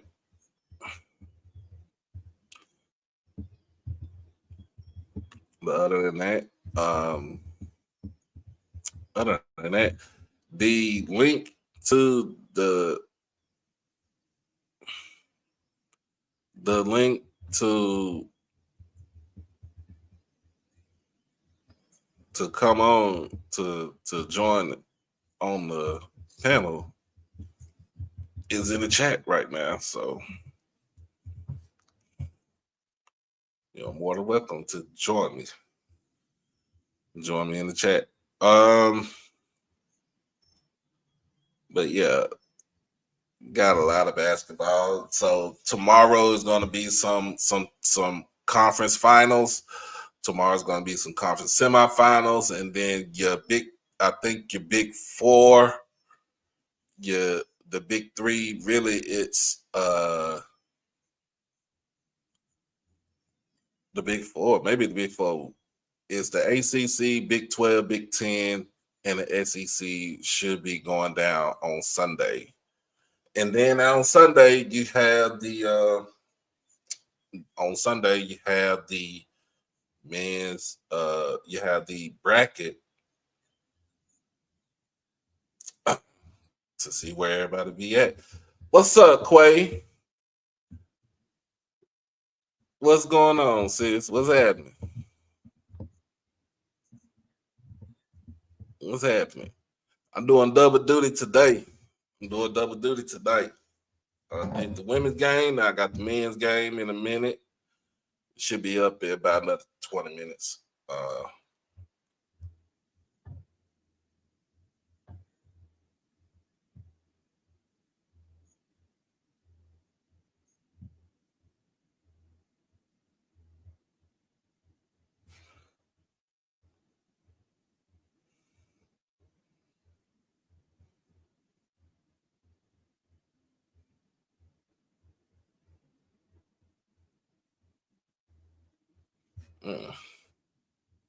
Yep, the man played next. And then I'm gonna get some rest because I gotta be at work at 8 o'clock in the morning tomorrow.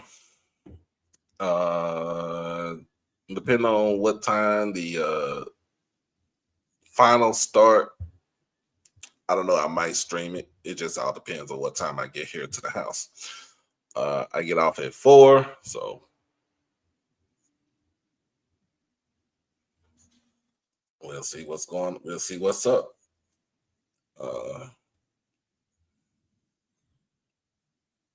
But I'm gonna say this: you don't take, as far as the last second shot for the women, you don't take that shot. We only are down by 2. Attack the basket. If you lay it in, you go to the free throw line to do it and 1. If you miss it, you can get 2 from the line. You had 9 seconds left in the game. But this is a learning experience for all the players, for this coaching staff.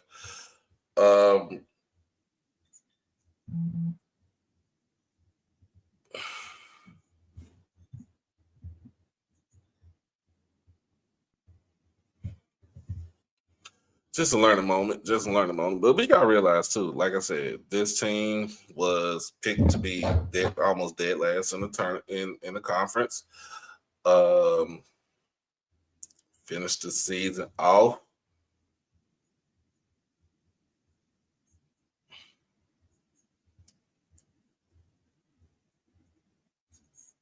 Let's see where we was at. Finished the season at 16-15 overall. 4th in the conference, 13-5 in conference play. Player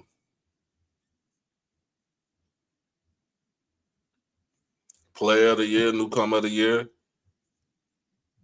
Couple of players on first and second team.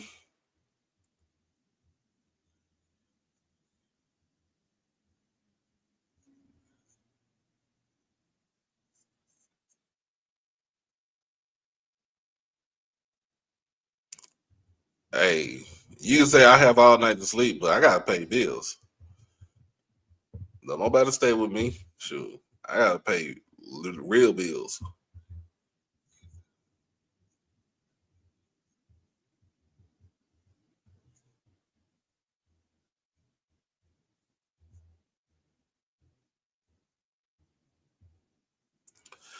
So on the women's side, does Jackson State take the BCIC invite on the women's side for that tournament, and also does Alabama A&M take the same invite also?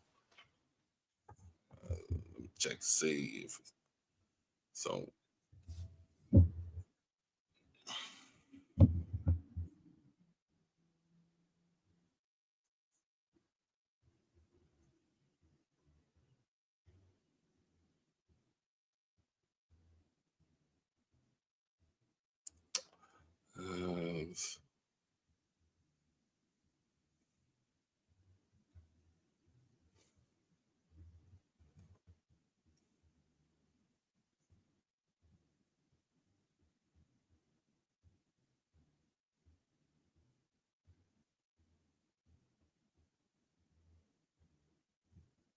So, I just had that show. So,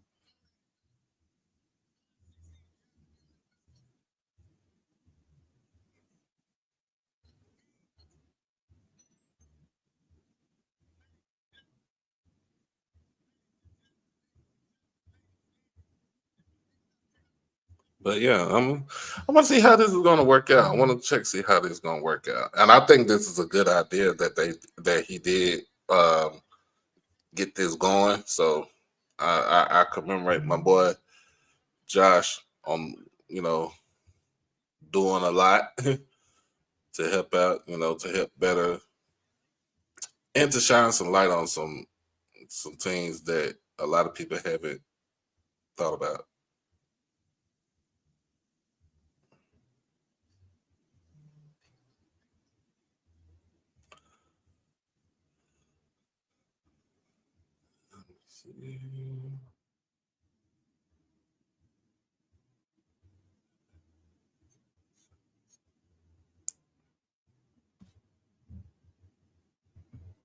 Oh, okay. I see what you're saying now. So this tournament pays the team. All right. Hey, take that shit.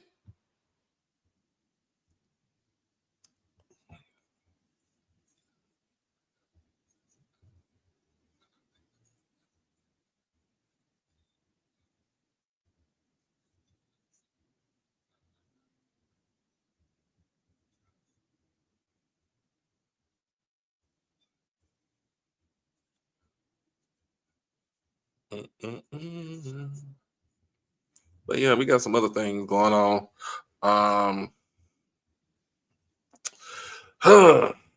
So I read an article about my Mavericks, about what's going on, why the team, and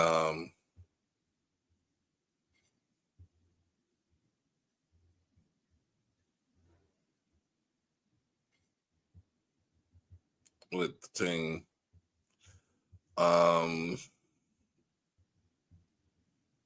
The CEO, Rick Welts, basically said he doesn't want to move the team from downtown. He's looked at some tracts of land that's near downtown or uptown, basically. But yeah, it's a lot of things that they're trying to do. But the one thing that they did say is that they're not moving the team to Vegas as an expansion team. And plus, they said basically they're saying they're not moving the team from the 4th largest media market to the 40th largest media market. What?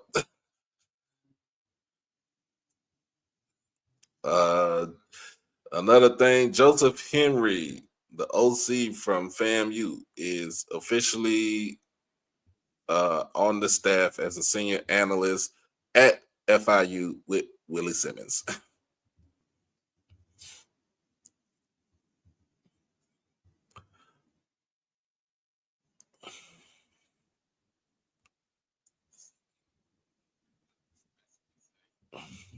But we got 10 minutes left for the game come on.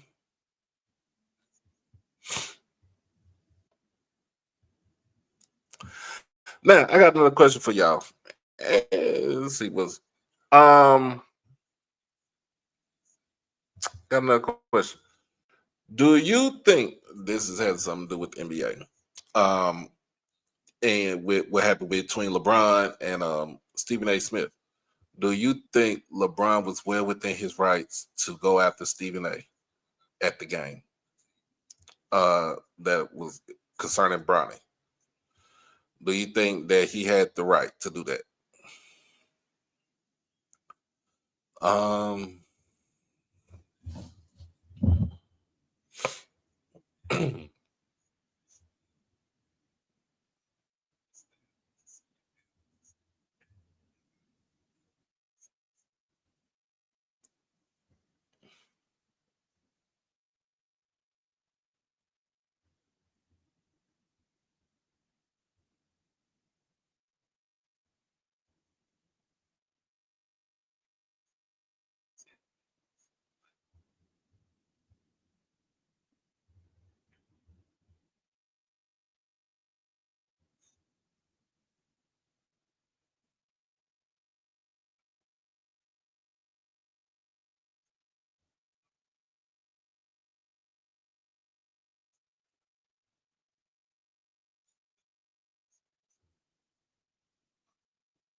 hmm.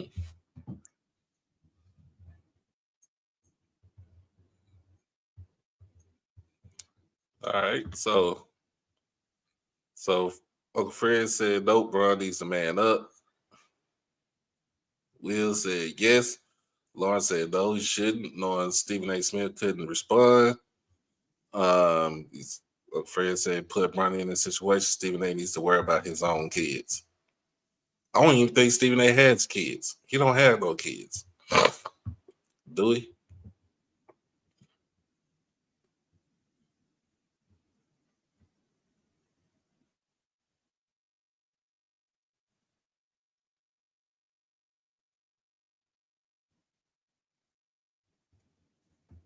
Mm. All right. So um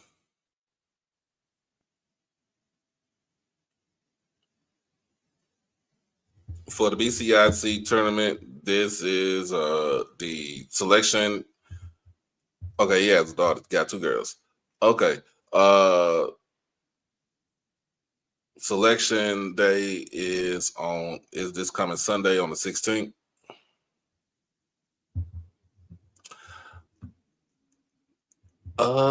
Now, Mr. Haynes, I do not know who is going to be the head coach for Tennessee State.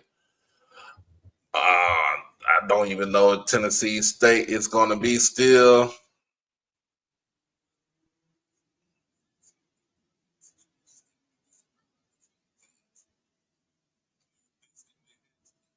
I don't know. I have no idea. Ashley said Neon. Neon. Are we saying Neon Dion? Joe had done that to a white sports analyst. Well, you talking about LeBron?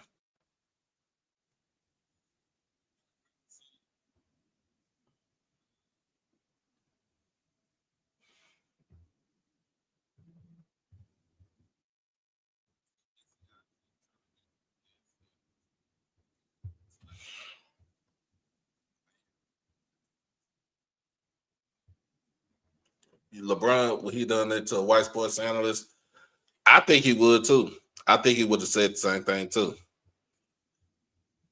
I think he would have said something to a white sports analyst. I, I can't even fault for that right there.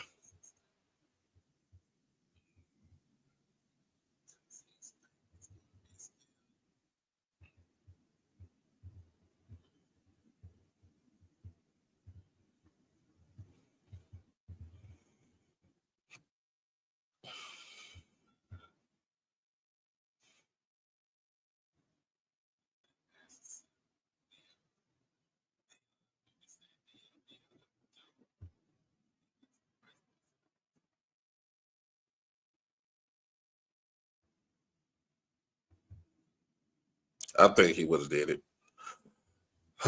We got 5 minutes left before the game commences.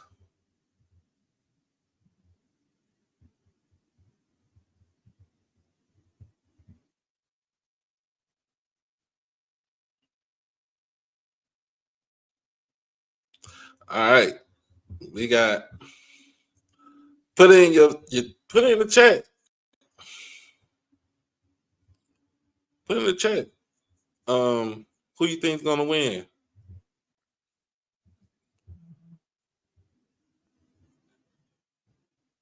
Put in the chat who you think gonna win tonight between Bethune-Cookman and Jackson State, the men's. Be right back.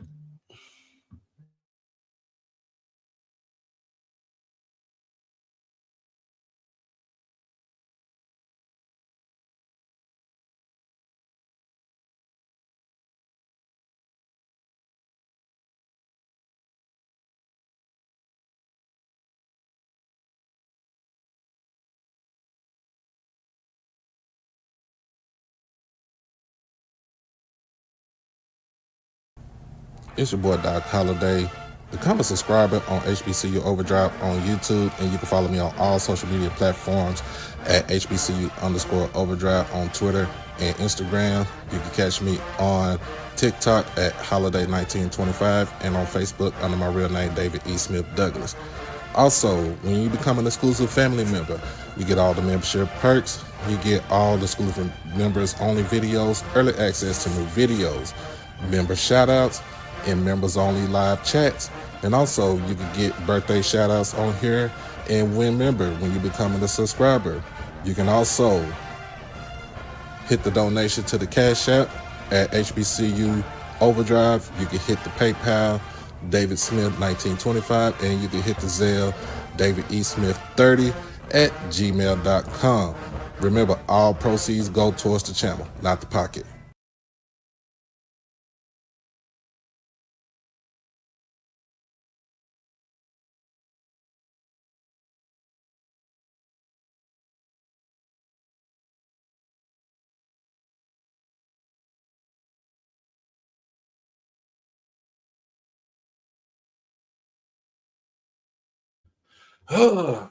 Got less than 2 minutes. 2 minutes. That was Peyton that just hit me up.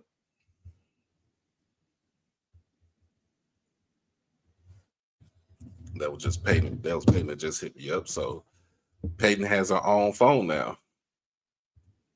The 10-year-old has her own phone, so she's gonna call me whenever she wants to. Other than that, I got Jackson State by at least 10. Hey.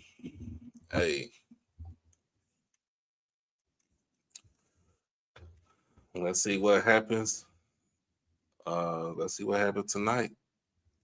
Hopefully we shall be able to get it going.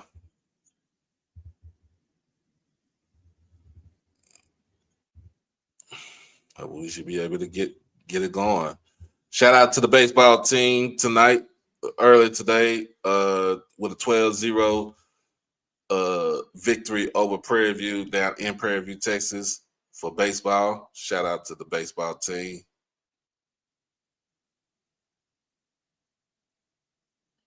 Them slugging Tigers. We need to I'm gonna give them a nickname.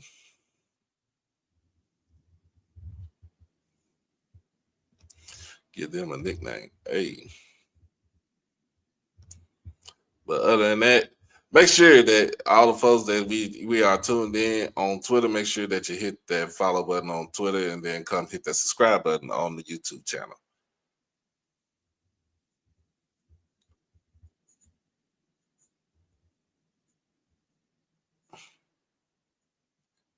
Says event should be starting soon.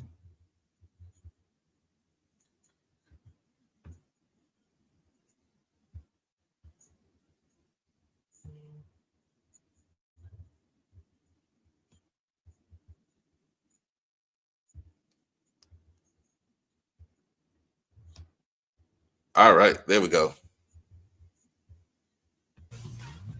Basketball on ESPN rolls into Atlanta. It's the last semifinals game of the 2025 Starry Sweat Basketball Tournament presented All right, by Mr. Haynes, you have a good one. Today, the Bethune-Cookman Wildcats will take on Jackson State University, and one of these two teams will take on Alabama State tomorrow night at 9:30 in the Southwestern Athletic Conference Tournament Championship. Hi, everybody. Santoria Black along with Tolly Carr bringing you today's game, the final semifinal game. And we've had some great games today.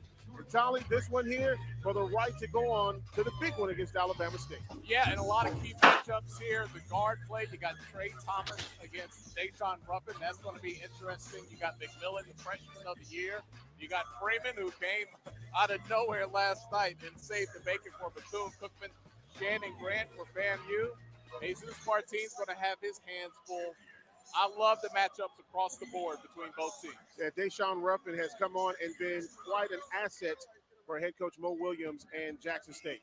Absolutely. They brought him back slowly. He is coming into form. This guy has a lot of accolades on his resume. You'll see it play out tonight on the court if he plays his game. Let's take it to the third member of our broadcast team, Brooke Kirschoffer. Bethune-Cookman is about as healthy as they can be, and they get a huge addition off the bench who has been out dealing with a wrist injury in Rayon Freeman. He missed about 2 months of conference play because of that injury and came back for their last regular season game against FAMU, only getting about 6 practices in and had 19 points in that game. And then he was the difference maker in the quarterfinals against Alcorn with 18 points. He's a guy who loves basketball and lives for these moments. A huge add in the transfer portal a couple years ago for Bethune-Cookman as he transfers in from Coastal Carolina. And we are just about ready for the last semifinal game. Of course, somebody's going to put their name on the line for the championship game tomorrow. Will it be Jackson or will it be first time Bethune-Cookman? We have the number 3 and the number 4 scorers in the SWAC in Ruffin and Thomas. We might see a lot of points here tonight. And I can guarantee you the inside play will be important. And here's Mansell with the first shot inside, nothing there. And Bethune-Cookman with the basketball. Huge front line for Jackson State with Romel Manziel and Shannon Grant. Bethune has the height, but I don't know if they can match girth with Jackson State. So it'll be strength versus mobility here. And I think one of the main things for both of these two teams is you have to set the tempo. What do you want to do? How do you want to play your game? Yeah, Bethune-Cookman, look, you always think, hey, play fast, play with tempo. Reggie Theus last night said, we want to slow this game down, and it proved to be effective as Jackson State gets on the board. We talked about their front line. That was Manziel deep in the post. And Manziel, a great asset to this team, 6'9" graduate student from Los Angeles. Played through some injuries during his career at Jackson State. Able to finish this year strong, long 3. Good. A slow start last night for Trey Thomas. He came on late in the game. Santoria looks like he's picking up where he left off late in the second half last night. Yeah, Trey Thomas did not have the first half that he wanted to. Matter of fact, the game, but he did come on late, did what he needed to do. Shot up, no good. And here comes Jackson State with the rebound. Seneca Willoughby out front. Oh, what a block by Jackson State. Oh, nothing comes easy. Nothing is a given. A sure two, but we're going back the other way. Here's the matchup we wanted to see here. Ruffin. Nice up and under off glass, but a little too long. Grant with the rebound. Goes back in hard. No, he can't get it. Ball tipped out, and Hunt recovers. Nice bounce pass inside to Manziel. He's one-on-one with Martin. Boy, some banging going on inside, and Manziel gets the buckets. That was knock-knock. Who's there? Your rib cage. Manziel with a couple of elbows to create some space against Martin. That's one of those kinds of shots that will wear on you throughout the course of the ball game. Jackson by 1, Martin. If it was boxing, Manziel won that round. And on the inside, Roseanne with the bucket, wearing number 13 tonight from Las Vegas.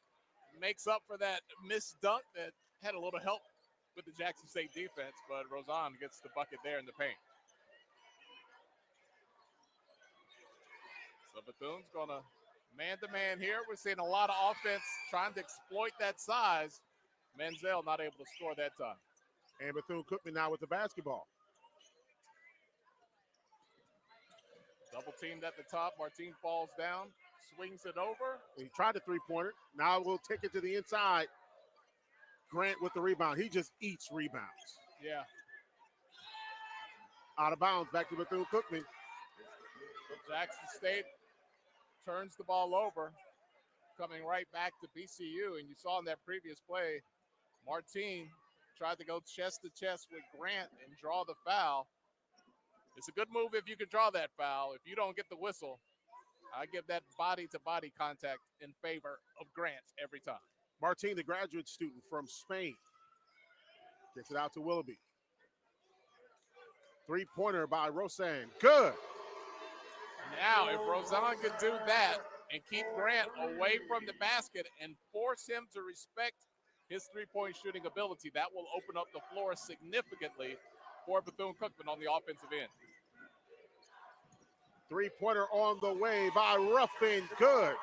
Yeah, Ruffin got the defender on his back, exactly where he wanted them. An easy pull-up three there, Jackson State within one. Averages 15 points on the season. Since he's come back, he started and played in all 21 basketball games. Trey Thomas with the shot, no. Bit of a wild shot there. Ball on the floor, and they get it to Grant. And Bethune-Cookman not afraid to play some pressure defense. No, they had a defensive contest last night with Alcorn State. Low-scoring game. Hunt thought about the three. Defended by Willoughby. Shot no good. Willoughby with the foul. And we have a timeout on the floor. Bethune-Cookman by one. Right away, you can see that this is going to be a physical contest between the Wildcats and the Tigers. We'll take this timeout. Back after this on the 2025 Starry Swag Basketball Tournament presented by Buick.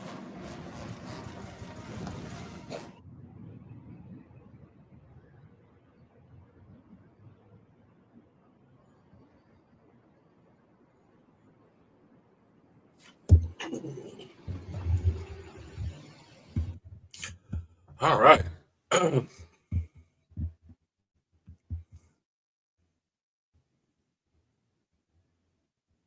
It won't be a blowout. Yeah. I remember Dion pour water on pour ice water on Tim McCarver. I remember that one. But yeah, this won't be a blowout, but this is gonna be an interesting game. Stretching, y'all. I'm hungry. I don't know what I'm sure order something to eat.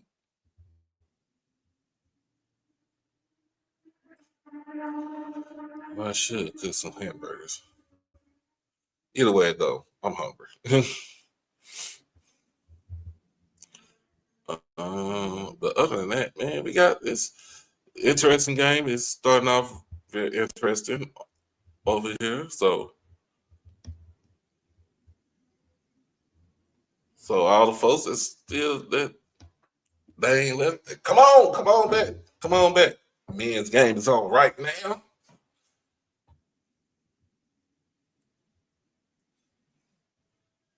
Doing the men's game also. Let's go.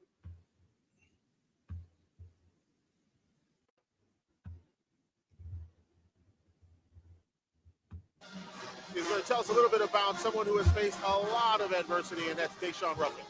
Yeah, Ruffin, the transfer from Ole Miss, he tore his ACL for the first time at Ole Miss and then came back too early once he was playing for Jackson State and tore the other knee. And so the team was really careful and cautious about when they would bring him back. So he had a late start to playing. And then when he did come back, his family faced an unbelievable tragedy with his sister passing away, and then he had to miss even more games after that. It's been an emotional year for the McDonald's All-American player, and he's the only one in the SWAC currently. And because he is the only McDonald's All-American, assistant coach Trey Johnson says that usually means they have the best player on the floor every night. You spoke about Trey Johnson, the assistant coach. He's close with Deshaun Ruffin, and also kind of one of those guys that he has a lot of energy on that sideline. For sure, and thanks for that report, Brooke. Deshaun Ruffin, the fourth leading scorer in the SWAC, did not make an all-SWAC postseason team. You may wonder why. Well, you have to play in 75% of the games to be eligible. He only played in 65% of the games this season, so that's why he's not on any postseason teams. Dorian McMillan was named Freshman of the Year, and Shannon Grant was named second team All-SWAC.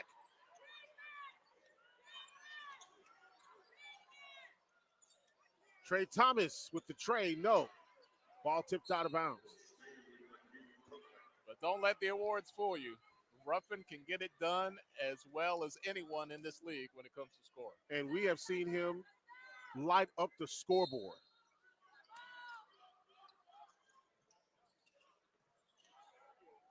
Shot up, no good by Rosan. That would have been a really big bucket. Again, that would have forced Grant to really respect his outside shot. He made that first one. All right, let's see what else you can do. No good on that second jumper.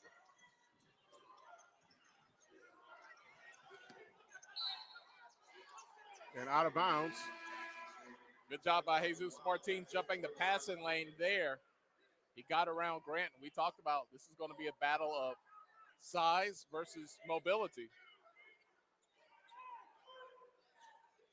And Showing it'll be the speed there, Martin, but couldn't hold on to it. Goes out of bounds. It'll be Jackson State basketball.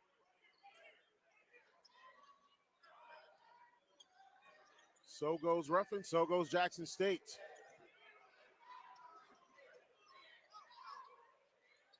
Ruffin tried to force it inside to Manziel, and here comes Freeman. Freeman pulls up from the free throw line. You talk about offense. You talk about somebody who's had a great tournament so far. Look, let's date ourselves here. He's like Benny Johnson for Bethune-Cookman, the microwave. He gets in. He doesn't have to preheat. He's already hot. Hunt, nice fake on the three. Goes in and can't hit the bucket. The graduate from Spain on the rebound, and a foul coming up on Mansell. Not smart. Not a smart play. You're as far away from the Bethune-Cookman basket as possible. Understand the frustration. You don't get the rebound, but you're not gonna steal the ball from behind like that. That was a wasted foul by Mansell. And that's something that they talk about quite often, is making sure that you don't commit those fouls early, because later on it really comes back to bite you. I don't care, early or late. That's just not a smart play from a smart player. And Bethune-Cookman with the ball. Trey Thomas shakes, bakes, goes inside. Tried to finish with that left high off the glass. Didn't quite get enough on it. Falls short off the rim. Kevion Hunt got the rebound.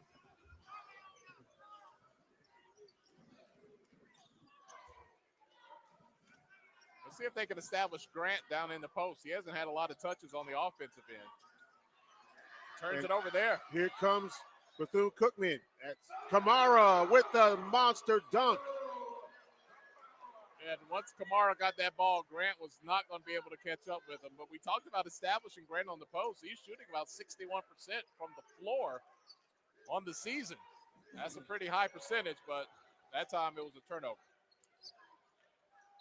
And a foul coming up against Martin. Coming into the ball game now for Bethune-Cookman. Martin says he was the one who got pushed off with the off arm. He does not like the call. Reggie Theus is arguing the call a bit as well. Got two former NBA legends on the sideline. Reggie Theus, of course, his time with Sacramento, Chicago, and played here in Atlanta. And then Mo Williams. Don't forget Kansas City. Yes. He played on the last Kansas City Kings team before they moved to Sacramento. You remember when they moved? Well, I was alive. I can't really say that I remember it. You know, those were back in the 3-channel days. They didn't come on Sunday afternoon much, the Kansas City Kings. I got a lot of Boston Celtics in my childhood. A lot of Lakers. Not much Kansas City on my team. Of course, Mo Williams won an NBA title with LeBron James with the Cleveland Cavaliers. Yeah, both NBA All-Stars. Mo Williams was an All-Star in 2009, and Reggie Theus, a two-time All-Star in the 80s for the Bulls and for the Kings. Here's a little trivia for you. Who was the starting shooting guard before Michael Jordan in Chicago? Yeah, it's a good trivia question. Mansell with the rebound. Long three. Reggie Theus was traded the year before. And Ruffin inside getting the bucket.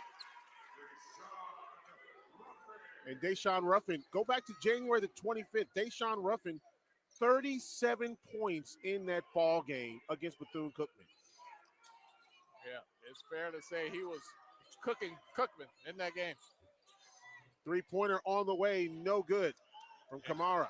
Kamara showed last night he could hit those corner threes. You should tried to go in and brought get that the back out, layup. bro. No good. Martin Lucky not called for a foul. Mr. Hot Shot doesn't get it to go there. Good catch by one of the coaches from Jackson State, and it was tipped out of bounds, and we have a media timeout on the floor.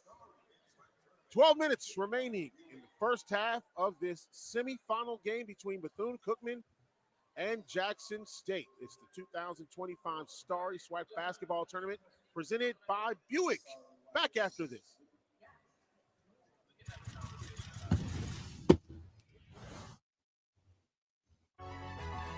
Stop. Whew. What up, Ray? What's going on? I got my lone BCU Wildcat up in here.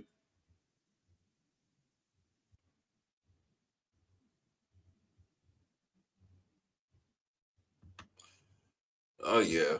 Oh.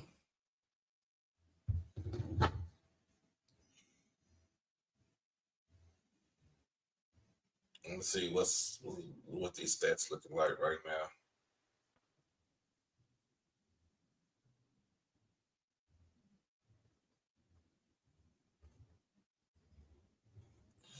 Check see what these stats looking like right now. All right, we up by one as you see, 13-12. 12 minutes left in the first half of the game. Both teams shooting a little bit under 40%. Jackson State shooting at 36% from the field. Same with Bethune-Cookman shooting at 36% from the field. 1-on-1, so shooting perfect from 3-point range, where Bethune is 2 of 7, which is 29%. Free throws 4-4 with Perkins from the line. Knock on wood. $2, one ball. Spoke about Jackson State. You've got a little information on the freshman of the year. Yes, Dorian McMillan was a player coming out of high school who was the it player. He was the bucket getter coming out of high school. But when he came to Jackson State, they told him, you are going to be a role player for us. Are you going to be okay with that? Can you handle defending opponents' best players? And he has been the yes man for their team. He is absolutely handled everything that they have thrown at him. He's the first guy in film, the first guy in practice. There's no hesitation or questions from him. And of course, he does have unbelievable ability when they need him in that role as a 3-level scorer. And there's young Jock on the sideline. More star power here in the Southwestern Athletic Conference. He's going to be performing on this floor at halftime. That's why you need to be here at the SWAC tournament here in Atlanta. It's going down, Santorio. There you go. Meet me in the trap. Well, don't meet me in the trap. You can meet somebody else in the trap, but it's going down. Back to live action. Shannon Grant with the basketball going inside, overshot nice the rim. Move, just a little too much mustard on that one. Kamara with the rebound. Brooke was speaking about Dorian McMillan, and man, he has played some role. Multiple times he's led the team in rebounding, at 23 against Alabama State back on January the 11th. He's averaging 10 and a half on the year, shooting 37% from three. Kamara with the miss. McMillan gets a long pass. Very smart to dribble back out. He was under the bucket, but he dribbled right into a double team. They're going to reset the offense here.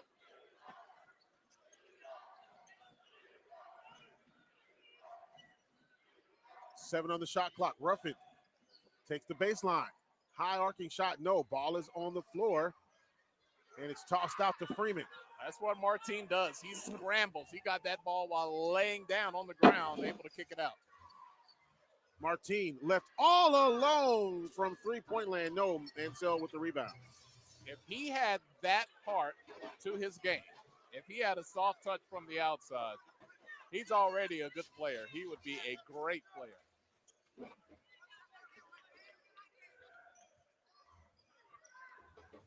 Grant Jr. inside. Shot no good. Martin with the rebound. And Shannon Grant having a hard time finding the range so far on the inside. Good rotation to double team Grant down on the block. And Freeman with the bucket for Bethune-Cookman. Freeman put him in the spin cycle that time.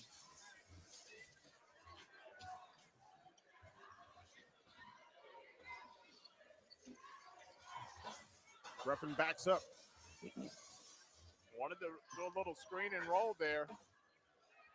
For a great screen set, Ruffin nails a three.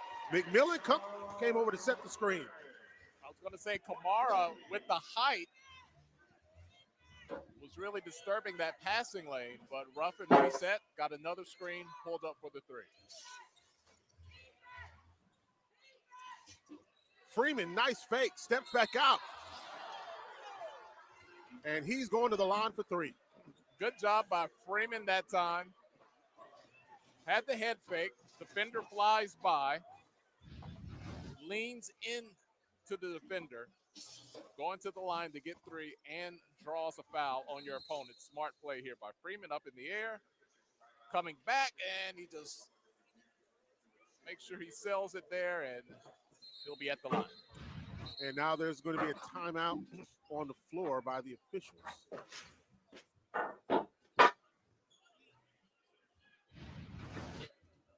And that's three shots. They might have been looking to see if he stepped on that line when he leaned forward. See his foot there. He did step over, but then he steps back. So that's definitely a three. 3 free throws. Freeman. Boy, he played an instrumental part in that win yesterday. Had a team high 19. Missed a couple of free throws late in that game. Could have crossed over the 20-point mark. But you just love how fluid he is as a player. Just very free with his dribble. Energetic. Looks as if he never gets tired out there. He and Ruffin sharing a few words. One more free throw attempt for Brayon Freeman. Probably just asking how the GPA's going this semester. You know, those, How your classes? you know, Absolutely. You know, how's the food in the cafeteria in Jackson? Good? How your mama doing? No, Santoria.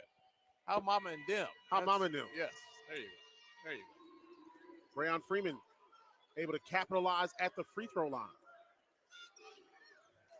All right, Reggie Theus liking what he sees so far. His team up by 1. They love keeping the game at a slower pace. Works well for their personnel. Well, Manziel had to go up high and get that blocked out of there by Onanina. Good recovery. Manziel thought he was fouled, but he's got to play on. Didn't get the whistle.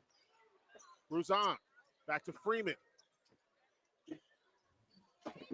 Nice rotation. Trey Thomas with the shot. No.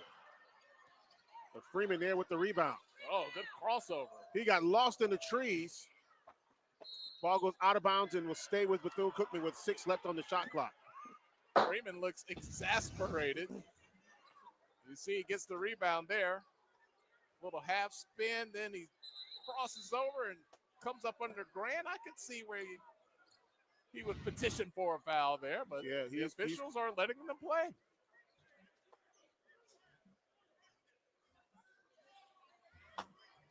The only thing you can ask for, Santoria, just call it both, however you're going to call it both ways. Freeman takes the three. No. Mansell with the rebound.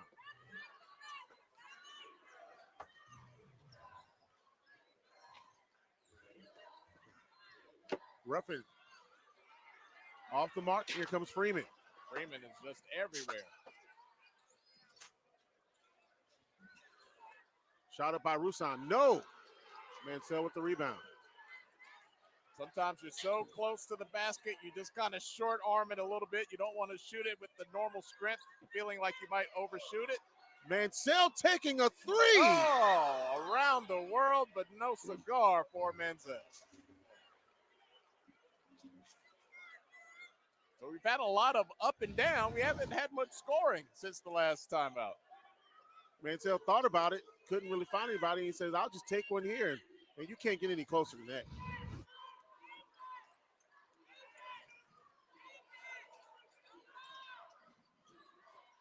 Onanina. No, Mansell, boy, he is just wiping the glass. Yeah, Mansell on the year, averaging 6.8 rebounds per game.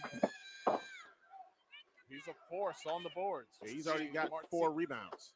Martin about to check back in. He got a little rest. Nice give from Grant to Ruffin. Nice little give and go there, and Ruffin breaks that little mini drought. Jackson State back up by 1. Willoughby gets it to Onanina. Gets the bucket. And to go for a little hesitation as Grant rotated over, but throws his timing off just enough to get a good look at the bucket. Shannon Grant, 6'11", 290.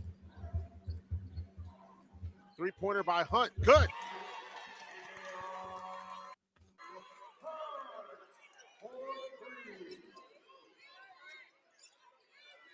Freeman has one speed.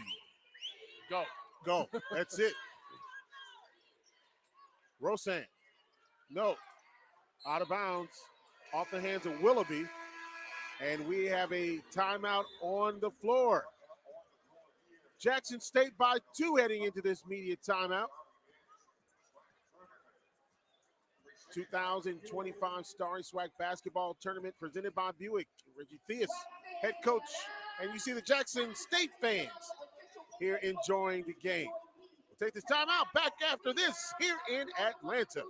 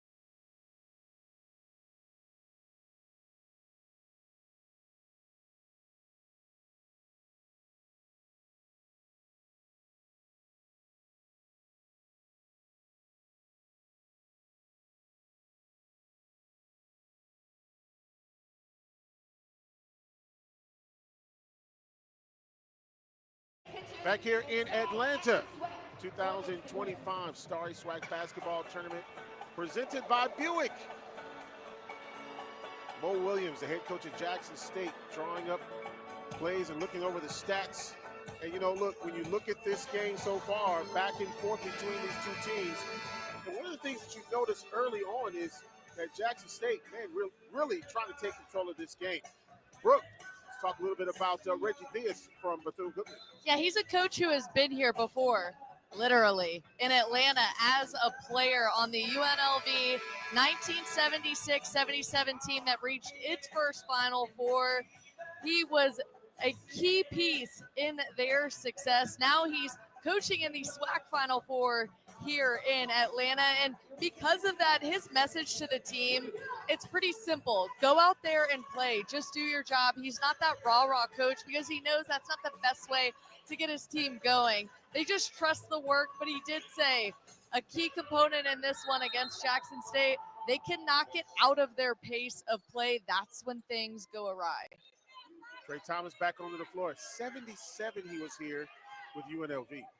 Yeah, that was at the old Omni when they had the Final Four. That was also the last year, as Trey Thomas misses the three, that they did not do seedings in the NCAA tournament. The next year, we get the seeding system. He has definitely been around basketball a long time. Played for the Hawks, played here as a college player in the Final Four, now coaching in what is Bethune-Cookman's biggest game ever in the history of their time in the SWAC. Three-pointer. Jamie Mitchell Jr.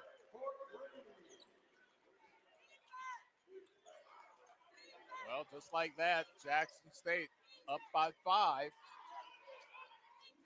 Starting to put a little cushion on Bethune-Cookman. That ball goes straight up in the air. Freeman wanted a foul. And Freeman, the last man to get back across half court, he took that extra second. And Mansell rocking the rim. Timeout on the floor. 30-second timeout taken. And you see Mansell just wide open. And for Bethune-Cookman, they only had 4 players back. Freeman took a few moments to argue with the official about the call. They have the advantage, and the man that was open was Mansell. No one there. He takes it up top and brings it home.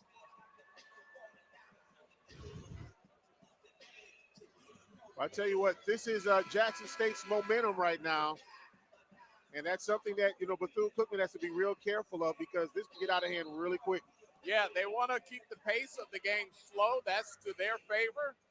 But in the last couple of possessions, Jackson State has been able to play more at their pace. And we've gone from a 1-point game to a 7-point game here. Shannon Graham Jr. pumping his fist. And, he does talk trash on the floor. There's been a lot of talk out here. Yeah. And right now he's talking to Roseanne.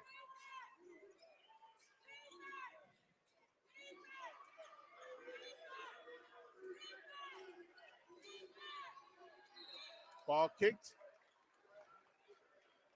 All right, Bethune-Cookman is going to have to find their offense here.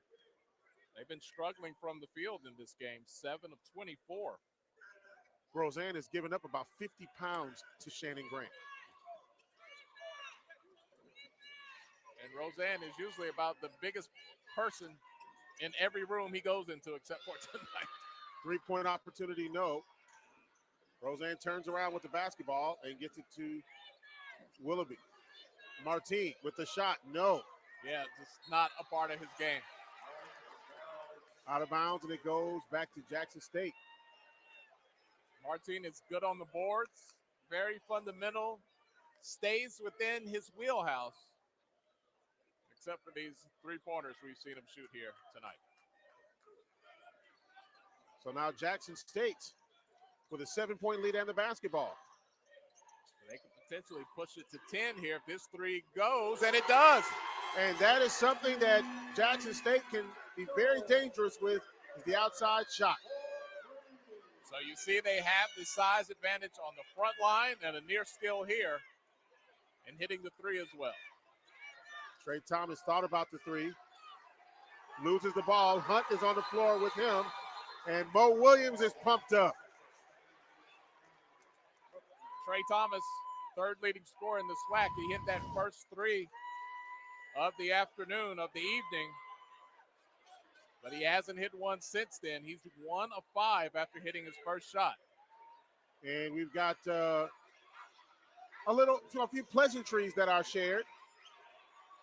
Yeah, it's been that type of game. A lot of talk. Look, there's a lot on the line here. Bethune-Cookman in their first ever semifinal here in the SWAC. They don't have a long history. Along with FAMU just recently joining the conference. Jackson State.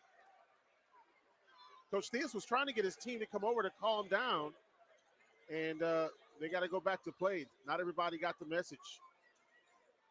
One of the officials saying, hey, just calm down. Let's play ball. All right, this is going to be a crucial stretch to end the first half for Bethune-Cookman. Willoughby for three. No. Rebound by Hunt, and a foul will be coming up on Jackson State. And one thing that can help you kind of get over a slump is getting to the free throw line. They still have a ways to go, but picking up the foul there, that's going to reset this offensive possession.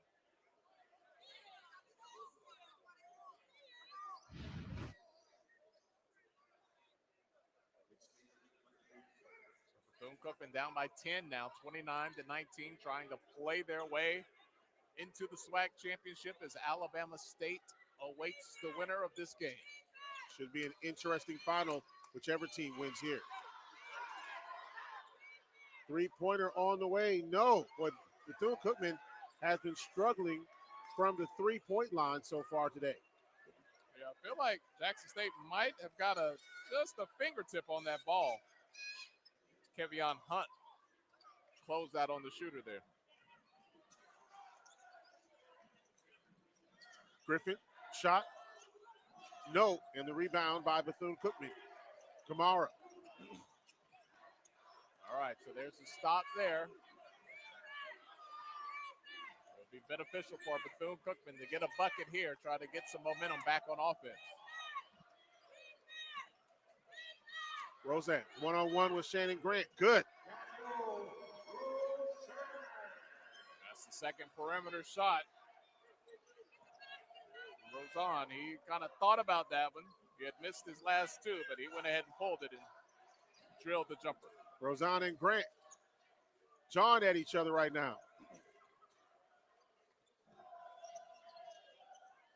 Good tip there by Martine. Out to Trey Thomas. Thomas goes in. It's blocked out of there by Manziel. And Manziel just stares him down on the floor. Timeout on the floor. Jackson State on top by 8. There you see the transition basketball, and Manziel going up, wiping the ball away. Timeout here in Atlanta, 2025. Star Basketball Tournament presented by Buick. Back after this.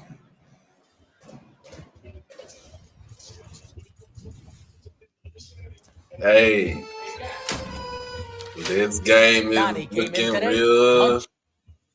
real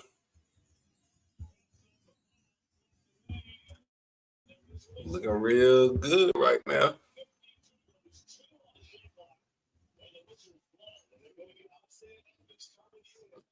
And it's a good crowd tonight.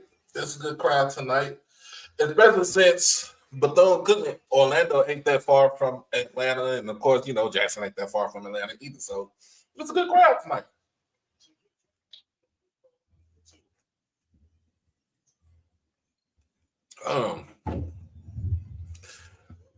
I got hungry. I need a couple of hamburger patties in the oven. Put it on low broil with some bacon. I'm about to be good for tonight. But anyway, yeah. 29-21, Jackson State is in the lead right now with a couple minutes left in the first half. Whew. Y'all know I'm about to be tired. I'm about to be going on 5 hours streaming tonight. Hold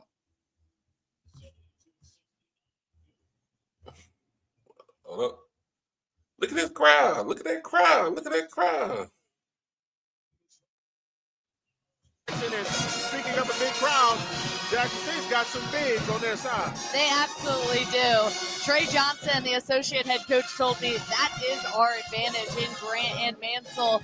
Mansell standing at 6'9", 220. Grant at 6'11", 290. They play through those guys. They are key players to their successes. We just saw a monster block down low.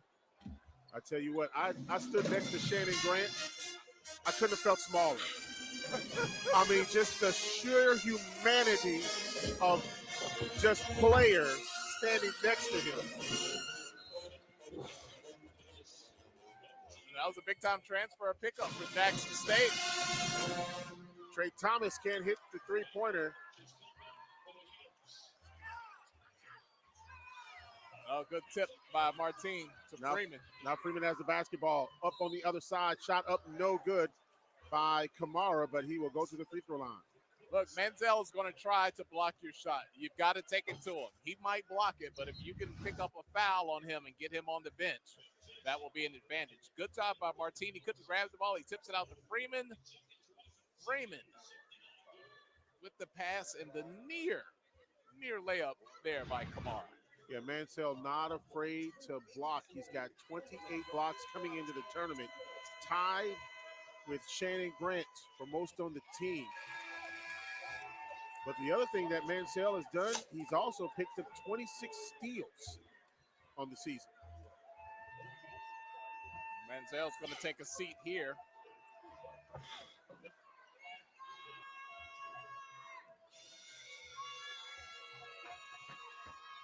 Free throw good.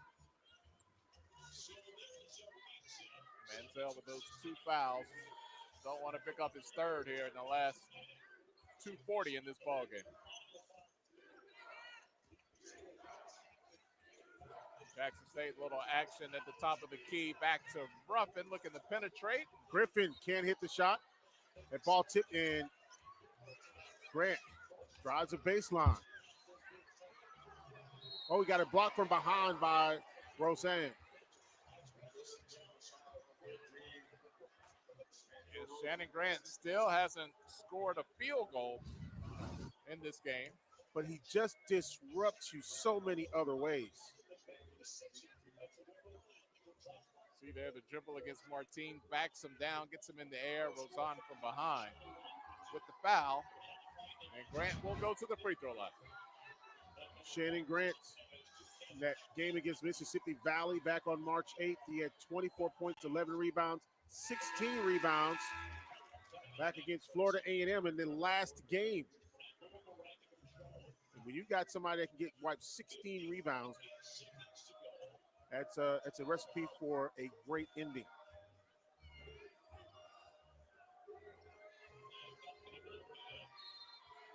Kind of telling the Bethune-Cookman band to bring it on. They're heckling him a bit at the line. He seems to enjoy it. Shannon Grant Jr. with the free throw. Back up to a 9-point lead for Jackson State. All right, we haven't seen buckets from Thomas, and Freeman has gone cold in the last few minutes as well.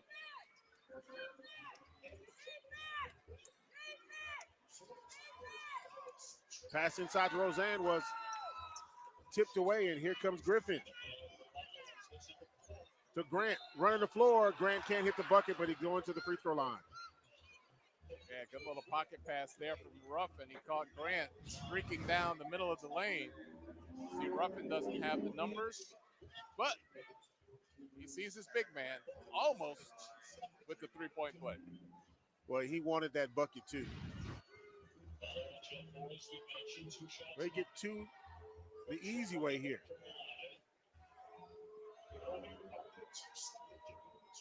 First free throw good. He's perfect from the line here tonight as Mo Williams looks on. His team back up to a 10-point lead. Mo Williams has seen some frustrations in the SWAC tournament since he's been at the helm at Jackson State the last 3 years. So win here tonight. Still a long way to go, but if they were to win, it would be a sweet feeling to be in position to try to seal the deal on his first SWAC championship. Was Shannon Grant, the man at the free throw line. Roseanne comes into the ball game for Bethune-Cookman. And the story for Bethune-Cookman, a lot like last night. Slow start offensively, but they cannot afford to get behind Jackson State here by a big margin because Jackson State has several options to score. Trey Thomas, bounce pass. Jackson State in the zone now. Freeman for three. No. Kamara tried the putback just a little bit too hard off the backboard. Yeah, he might have been better just to come down with that ball, try to reset. Griffin adjusts his shot in the air and gets the circus shot. I want to know who Griffin is. You mean Ruffin? Comes back down and gets it on the right side. Roseanne, no, just dribbles off the rim and a foul coming up on Jackson State. Yeah, that's going to be against Grant. He pushes Kamara right in the back. You see here, high points the ball, comes back down, finishes off the glass. It's going to be on Mitchell Jr. actually. Oh, I thought they had Grant. And I think that's his second personal. He'll come out of the ball game. And Ruffin drew a little contact there as Martin challenged him at the cup.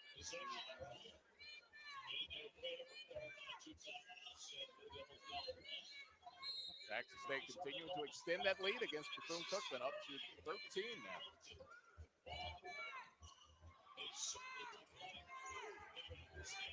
Approaching 1 minute remaining in the first half. Martin for three, way off. They're going to let him shoot that ball all night long. And that passed way too out in front of Tamarion Hoover, the freshman from Yazoo City. Martin has shot 3 3-pointers. None of them have been close.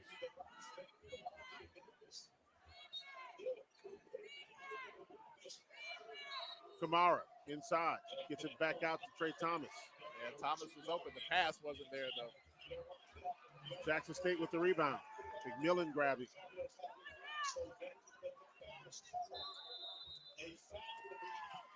And there's a timeout on the floor.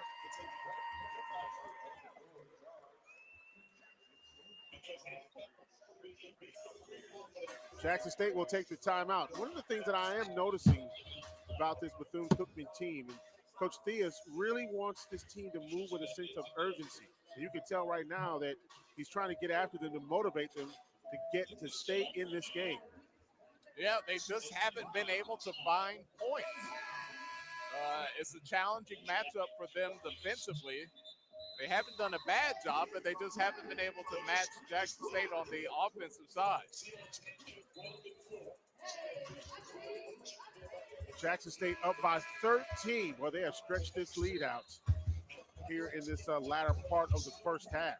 So Trey Thomas is struggling again, 1 of 7 from the field. Kamara hit some big 3-pointers yesterday for Bethune-Cookman. Tonight he is 0 for 4. Rayon Freeman started out, his first couple of shots was good, but he's 2 of 6. So it's been a team-wide struggle shooting the ball for Bethune-Cookman. They're only shooting 25% here in the game. To take a lyric from this song, what Coach Theus basically is saying is pay attention or get out the way. I know Atlanta artists that told people to move, get out of the way. 16 seconds left on the game clock. About a 5-second differential between the game clock and the shot clock. 3-pointer on the way by Mitchell Jr. No. Goes out of bounds back to Bethune-Cookman with 6.9 seconds remaining. Yeah, Mitchell Jr. had 2 3-pointers here in the first half. Had a really good look at that one from the corner. Couldn't get it to go.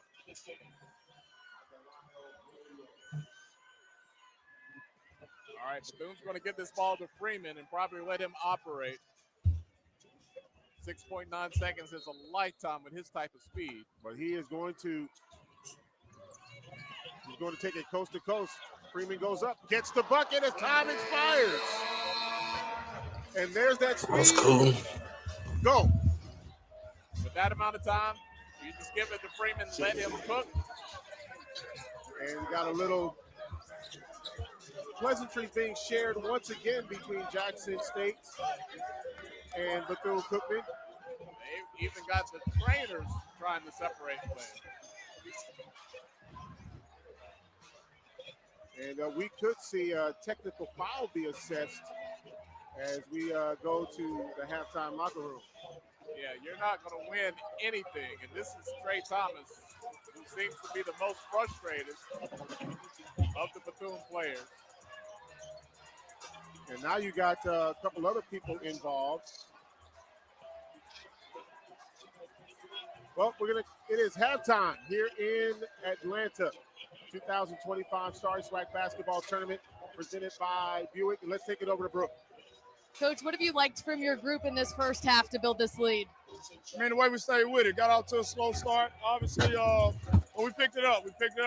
Obviously, we just got to stick to the game plan, understand what we're trying to get accomplished. They letting us play on both sides of the ball, which I like. I'm fine with that. So we just got to play through contact. Coach, how do you manage the emotions now as you head into the second half to try to close this one out and get to the championship? There's no way. There's no way to manage the emotion. But it's a difference between emotion and passion. And I like my guys to play with passion, not emotion. Emotion makes you make stupid decisions. Thanks, Coach. Thank you. All right, thanks a lot, Brooke. We're going to take a time out here in Atlanta. 2025 Star Swag Basketball Tournament presented by Buick. Back after this.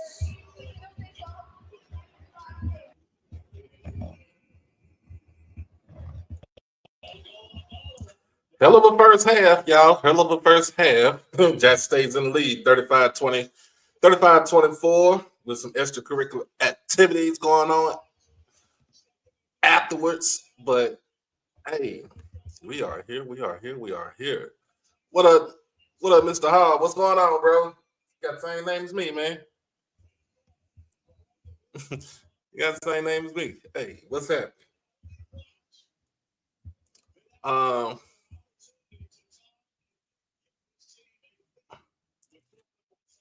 At the same time, look, it's a good game to be exact. I'm not questioning this game.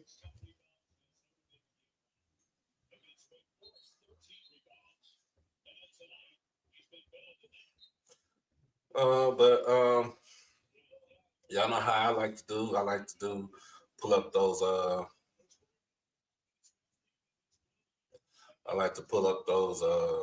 good old stats. Team stats right now. All right. Jack State shooting 39% right now, 11-28 compared to 9-38 for Bethune-Cookman. That is 24% from the line. From the field. Jack State is also shooting a fiery 71% from 3-point range, 5 of 7, while Bethune-Cookman is shooting 2 of 18. That equals out to 11%. Jackson State is 8 of 8 from the free throw line. Perfect. And Bethune is 4 of 5, which is 80%. We own the rebounds, 24-20. But they have Bethune-Cookman has 6 offensive boards, 9 assists to 5 that goes to Jackson State, 3 steals to 1 that goes to Bethune-Cookman, 3 blocks to 1 that goes to Jackson State, 5 total turnovers to 2 that stat goes to Bethune-Cookman as far as having the least turnovers. And with those points off the turnover, we have 4 points off the turnover, while they have 7 points off the turnovers. 5 break points is in favor of Bethune-Cookman, 5-2. Points in the paint is tied at 12. Fouls, basically 4-5. That's leaning towards Jackson State. Largest lead you had is 13. Largest lead Bethune had is 4. But before we get into everything else, we got a little concert going on.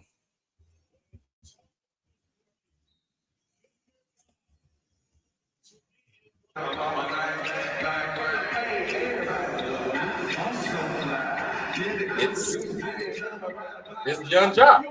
He ain't young no more.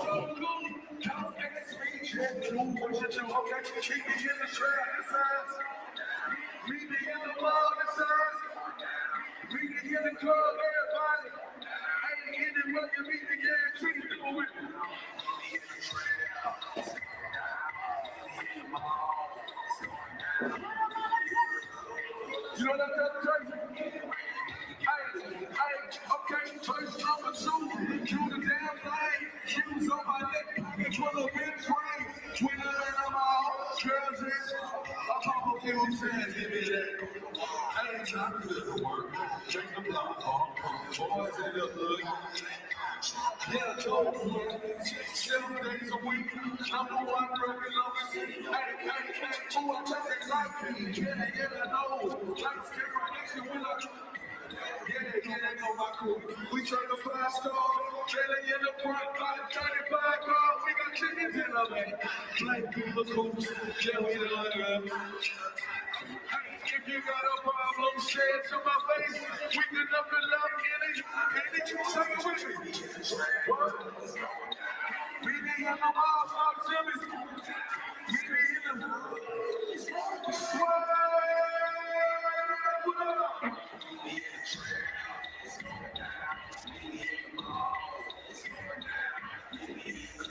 Let me get that last verse. Represent the city. Hey, let me go, dog. Have you ever seen a Chevy with? Have you ever been a slow? Hey, you don't need the speed. Gotta say shit, you see the police on my feet. The fans on my trail, but they don't make I keep my hands clean, cause I never touch dope. The hands on my tail, I look them in their eyes. I speak on my nose. I can't put it in the left waist. Turn this stuff back low. Slide in the left seat up. I'm gonna make it right, baby. Something to keep me in the trap. What up? Meet me in the forces. Baby, meet me in the swag. I need y'all to do what you want. Meet me in the trail.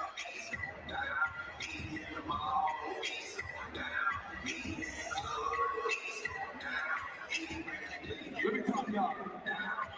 Don't start it up, won't be no. Don't start it up, won't be no. Don't start it up, won't be no. I don't start up, won't be no. Ain't time to get a swank, what up? Just a state, I see it, I'm doing what I see it up. We're gonna stay with it. Play your hearts out, baby, your jail singers love. Now give me one more time for your job. All right, y'all, we gotta get straight into it. We got the battle of the babes. And we're gonna start off with the march. With the U.S. Bank Altitude Go Visa Signature Card, you get 4 times points on dining, so you can go for tacos. And with 2 times points at grocery stores and streaming services, you're good to go full chef. Go for more and live every day your way. Looking for a reason to try the $5 meal deal with new McValue? Here's 1, 2, 3, 4, and the price makes 5.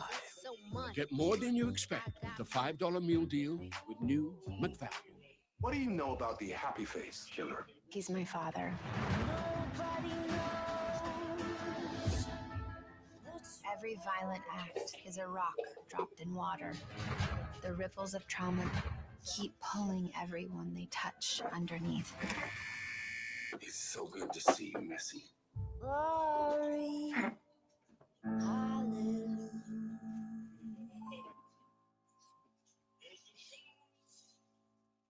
A lot of the other guys leave the water weight in, and then they make you pay for it. So one of the things we do is when it's done being cooked, it's back down to the juices that were in the meat to start out with. We want our customers to have like wholesome, real ingredients, real products, and we don't want them to have it that's full of fillers. I see how it's made, I see what goes into it, so I feel okay for me, my family, and friends to be able to eat it. We may take the long way, but I think taking long way is what makes the difference in the flavor and the quality of the product. The right way, even if it's the hard way. Dietz and Watson, it's a family thing since 1939. Unforgettable. That's what you are.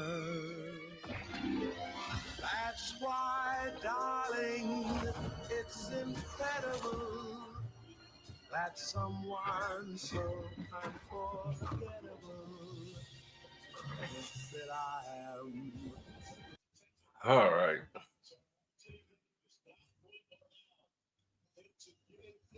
Hey, what's going on?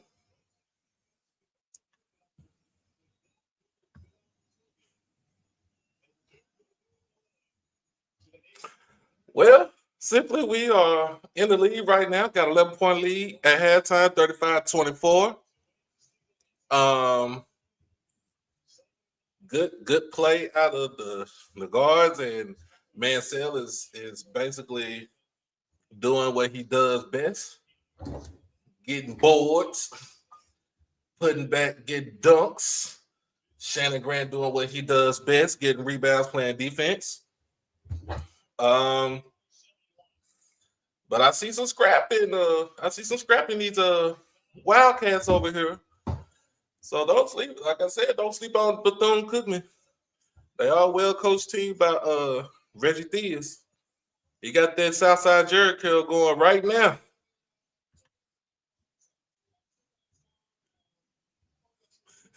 They couldn't get T.I. I guess they couldn't get T.I. T.I. said he busy. Mansell got 6 rebounds, 6 points. Deshaun got 12 points. 12 points right now, leading scorer. Kevin Young Hunt with 7 points. Jamie Mitchell Jr. with 6 and 3. Shannon Grant with 4 points, 3 rebounds, and a couple of blocks. Hey, we're doing good. We're doing good so far right now. We're doing good. But like I said, I did cook me something to eat. I did make something to eat because I'm hungry. I haven't eaten out most of the day.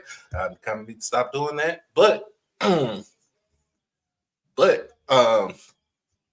while we at halftime, make sure that you hit the donation button. PayPal, Cash App, Zelle. This is not going to be monetized. And like I said, this is not going to be monetized through YouTube. So we have to make up our revenue that we don't have as for monetized. You can hit PayPal, Cash App, or you hit Zelle, or you can hit Super Chat. Either way it goes back to the channel. So I'll let y'all know that. So this afternoon, of course, earlier this morning, Alcorn women defeats Texas Southern convincingly, 65-55, to advance to the women's SWAC tournament final. On the men's side, Grambling goes down to Alabama State. While they had the lead majority of the game, Alabama State had a ferocious comeback in the final 3 minutes of the game to end the season for Grambling, 64-62. So Alabama State is headed to the men's tournament final. Then at earlier today, Jackson State women takes on the top-ranked team in the conference in Southern University, the Lady Jags. Game was a close one. Had a little bit of a lull in the second half, the third period. But valiant effort by our Lady Tigers, even though it did end in a 4-point loss to the Jaguars, 51-47. So the top-ranked team, Southern Lady Jags, will take on the Lady Braves of Alcorn State tomorrow at, I'm trying to figure out I think tomorrow at 4, either 4 or 5. And so now we are waiting for the winner between Jackson State and Bethune-Cookman.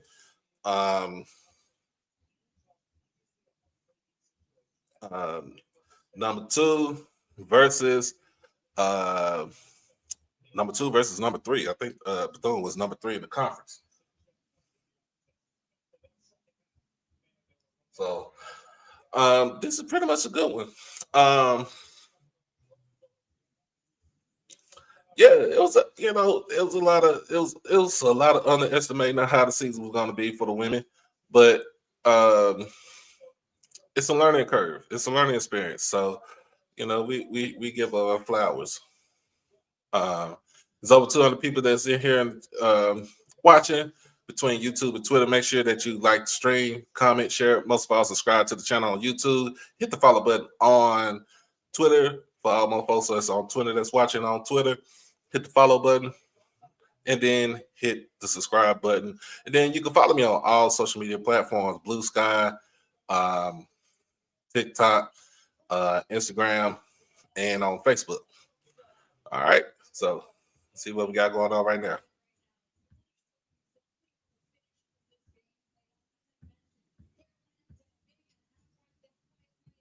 here in Atlanta, and we're just about to wrap things up. And for this Bethune-Cookman team, they got to come out and they got to start doing some things offensively. They really struggled from the floor. You know, we don't want to make it sound too simple as analysts here. They just have to make shots. You look at rebounds, turnovers. There's nothing on the halftime stat that's glaring outside of Bethune-Cookman is simply missing shots. They're shooting 11% on three-pointers, 23% from the floor. Jackson State, on the other hand, almost 40% from the floor. More importantly, 71% of their three-pointers. They're connecting from downtown. Bethune-Cookman isn't connecting from anywhere. And Jackson State with a slight edge, as a matter of fact, also in the rebounding category. Let's take it over to our third member of our broadcast team, Brooke. Yeah, talking with Coach Theus, he said, look, we've been here before in terms of managing emotions. He said, look, we're just an emotional team.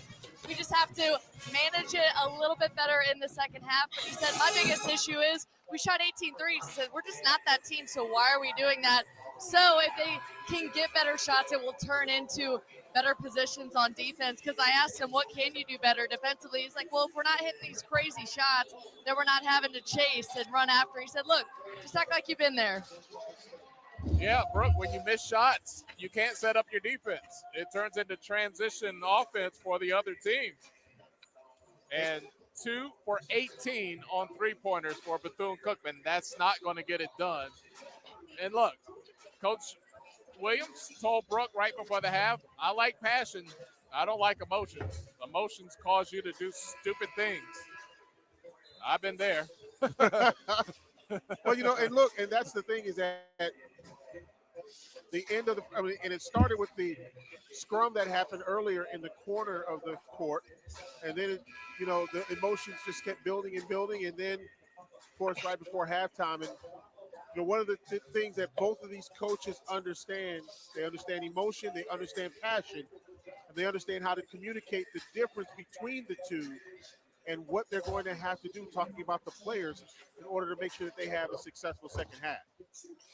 So offsetting technical fouls, Manziel receives one, as well as Trey Thomas. And I'm sure that when they went in, they got one of those looks that, hey, behave yourself, don't do nothing. Well, everyone was on their best behavior coming back out at halftime. Bethune-Cookman, they made the semis last year, and they were down 44-19 at the half to eventual Chance Grambling.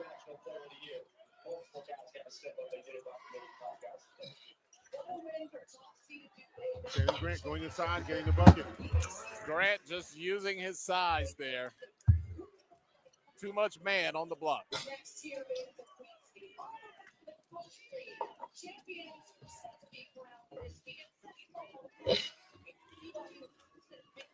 Roseanne gets the basketball. He has the speed over Grant. Let's see if he uses it. Kicks it back out, and there'll be a foul coming up. And as he got past Grant, he had the intent of passing, but got the little push. He's going to pick up the foul. But just the first personal foul against Grant. See it here. He's going to respect him with a little bit of space. Grant, jab, step, goes around, picks up the foul. Trey Thomas with the ball, was one-on-one with Hunt, goes inside. Boy, he can't hit that shot, and right back with Kamara. Well, Kamara is there to clean it up. Trey Thomas had a lot of emotion, passion, whatever you want to call it at halftime. Let's see if that translates into his play here in the second half. Ruffin now with the basketball. Calls for the screen. Manziel rolls, tips it down to Grant. Foul coming up. That was a nice play on the screen and roll. Manziel goes up top and just taps it gently over to Grant, who couldn't quite get his dribble together, but he does pick up the foul from Bethune-Cookman.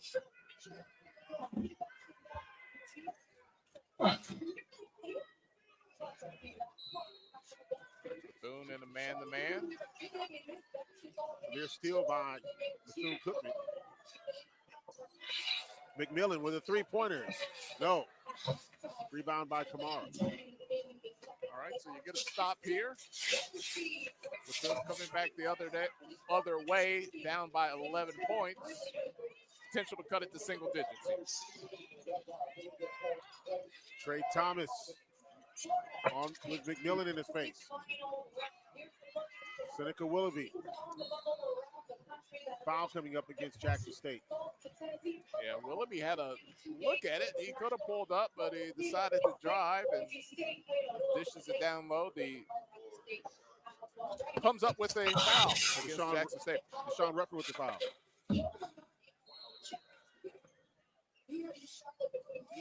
All right, once again, speed against size. And then Mansell comes in there. They will adjust the shot. And Roussan gets the bucket. And we've seen a couple of big offensive boards by Kamara here early in the second half. Bethune-Cookman has the lead back down to single digits.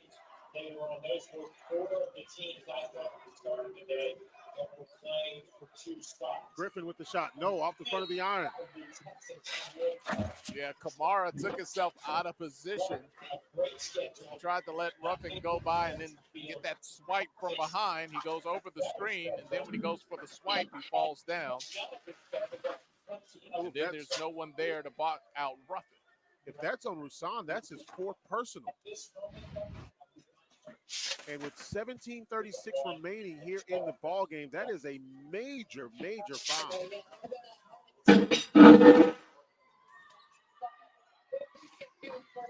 He's going to the bench here. 4 fouls now on Roussan. That's major. Yeah, he is. He's been their offense and defense. He's shot it 10 times from the floor, just as many times as Trey Thomas. But the difference being Trey Thomas is 1 for 10, Roussan 4 for 10. But the biggest 4 right now, those 4 personal fouls. Matter of fact, Onanita now into the ball game. He only played 7 minutes in the first half, and now he's going to be looked at to really to take kind of the mantle. Yeah, he doesn't have quite the offensive skill set as Roussan does. A little more size. But hey, he said, "Watch this." He looked like the dream down there. Definitely got some size that he can match up with somewhat with Grant. 6'8",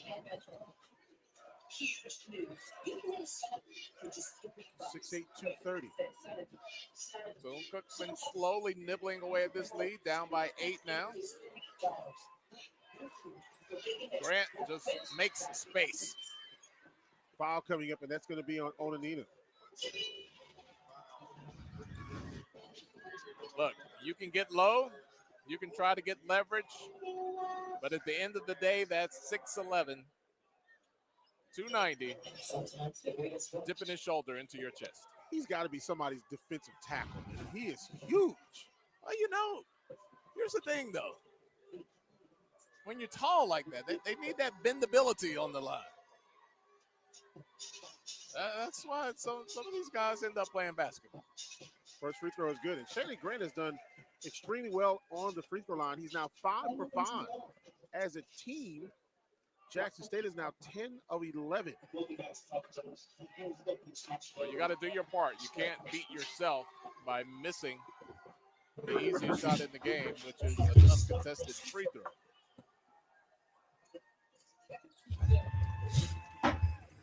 Grant pushes the lead back up to 10.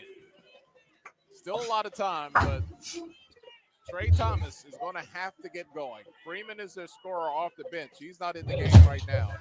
Kamara can hit some shots, but this guy here is the man. Trey Thomas with the shot, no. McMillan with the rebound.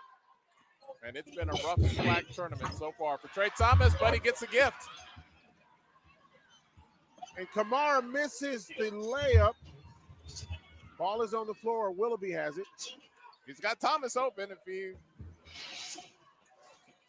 That was quite the possession. And free throws coming up for Bethune-Cookman. So what happened? Mr. Ford, I got you. Grant, who's not paying attention. Thomas is right there to get the steal. They can't convert Kamara on the layup.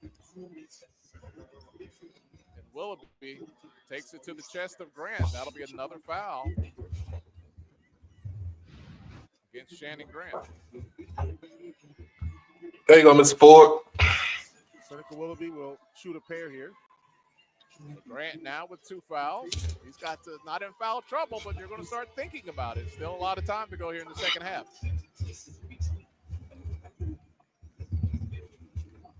One more opportunity. Well, this team from Daytona Beach, they have really done some things in the few years that head coach Reggie Theus has been at the helm. 4 years for Reggie Theus. The conference record has improved each and every year under Theus, who we might also note serves as the athletic director for Bethune-Cookman as well. So his days are quite busy. There's Kamara with the steal. Here comes Trey Thomas. Thomas pulls up at the free throw line. Good.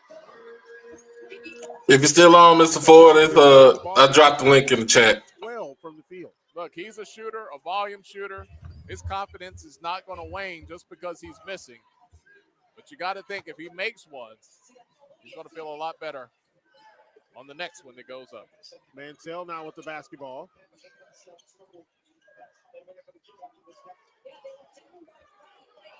Well, there's the battle between Grant and Onanita. Grant, shot, no good. Ball tipped. Mansell, he's going to be fouled on the way up. It's going to be on Martin. Yeah, Martin felt like Manziel came over his back on that one. Doesn't get the call, but Manziel takes it back up strong. He'll go to the free throw line when we come back. They're going to call that on Trey Thomas, it looks like. And so for Thomas, that'll be his first personal foul. We'll take a timeout from here in Atlanta. The 2025 Starry Swag Basketball Tournament presented by Buick. Back after this. All right. So, some good action. I'm charging my phone up. All right, Mr. Ford, if you're here, come on up. I got you. I didn't even see you. I was busy putting up some stuff in the kitchen. But I got you. Come on up.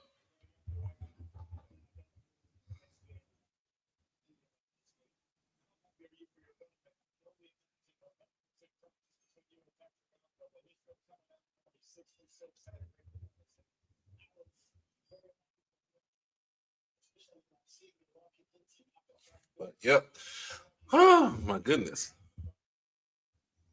Oh, my goodness. We got 200 folks still watching, still paying attention to the game.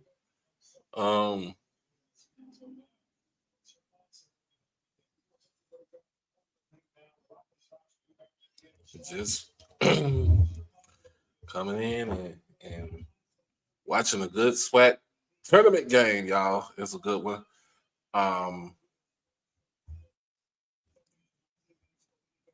As far as tomorrow, I think the men's final will be at 8:30 Central, 9:30 Eastern tomorrow.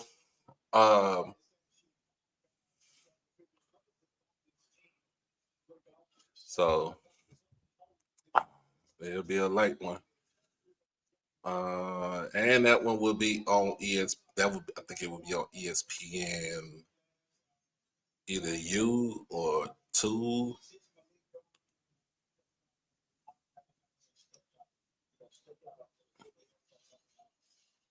Or more likely probably be on ESPN Plus. If it's on ESPN Plus, I more likely would stream it.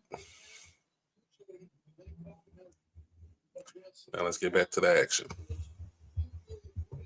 Here in this great city, great venue here, Gateway Center Arena.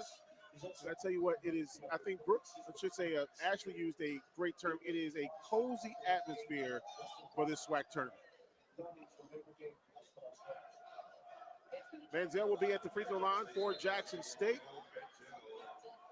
He shoots 61% from the free throw line on the season.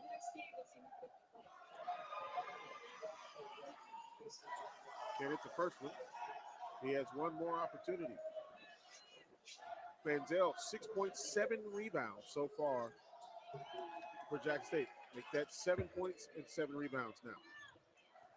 Well, the field goal shooting up for Bethune-Cookman in the second half. They're now shooting 50%, while things going south early on for Jackson State, 25% in the second half. They're just 1 of 4 from the floor.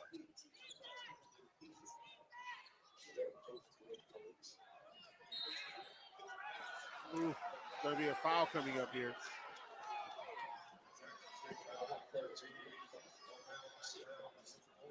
And Mansell. I don't think that's a foul. Yes. Damn. If that's his fourth foul, that really creates an interesting dynamic here. They kind of snuck the inbounds pass there.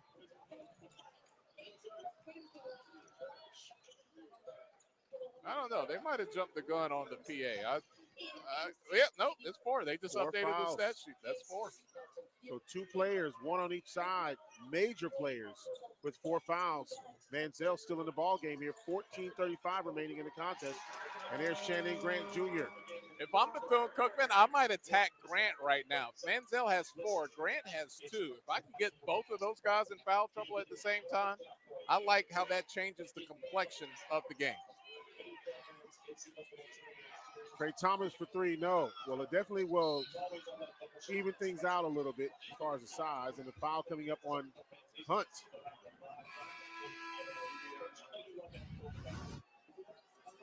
And that's his first foul.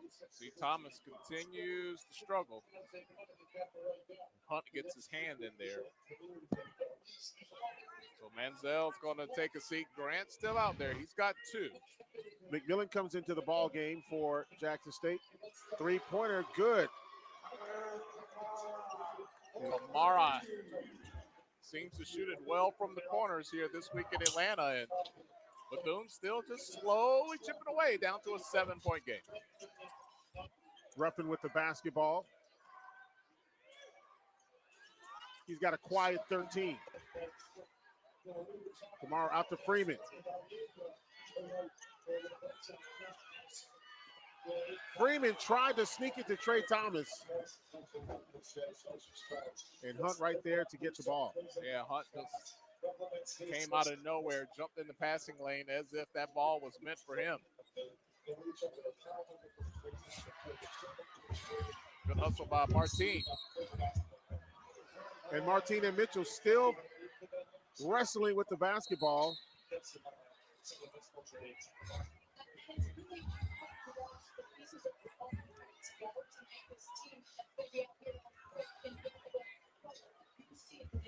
Martine is showing, look, I have blood.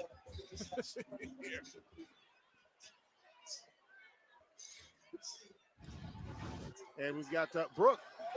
You know, this is starting to get it's very physical out there. Absolutely. And talking about Martine and his toughness, the transfer from Missouri, Bethune-Cookman calls him their glue guy. He's not somebody that's going to fill up the stat sheet, but he is a solid defender and rebounder with 4 rebounds and this one 3 assists, 3 steals.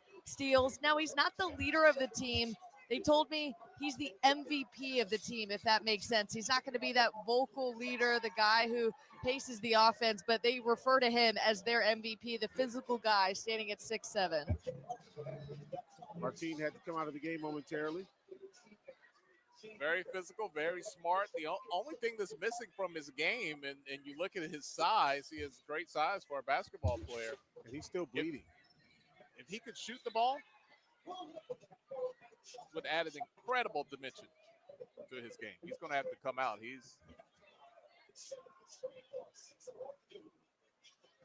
Looks like he's bleeding on his neck. About like me after I shave, Santoria. And so here's the old trick: when you have blood on the court, bring peroxide out on the court to clean that up.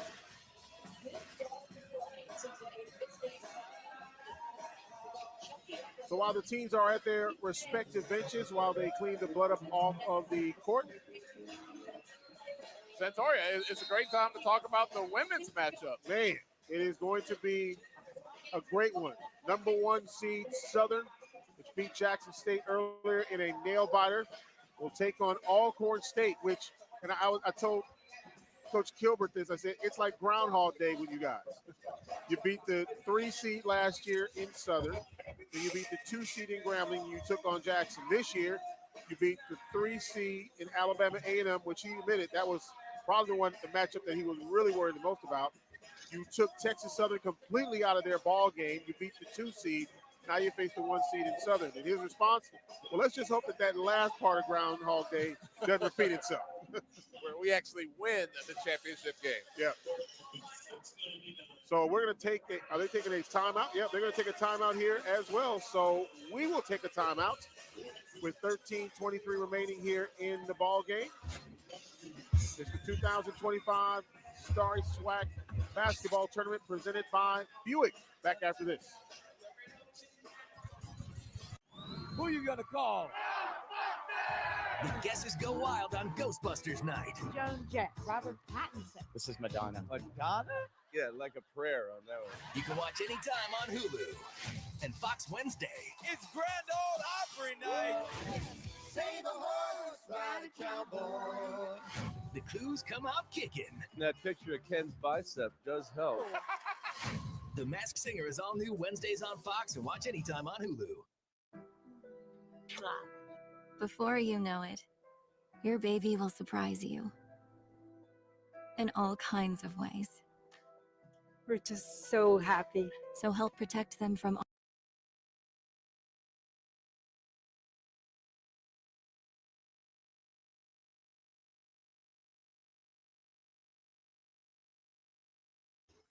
My bad. I was on mute. We gonna keep going. I'm glad y'all ain't hear what I had to say. We're gonna keep going. Take an official timeout, trying to clean the blood off the floor and off the player from Bethune-Cookman, and we can go ahead and resume the game.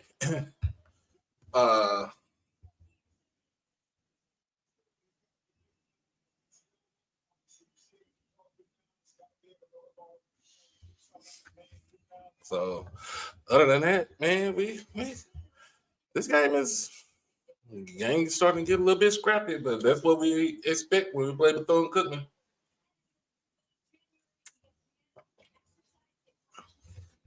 So, see what's going on after this. Thinking something I do tonight before I go to bed is make my breakfast for the morning and get whatever clothes I need to wear for tomorrow. Have those laid out because your boy gonna be going to work. All right, let's get back to it. They out there jamming.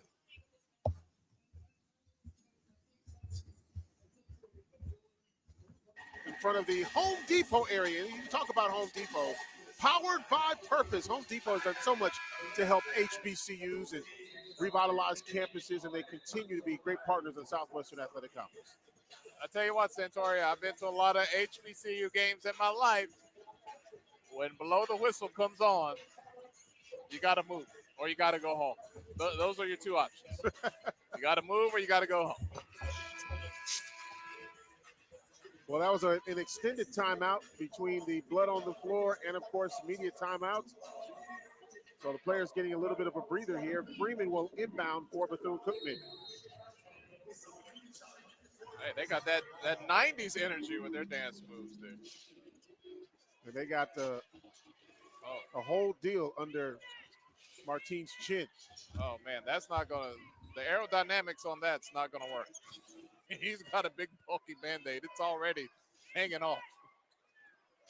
Freeman takes the shot. No. Martine tried to go in for the dunk. Oh, maybe they should leave it on. Looks like it gave him some hops. He tried to flush it down there. Jackson by 7. Hunt with the basketball. All right, so Bethune-Cookman has been eating away at this lead in the second half as they have simply made more shots than the Jackson State. Grant with the ball. He has 2 fouls.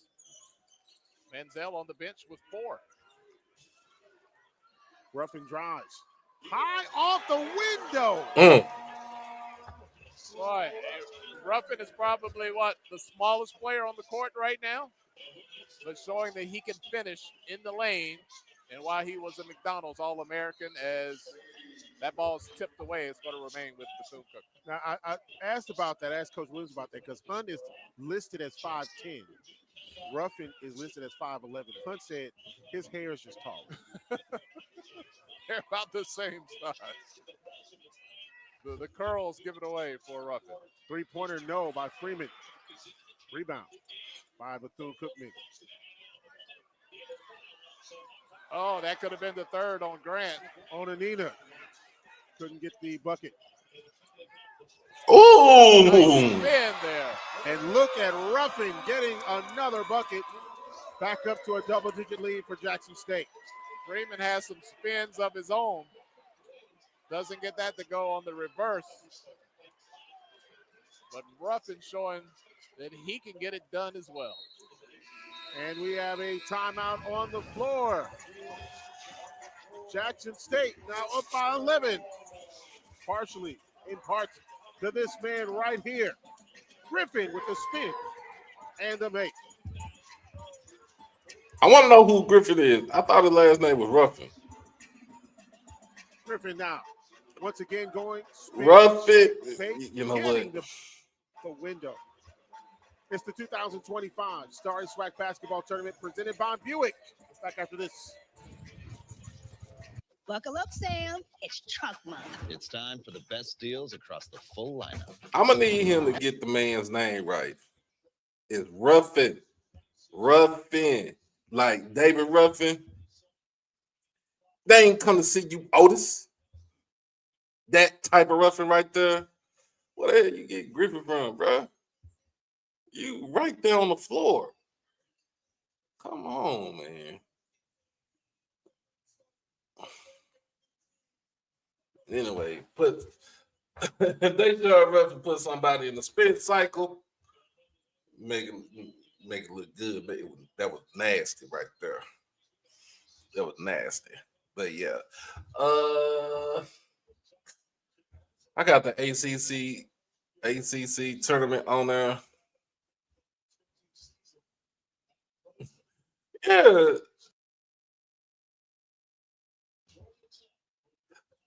What's going on, Mr. Ford? How you doing tonight?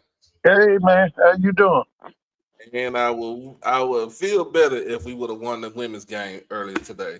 I was just about that. So what's the schedule now? Okay, so Jackson lost the girls' game.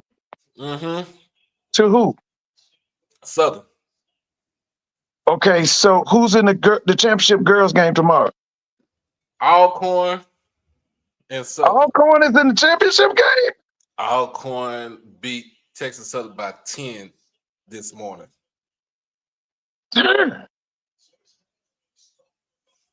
So what kind of regular season did Alcorn have? They was like, I think they was 6. No, they were 7th or 8th. Okay. So it's Alcorn versus Southern. Okay. And then the boys. Okay, so Bama State won today. Grambling lost today.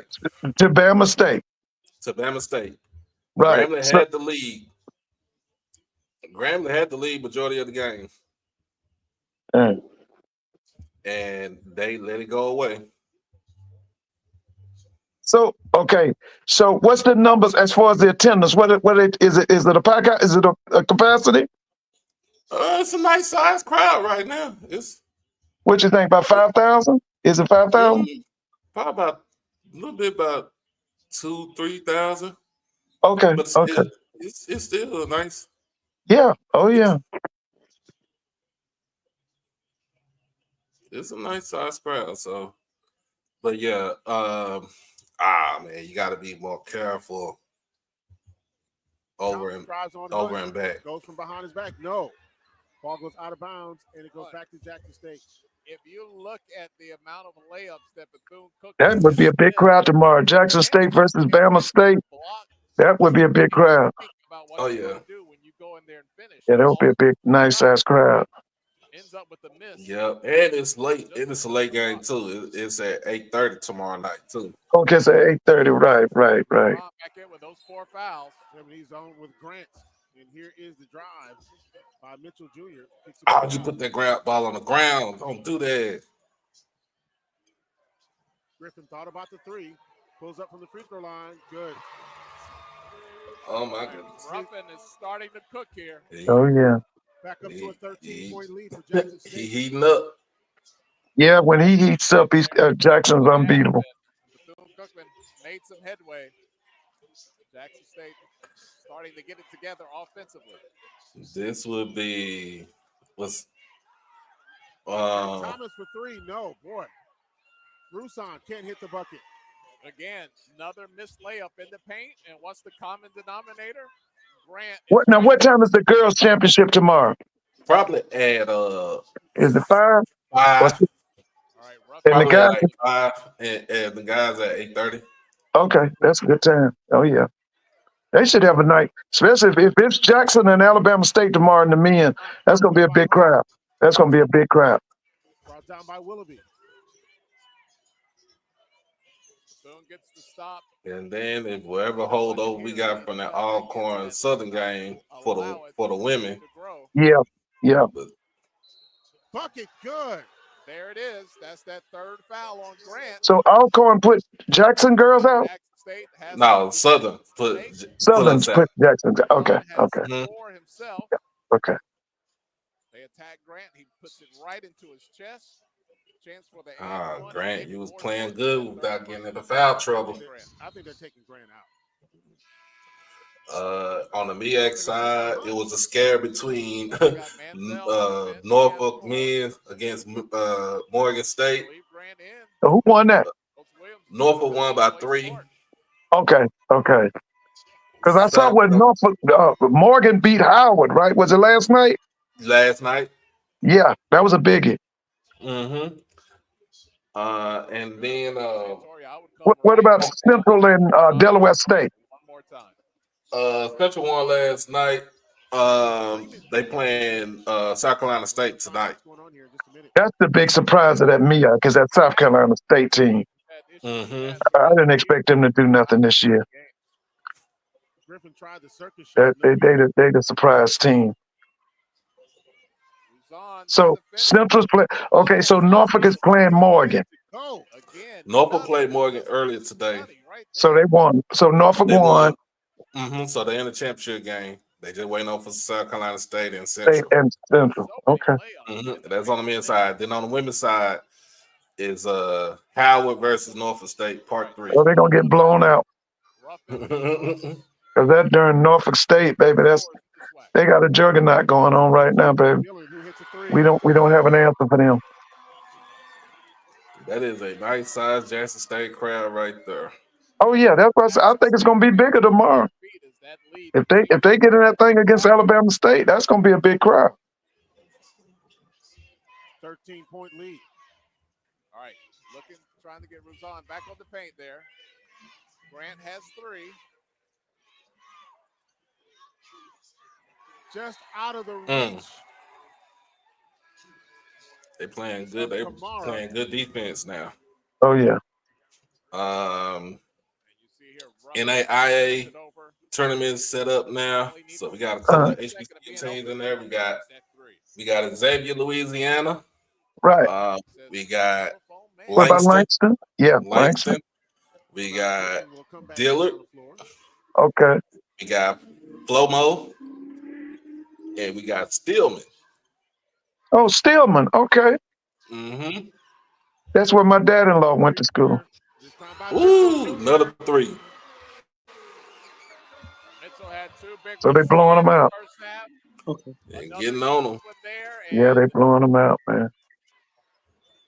Jackson State is starting to flirt with a 22-point lead. What's going on?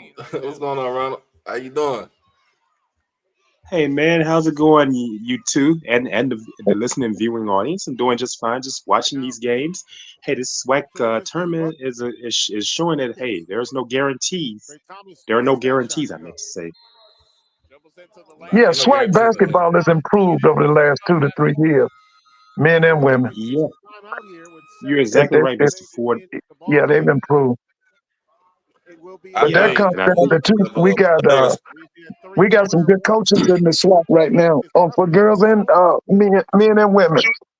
Oh yes, and I look at what I look at what Alcorn did today with the Yeah. women's team. You know, the people they were hard on I see like Alcorn Knights were hard on Nate Kilbert, but look at where he is. He's back in he's in the SWAC championship game. I wonder Oh what the yeah. Alcorn Knights are thinking now. You know, they were hard of saying, oh, you know, they had, you know, it's been it's been a slow year, but you get on this stage, anything can occur. Oh yeah. Who ever Yeah. thought Alabama A&M is going home? Texas Southern's going home. And yeah, it's just I look at Jackson State. We never even thought, and now it's Southern. I know. I think people kind of looked at it would be Southern there. I look at what Carlos Sanchez has done. I looked at him. I said that's a long way from Northeast Louisiana University winning the slam dunk contest. I watched him back during those times. Yeah, he's done a good job, man. Coach Oh, Funches has done a good job. He has. Yeah, he's done a great job, man. Oh yes, from McGee, Mississippi. Yeah, didn't he knock out Miss Tamika Reed one year? Sure did. Yeah. Sure did. Sure was did. it 20? In the Was it semifinals. 22? Yeah. Yeah, it was, Yeah, I remember that. 22. Yeah. That was sure the year did. they went to go. Yeah, that was the year they played. That was the year they played South Carolina that year. Okay. Yeah, Okay. sure did. In a tournament. That was Now, it. what kind of record did Miss Reed have at? That's UNC Charlotte. What was her record this year? 11-22. And how did she do in the tournament? She got to the quarterfinals. Okay, so she won 2 games or 1 game? 2. She won 2. You know she's gonna be next year now. You know she's gonna get them girls. You know that. She's gonna go get them girls. Yeah, and you know what happened? I look at now that Tamika Reed is gone. I look at you have Dawn Thornton, Burnett Skeet at Texas Southern. Yeah.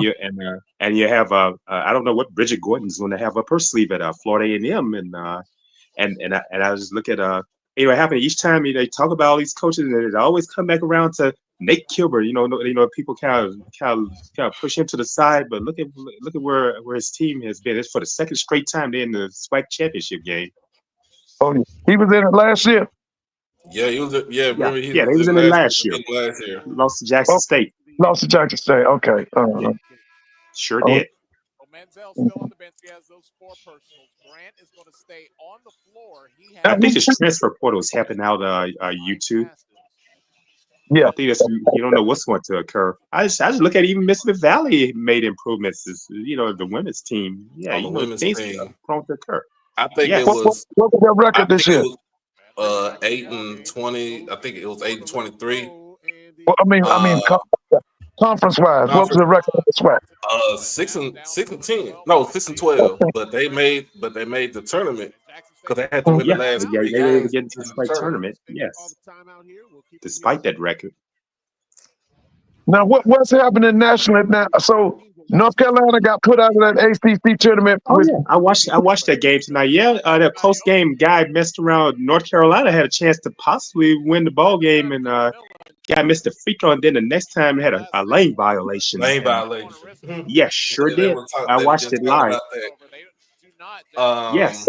What's going on in the Big 12? Oh boy, Houston blew up BYU. Yeah, dog walking BYU. Yeah, I watched some of that game. So the Big 12 championship is tomorrow. Right. I think it's Sunday. Oh, it's Sunday. Texas Tech and Arizona playing right now. Is this no? It's tomorrow. It's tomorrow because it's semifinals. Yeah, Texas Tech and Arizona playing right now. So Houston's in the championship against who? Texas Tech and Arizona winning. Oh, you know what? I'll probably go with Arizona. Arizona's looking. I think I watched. Excuse me. I think I watched some of that last night. Didn't they play last night? Yeah, no, they playing right now. Yeah, they played last night. They played last night. Oh, last night. They played Kansas last night. Yeah, Kansas last night. Yeah, last night. Yeah, Kansas. I kind of would go with Houston versus Arizona. Yeah, that would be a nice matchup. What's the deal in the Big East? You hear anything on the Big East? Oh, St. John's beat Marquette. I watched that one. And so they in the championship? Yes. St. John's playing the winner, Creighton and UConn winner. That's right. Okay, and that's tonight. UConn. In UConn playing right now. I watched St. John's beat Marquette. So who's winning the Connecticut Creighton game? I don't know what's going on in that game right now. Okay. I ain't got my phone with me right now. It's on charge. Right. Yeah, the Big Ten is in. They in quarterfinals, right? I think they're in quarterfinals, or they in semis. I think the SEC should be in semis or quarterfinals. Who's in the SEC? Who's winning in there? I know Auburn won Tennessee. today. Auburn beat Ole Miss today. I know Did Texas Tennessee. win their game? Huh? Did Texas win their game? Not against Tennessee. They lost. Yep. It's not been the perimeter shot. It's been the penetration. Let me see Miss Ford. It's been fueling this Jackson State offense here in the Let's see second what's half. going on here. Ruffin has 21 points now. Then you got 9 of 17 shooting. You still got the Mountain West. They should be finishing up their tournament. Is Mountain West? That's a Gonzaga. Mountain West. No, Gonzaga's in West Coast right now. That's Spokane. Yeah, WCC. That's WCC. West Coast Conference. Yeah, Creighton is leading UConn 37-28. That man does a great job. You know, he had a son that went into the league. What was his name? Yeah, his dad does a good job up there in Creighton, man. Oh yeah. Yeah, his dad does a great job. Creighton. Yeah, I see the scores 39-30. Creighton. That's. Yeah, the Blue Jays. What are they? The Blue Jays. The Blue Jays out of Omaha, Nebraska. That's right. That's what Benoit Benjamin went to school.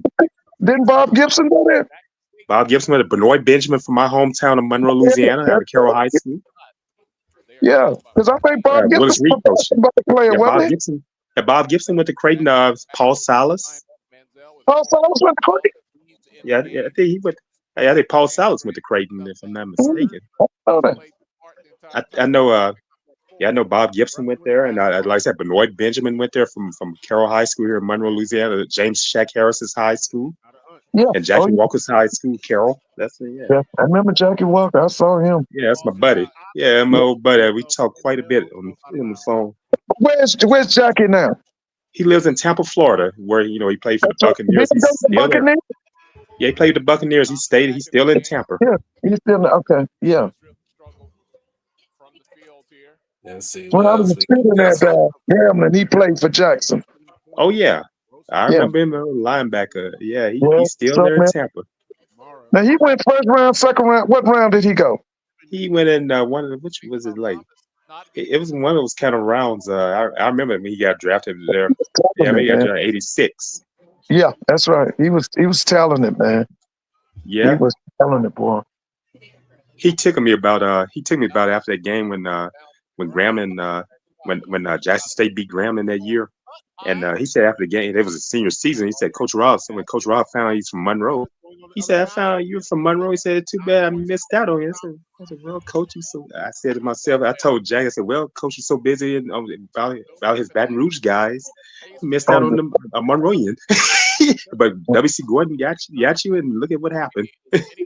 Yeah, Jackson, Alcorn, and who else used to recruit Monroe real heavy? Was it Pine Bluff? Pine Bluff get a lot of band members now. M4, you're gonna see a lot of them from Monroe, and M4 is and marching musical machine in Mid-South. Yeah, they just get a lot of football players out of Monroe. Yeah, man. I remember Monroe. You know that when the movie Color Purple came out, I watched it in Monroe at a mall. I can't remember the name of the mall. Yeah, we were a bunch of students from Grambling came to Monroe to the movie The Color Purple. That was in 86, I think. It was 86. I saw the movie myself at 86. Yeah, I remember that mall opened in 85. Yeah, it's still open. I was in that mall today. I work in the area. I watched the movie Color Purple right there. I left there so mad I didn't know what to do. I'm so pissed off. Yeah. And Mr. Ford, it does. Those movies do that to you. Man, I couldn't even talk, man. Yeah, I know that feeling. So right now, Jack State up by 13, 60-47 with 4.5 minutes left in the game. And it looks like so far, barring any other nonsense in this game, Jack State will be headed to the SWAC championship game. Hey, could you talk about Alabama State? What's good about them? I haven't really seen them. I know they beat Southern. So what's good about Alabama State's men's program? They can shoot the Alabama three. State is a mystery. Yeah, that's a mystery, but they can shoot the three. Yeah. They scrappy. They play a lot of man, but when they get into the half court defense, they can go into a zone. Look like a 1-3-1. Right. Try to pack the paint. Are they real tall or are they just athletes? They got some height, but most of them look like they're athletes, but nice. Yeah, but it's gonna be this is gonna be a good one. But Grambling led most of that game today. I'm telling you. Yeah, I saw that score. I was at work today. They were up by double digits in that game. Right. Yeah, I could tell. Looking at that And score. then in the last 3 minutes, it was downhill from there. Now what kind of how's the coach for Alabama State? Is he what tell me about his coaching? I don't know too much about Coach Matlock. Yeah, that's right. He has ties to Memphis State, right? Yeah. Penny. When he went with Penny all the way at one time. Yeah, he was. Yeah. So are the kids on there from Memphis? I don't know if he got some kids from Memphis. I know he got a son on there. Oh, he's got a son. What? How big is his son? His son is a guard, like 6'1", 6'2". Can he play? Yeah, he can play. Okay. And what was his hometown? What was his son's hometown? Was it Memphis? I guess where Tony from. Because he came to Bama State from South Carolina State. Yeah, he came right after Mo left to go come to Jackson. That's right. Man, that's gonna be a big game tomorrow, man. If that's Jackson and Alabama State, that's gonna be a big game. The way it's looking, it is. That'll be a packed house, man. Yeah, it's gonna be. I think it's gonna be a packed house. Yeah, that should be a packed house, right? I could see more people coming to that game. Being right there. Yeah, Mobile to Atlanta. Mo said checkout time is at 11. Oh, what to my who was that? Who was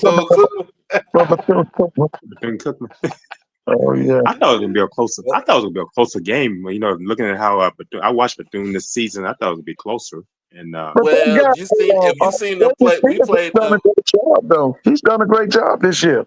Yeah, he's done a great job. I'm looking at him. He's probably going to get an invitation to either the BCIC or he probably get it for the NIT. Yeah.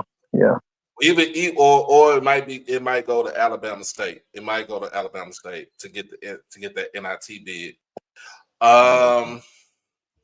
I'm looking at see how that BCIC, but how that's going to be set up. But Josh has the selection show on Sunday.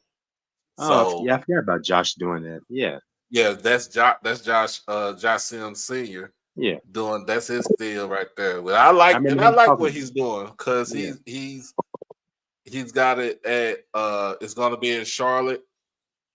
It's going to be I think it's going to be a 2-day thing at Bojangles. Yeah, he talks about Bojangles. I hear him talk about that. So I'm looking forward to see how that is right there. Tomorrow. Well, Doc, I hear them Cowboys problem. Lawrence and Michael Parsons going at it, huh? We Hey, gonna have to form the squabble. hey, Man, I what would you say be about the honest with Cowboys? you. I Man, understand how DeMarcus Lawrence feels because he was there for 11 years. He was here for 11 years. He's been a mainstay with the Cowboys for 11 years, and he felt like we have underachieved to win the championship. But you got Right. to understand that you was a part of that too. So where when you think about it, you were suspended suspended a couple of games your first season when you was a rookie, but then it's like you turned everything around. You did good, you got your money, but you was on the decline to me. But at the same time, when it came to the trying to get to the Super Bowl and stuff like that, and get yeah. past the divisional round, you gotta have a part in this too because you was also on the team. Now Michael Parsons kind of said, "Look, you going to Seattle, you ain't gonna win no Super Bowl up in Seattle." I'm No. saying, I'm like Seattle is doing a whole fire sale. Like, And by the way, Doc, speaking of money, I was glad y'all gave Marquise Bell some money. oh yeah, I figured we gonna get him some money. Yeah, I was I glad about still that. I watched him in think he's gonna. 2021 OBC. Yeah, Yeah, I I'm think he's from the going time you to. got to play on you. I Because think I he's Yeah. going to get some. I think money. he's going to play. I think he's going to play more this season under Eberflus as the defensive coordinator. Right. They'll play So with safety. yeah, they're going to play him as a safety. He Yeah. got a little bit of size to play weak side linebacker, but I don't think Eberflus is going to do that. He's going to play he'll play as a free safety because he has the speed to make up if he Oh yeah. gets behind. Yeah, he's a player, And, man. I loved him from the first time I saw him. Oh yeah. The first time I saw. Seven Heels. Yeah, I remember first time I saw him was in OBC. When I was watching Block Shador Sanders' pass in that game, that Oh yeah. 7-6 game. Yeah. Yeah, man. I saw him, and Sam got him from a junior college. He's yeah, they from got Jersey, and he went to Maryland or somewhere, and then he left Maryland and went to that JC. Mm-hmm. Yeah, they got a steal. That guy was a steal, man. Yeah. But yeah, I think we reached an agreement with Dante Fowler, so we Oh get yeah, our I remember defensive line. Dante. He's a Gator. Dante is a Uh-huh. Gator. Yeah. And then Yeah. we made the trade with the Bills for Kyer Elam. Because we don't know what's gonna happen with Trayvon Diggs because Okay. he had that knee injury late in the season. Oh yeah. So we need somebody to be on the other side with Deron Bland. Yeah, that's Diggs. If he can come back, man, Diggs was a player, man. Mm-hmm. If he can come If I'm the Cowboys, I'll go try to get Darius Slade out of free agency. Oh yeah. Now he was at where? He was at Philly. Philly, that's right. Yeah. Mm-hmm. I see Creighton. I see Creighton is leading UConn 46-35 at halftime. Oh, okay. Creighton is. I told you that McDermott. What you say his name? Is it McDermott? McDermott. Mm-hmm. That man does a great job out there. He does a great job with Creighton. He got into the Elite Eight. Yeah, that's what I'm saying. I've watched him over the years. He's done a great. He he took over for when he came the head coach. He took over for Dana Altman, right? Yeah, I remember that. Dana was he's at University of Oregon. He was at University of Oregon. That's right. Oregon, that's right. You're right. But let me ask you, where's his son? Remember his son went to the NBA. I think he's still in the league. Okay, he's still in the league. And by the way, dog, I meant to tell you, you know what? The Lakers got away like a fat rat, man. When the Lakers got that boy, not that boy, but when they got that Luka, they should have sent y'all about 3 or 4 players. That was unfair, but y'all just got that Davis guy. Yeah, Because let me tell you something, y'all should have got more players than that. You know what messed us up though too on that when we traded Quentin Grimes for a sack of potatoes. And who did you get for him? We got Caleb Martin for Quentin Grimes, but Quentin Grimes been over there with Philadelphia scoring like 25, 30 points. And we need some of that scoring right there. We don't have no bench. I agree with Mark Cuban said that the Lakers should have been made to give the Mavericks more players. I agree with him. Because let me tell you something. One thing about Mark that Cuban, Anthony Davis, he gonna play one game and then he gonna take off 3 weeks. Well, he should be able to come. He should be coming back. How long he been out? He been out for a month. That's what I'm saying. Oh boy. They should make the Lakers give Dallas some more players. Because y'all didn't get nothing. Dallas didn't get nothing. Winning by 2, winning by 1, winning by Y'all should have got more players. Man, good. I was saying this. You know, Mark Cuban is a renegade when it comes to trading players, though. Too, you got to realize. But Mark Cuban wasn't no dummy when it came to acquiring players through trades and stuff like that. He wasn't no dummy. He do his homework. For him to be, he was him and Steve Ballmer. Clippers. Steve Ballmer for the Clippers. Yeah, Microsoft money. When they got a hold of the teams, when they bought the teams, we were like the man. We was dead in the water. Cause remember, we was talking about Don Carter. Right, I remember Don Carter, the cowboy hat. I remember him. Yeah, that's Don when Carter. that boy from DePaul. Mark Aguirre. Mark Aguirre. That's right. I remember them days. Donald Carter. I remember too. Rolando Blackman, Derek Harper. In the 80s, we was straight. And then, Sam Perkins. Sam Perkins, yeah. Wasn't it Vincent? Wasn't that Vincent? From Michigan State? Sam Vincent was on the team. Roy Tarpley. Roy Tarpley. Michigan, right? Yeah, went to Michigan. Yeah, had a drug problem. Yeah, he had drug problems. Yeah, that's what took him out. He could have been a superstar, that Roy Tarpley. Tarpley wore goggles. Yeah, he could have been Superman. Yeah, we had that was that was the 80s version of the Maverick right there. We had Sleepy Sam Perkins on the team. Yeah, Rolando Blackman, Brad Davis, who was Mr. Maverick. Brad Davis. Yeah, man. What's his name? Donaldson. James Donaldson, Derek Harper. Yeah. I was a kid watching the Mavericks, man. They were fun to watch back there. They gave the Lakers a tough time. They played many years. Mm-hmm. He played many years in the league. We'll see how they handle it. What was his name? That was the was it Dick Motta? Dick Motta. Yeah. He went down to Washington Bullets and the Chicago Bulls. Yeah, rest in peace. He won a championship with the Washington Bullets. He had Evan Hayes and that big dude, Wes Unseld. Yeah. My homeboy from Monroe, Larry Wright. Larry Wright from Grambling. From Richwood. Yeah, from Grambling. Well, he and Sammy White were teammates in high school at Richwood High. Won his 1972 state championship at Richwood under Herschel West. I remember Larry Wright.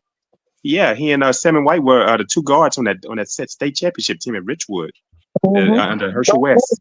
The Washington Bullets used to have a guy named Phil Chenier. Larry was behind him. Yeah, Cal Berkeley. Yeah, and then they brought in a boy named Tom Henderson. He was with them. Kevin Greavy. Was it Kevin Greavy? He was Kentucky. Yeah. Yeah, Kevin Greavy was on that. So was Mitch Kupchak. He was on that team. Yeah, North Carolina. That's right. Greg Ballard. Yeah, I remember them guys. Oh, yeah. They were tough, man. Jackson State's just going to hold it. Hey, Coach Diaz. All right, now.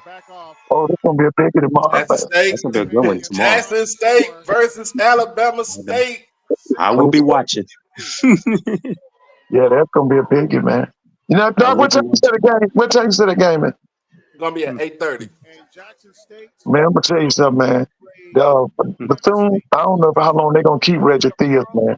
Because Reggie I Theus think doesn't. he's doing it. Well, sure, I think he's doing a good job. That's what I'm saying, but I'm saying I think some of the big schools gonna look at him, man. Schools will He got think about where Oh, he came okay. from. Yeah, even think about the Actually, connections he Miss has Carolina there. State. yeah, because listen, man, He's a, this now he didn't have no hype on that Bethune Cookman team, but they did well. oh, they did. They He turned that program around. That's what I'm saying. So they better hold him with a soft rag because somebody gonna get Reggie Theus, man. Oh yeah. Somebody that guy. And you know Reggie is a prodigy of he's from that Rick Pitino tree now. You know Rick ain't got to do He was on Patino's staff at Louisville. yeah, that's what I'm Yeah, saying. You know Rick ain't got people get around. yeah. He was at Louisville. Anyway, he was an analyst on ESPN, college basketball analyst, and then he got on Patino's staff at Louisville. Yeah, that's what listen, man. Yeah. Bethune ain't gonna have him long. Hey, that money talk. Yeah, bro. Yeah, And by the way, Doc, who gonna get that Tennessee State head football job? That's a great question. Know. I don't know. That's a great question. I don't know. Hey. Y'all got any candidates? I got a guy in Atlanta I'd like them to look at. Who? You know, he used to be with Jimbo Fisher. He graduated from Auburn. He was a quarter. His name was it Ramsey or Ramsey? Patrick Ramsey? No. This guy was a black quarterback at Auburn. He's now at Georgia State. You know who I'm talking about? He started off his career as a coach at Tuskegee under Willie Slater. Just pull up Georgia State's coaching. You'll see his name. Pull up Georgia State coaches. Okay. This you guy. got it. My phone still, you got it because my phone's still on charge. Oh, okay. What's yeah, Andre, check out time at 11 for Bethune-Cookman. You said Georgia State coaching staff? Yeah, Georgia State coaching staff. This guy went to Auburn. He's from Mobile. He's ready for a head coaching job. Are you talking about Damian Craig? That's him. Damian Craig? Yeah, Damian Craig. I remember he's quarterback at Auburn. Yeah. That would be a good guy. He coached at LSU too. He was assistant at LSU as well. He was at LSU. Listen, man, it's time for him to get a job. Head Damian coach. Craig? Yeah, man. I forgot. He sure did work at Tuskegee. Yeah. Willie Slater. Yeah, he was on Willie Slater's staff. Sure was. It's time for him to get a job. Tell them people at Tennessee State, look at him. Give him an opportunity. Yeah, Damian Craig. Yeah. The quarterback for Auburn. Yeah, I remember he was quarterbacking at Auburn. Yeah. He was in the 90s, wasn't he? He was in the 90s. He was at the Patrick Nix. He was at the Patrick Nix, right? Yeah, I think so. He was around that time. Yeah. And he's been a good. It was Patrick Nix. It was Patrick Nix, then him, and then after him, wasn't it Jason Campbell? Jason Campbell. That was that Tommy Tuberville group. Tommy Tuberville. Yeah, I remember Jason from Mississippi. Yeah. His dad. Jason was a good guy. Jason went to the league. He played with Cadillac and Ronnie Brown. Yeah. Mm-hmm. Yeah, they had some good teams. I think they went undefeated one year. Yeah, they went undefeated. 2004, they went undefeated. They didn't went to the Sugar Bowl. Yeah, they put them in the national championship game. And they got robbed. Yeah. Jason Taylor was good. He was good, man. He was good. Jason Campbell. Yeah. Yeah, Jason Campbell was good. His daddy was a coach, I think. I think he's from Is it Taylorville or Taylorsville? Yeah, that's where he's from. But yeah, I Damian Craig sounds nice as far as being a head coach for Tennessee State. But what about Bobby Roan, who was at Florida Memorial? It's a lot of people pushing him. Yeah, I've heard about him. I don't know. Now, was he at Central State at one time? He wasn't. He was at Central State, right? I will say Toriano Morgan. He's an alum of Tennessee State. Who is Toriano Morgan? Yeah, he's at Edward Waters. He was at Edward Waters. He's the head coach at Edward Waters. Toriano Morgan. What about the guy down at Langston? Isn't it a big time winner at Langston? Talking about Quentin Morgan. Quentin Morgan. Yeah, get him over there. Yeah, he's time for him to go over there. Because they're gonna cut the salary. You heard that, didn't you? Yeah, I heard that. That's why I was like, do any one of these candidates want to deal with what the state is trying to? Yeah, because they have some problems in Tennessee. Yeah, man. But see what they did there. They owe Tennessee State $2 billion. I thought it was more than that. Now I thought it was $3 billion because remember they gave him a quarter of $250 million to get all the stuff, but told them they can only do what they say they can do with the money that they gave them. I'm like, that makes no damn sense. No, it don't. You give me money that you owe me, and you tell me I can't do whatever with my money. Yeah, something wrong with that. Something wrong with that. You can piss on. My mother always, like my mother says that something's wrong with this picture. Yeah. Doc, what y'all heard from Jackson State Spring so far? Are they still in spring? Yeah, they still in spring. They from what I heard with Ken, they said they doing it looking real nice. Yeah, looking good. Yeah. You come back next week, I think. Yeah. So I'm looking at a lot of things right now with football. Yeah. It's gonna be a nice spring. I know Delaware State just started their spring practice today.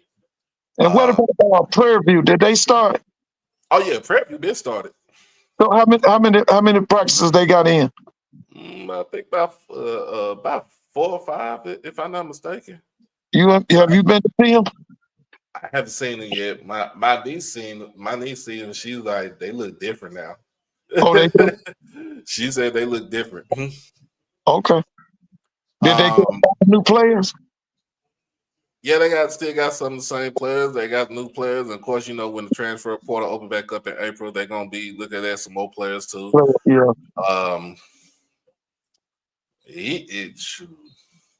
Coach Jackson is not playing. I say, fam, you got over 100 players out there in this spring. Mm-hmm. Yeah, they got 100. Cozy been hitting the road recruiting. Yeah, he's in desperation mode. Yeah, he is. So Joseph Henry just left to go to FIU. Yeah, I heard that. What's the name? Howden. He's going to be working with the quarterback. Willie Simmons. Willie Simmons, yeah.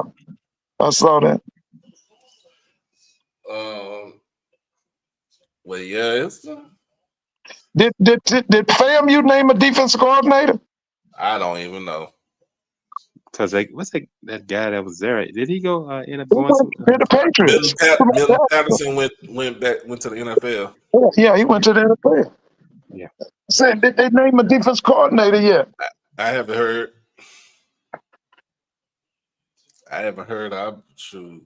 I've been stuck on basketball season. Hey, thought about football. Hey, you know what? Speaking of basketball, we got the Louisiana High School basketball high school boys basketball state championship taking place. The tournament has been taking place this week in Lake Charles, Louisiana, and 2 of the schools in my area are playing for the state tomorrow. Wasserman High School out of my neighborhood and Richwood High School. They're down in Lake Charles. Well, we just finished our state championship. Our state tournament last weekend. So yeah, Wasserman's trying to repeat. I'm gonna tell you, they got a guy at Wasserman, and you know, I look at this young man. If he would blend in real well at Bethune-Cookman with Reggie Diaz's system is Zion Weeks. That young man is tough. High school. Wasserman High School, right here in my neighborhood. He's going for a repeat in the state championship tomorrow. Listen, now them schools nationally rated. Anybody in that USA that they top 25? As far as what, basketball? Yeah, boys basketball. I know Faith Family Academy on here in Dallas. Oak Cliff Faith Family Academy, they boys and girls are nationally ranked. They went into play in the national tournament since they're not in the state governing body no more. Right. I know this year we had 5 schools from the DFW area go to state on the boys' side and beat up 5 schools from the Houston area. Oh, it feels so I had to so tell you, good. hey man, I had to tell you all this. That same school, Washington High School, the girls basketball team, they won 4 straight state championships. They won at 4 straight this year, 22, 23, 24, and 25. Yeah, they four-peated, and they coached by Otis Robinson. And he's done a great job. And by the way, I saw where Favre's got a new job at South Alabama. Huh? Yeah, he's going to University of South Alabama. His brother's at Alabama A&M, Jamal. That's right. That's right. I saw him. Sam Shade staff. Yes. That's right. Well, yeah, I'm happy for Favre, man. Yeah. Let me give a shout out to newly retired former South Oak Cliff head boys basketball coach and athletic director James Mays. Mays. Yeah, I remember him. He's retired. He finally he hung had some up great his teams. whistle. Yeah, I remember him. Started out at went to South Oak Cliff, then matriculated over to Prairie View. Yeah. Then came back home and became the head basketball coach of his some good alma teams. mater. And he has a great team. One of them was where he had it was the 05 team where he had Watch the game on television. Yeah, Darrell Arthur, Shady. Darrell Arthur, played at Kansas. Had Kevin Rogers, who played at Baylor. Had some other guys that's on that team. Won state that year. I think when they went they lost a couple of games in that season. I remember that. I remember that Oak Cliff team. But that team, they say they don't recognize that team because they ineligible player, but it doesn't matter. The man done coached South Oak Cliff for over 20-some years, and not even over 20, about close to 30 years to be exact. Right. Yeah, I've been hearing his name for years. Yeah, James Mays the second. Also, he's my frat brother, Alpha Phi Omega, and he's my Masonic brother. So, Godspeed to you, man. Wish him the best. I wonder who's gonna take over next year for that team for the team. We shall see who takes over. I know yesterday I was paying attention to the women's final for the Southland Conference. It was between Southeast Louisiana and the other school I went to, Stephen F. Austin. I went to McNeese in SLC. Yeah. And Stephen F. Austin. They got another one, so they go into the tournament on the women's side for the 19th time. Yeah, man, I remember some of the teams. Who was that chick? Katrina Price. She was a nice one for SFA. But she had passed away some years ago. That team is coached by you probably know this person too, Chuck, Leonard Bishop. Who coached Leonard Bishop? He coached he had coached the girls team, the Lincoln girls team here in Dallas. I remember Lincoln in Dallas. Yeah. So yeah. They had some good teams. Yeah. You remember there was a Seminole Junior College out there in Texas? Was that Texas Seminole Junior College? No, I think that's Oklahoma. That's Florida. That's where Larry Johnson went, right? No, Larry Johnson went to Odessa. He went to Odessa. I remember that. One of them won the national junior college national championship. Was it Odessa? He was at Odessa. He was at Odessa Junior College, and then he went going to UNLV. Going to UNLV. He spent 2 years there. Championship? Yes, he did. He did. He won that championship. That's what I'm talking about. Odessa. Yeah, in his second year there. Yeah. Okay. And then he went over to UNLV. One lost one. Listen, man, that was an era, man. I used to love that during Jerry Tartanian, man. man. Yeah, that Tark the Shark was something biting his towel. He had some boys too, man. Like Oh they said, man, he had some when he was powerhouse. back in the day. I was in high Yeah, school. he had some first. Lloyd, what's that? What was the dude's name? Lloyd, New York. Lloyd Daniels. They called him Pee or something. Mm-hmm. Yeah, Daniels had he's a first round legend. Yeah, Man, you got UNLV had some team in the 80s and 90s. Armin Gilliam. Armand Gilliam. Yeah. You remember Freddie Man Banks. Banks? Yeah. Yeah, I remember Sudden Sam Smith, Larry Oh, yeah. Moffett, Eddie Owens, Glenn Gundreside. Oh, yeah. Yeah, I remember them cats, man. Dwight, And was the it Mighty Dwight Rebels Anderson? himself. Was it Dwight? They had another dude from Pittsburgh. Was it Dwight Anderson? He was a shooting guard. Mm. I had to think about What that. year was that? You remember Eldridge Hudson? What year was those? That must be in the 70s. It was early 80s. This was Early, before Frank Spoon James. Y'all remember Frank Spoon James? They played at the junior college. They played. I remember one guy in the 80s named Jarvis Bassnight that played I at remember UNLV. Jarvis played with Mad Freddie Banks. Yeah, played with Freddie Banks and all those guys. Yeah. They had a little boy named Mark Campbell or something. He was a little guard because they played Indiana in the Final Four. They sure did. 87 at the Superdome. Yeah, that's the year I remember that Syracuse lost to Indiana, I think, in the championship. Yeah, wasn't lost it? to Indiana. Yeah, that's when the Keith Smart out of Baton Rouge. Yeah, him and Wasn't that the last time somebody went undefeated? Was that team right there? Because I think Indiana was the last one that kind of went undefeated before. It was somebody else that went undefeated. Now, I remember what they had in. Wait a minute, man. This was in the 70s. This when they had Tom Benson. Oh yeah, that was that 76 team that went undefeated at Indiana. They went undefeated. Bobby Wilson. Ken Benson. Yeah. They went undefeated one year. I remember that. Yeah, Tom Abernathy.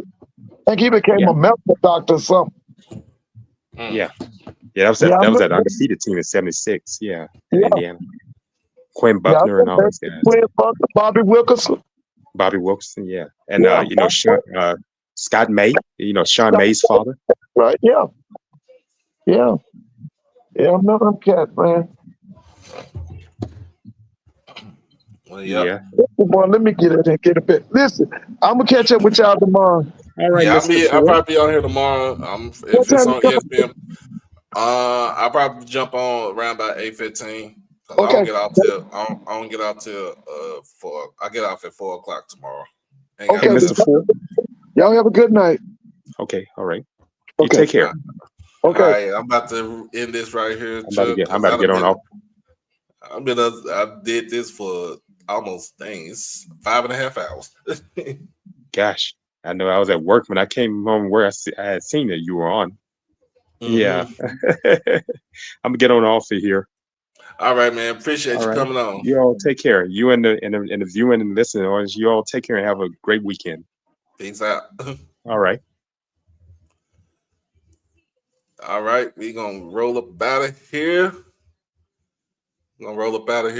This thing for almost 5, close to 6 hours. I told you I was gonna give y'all a double header.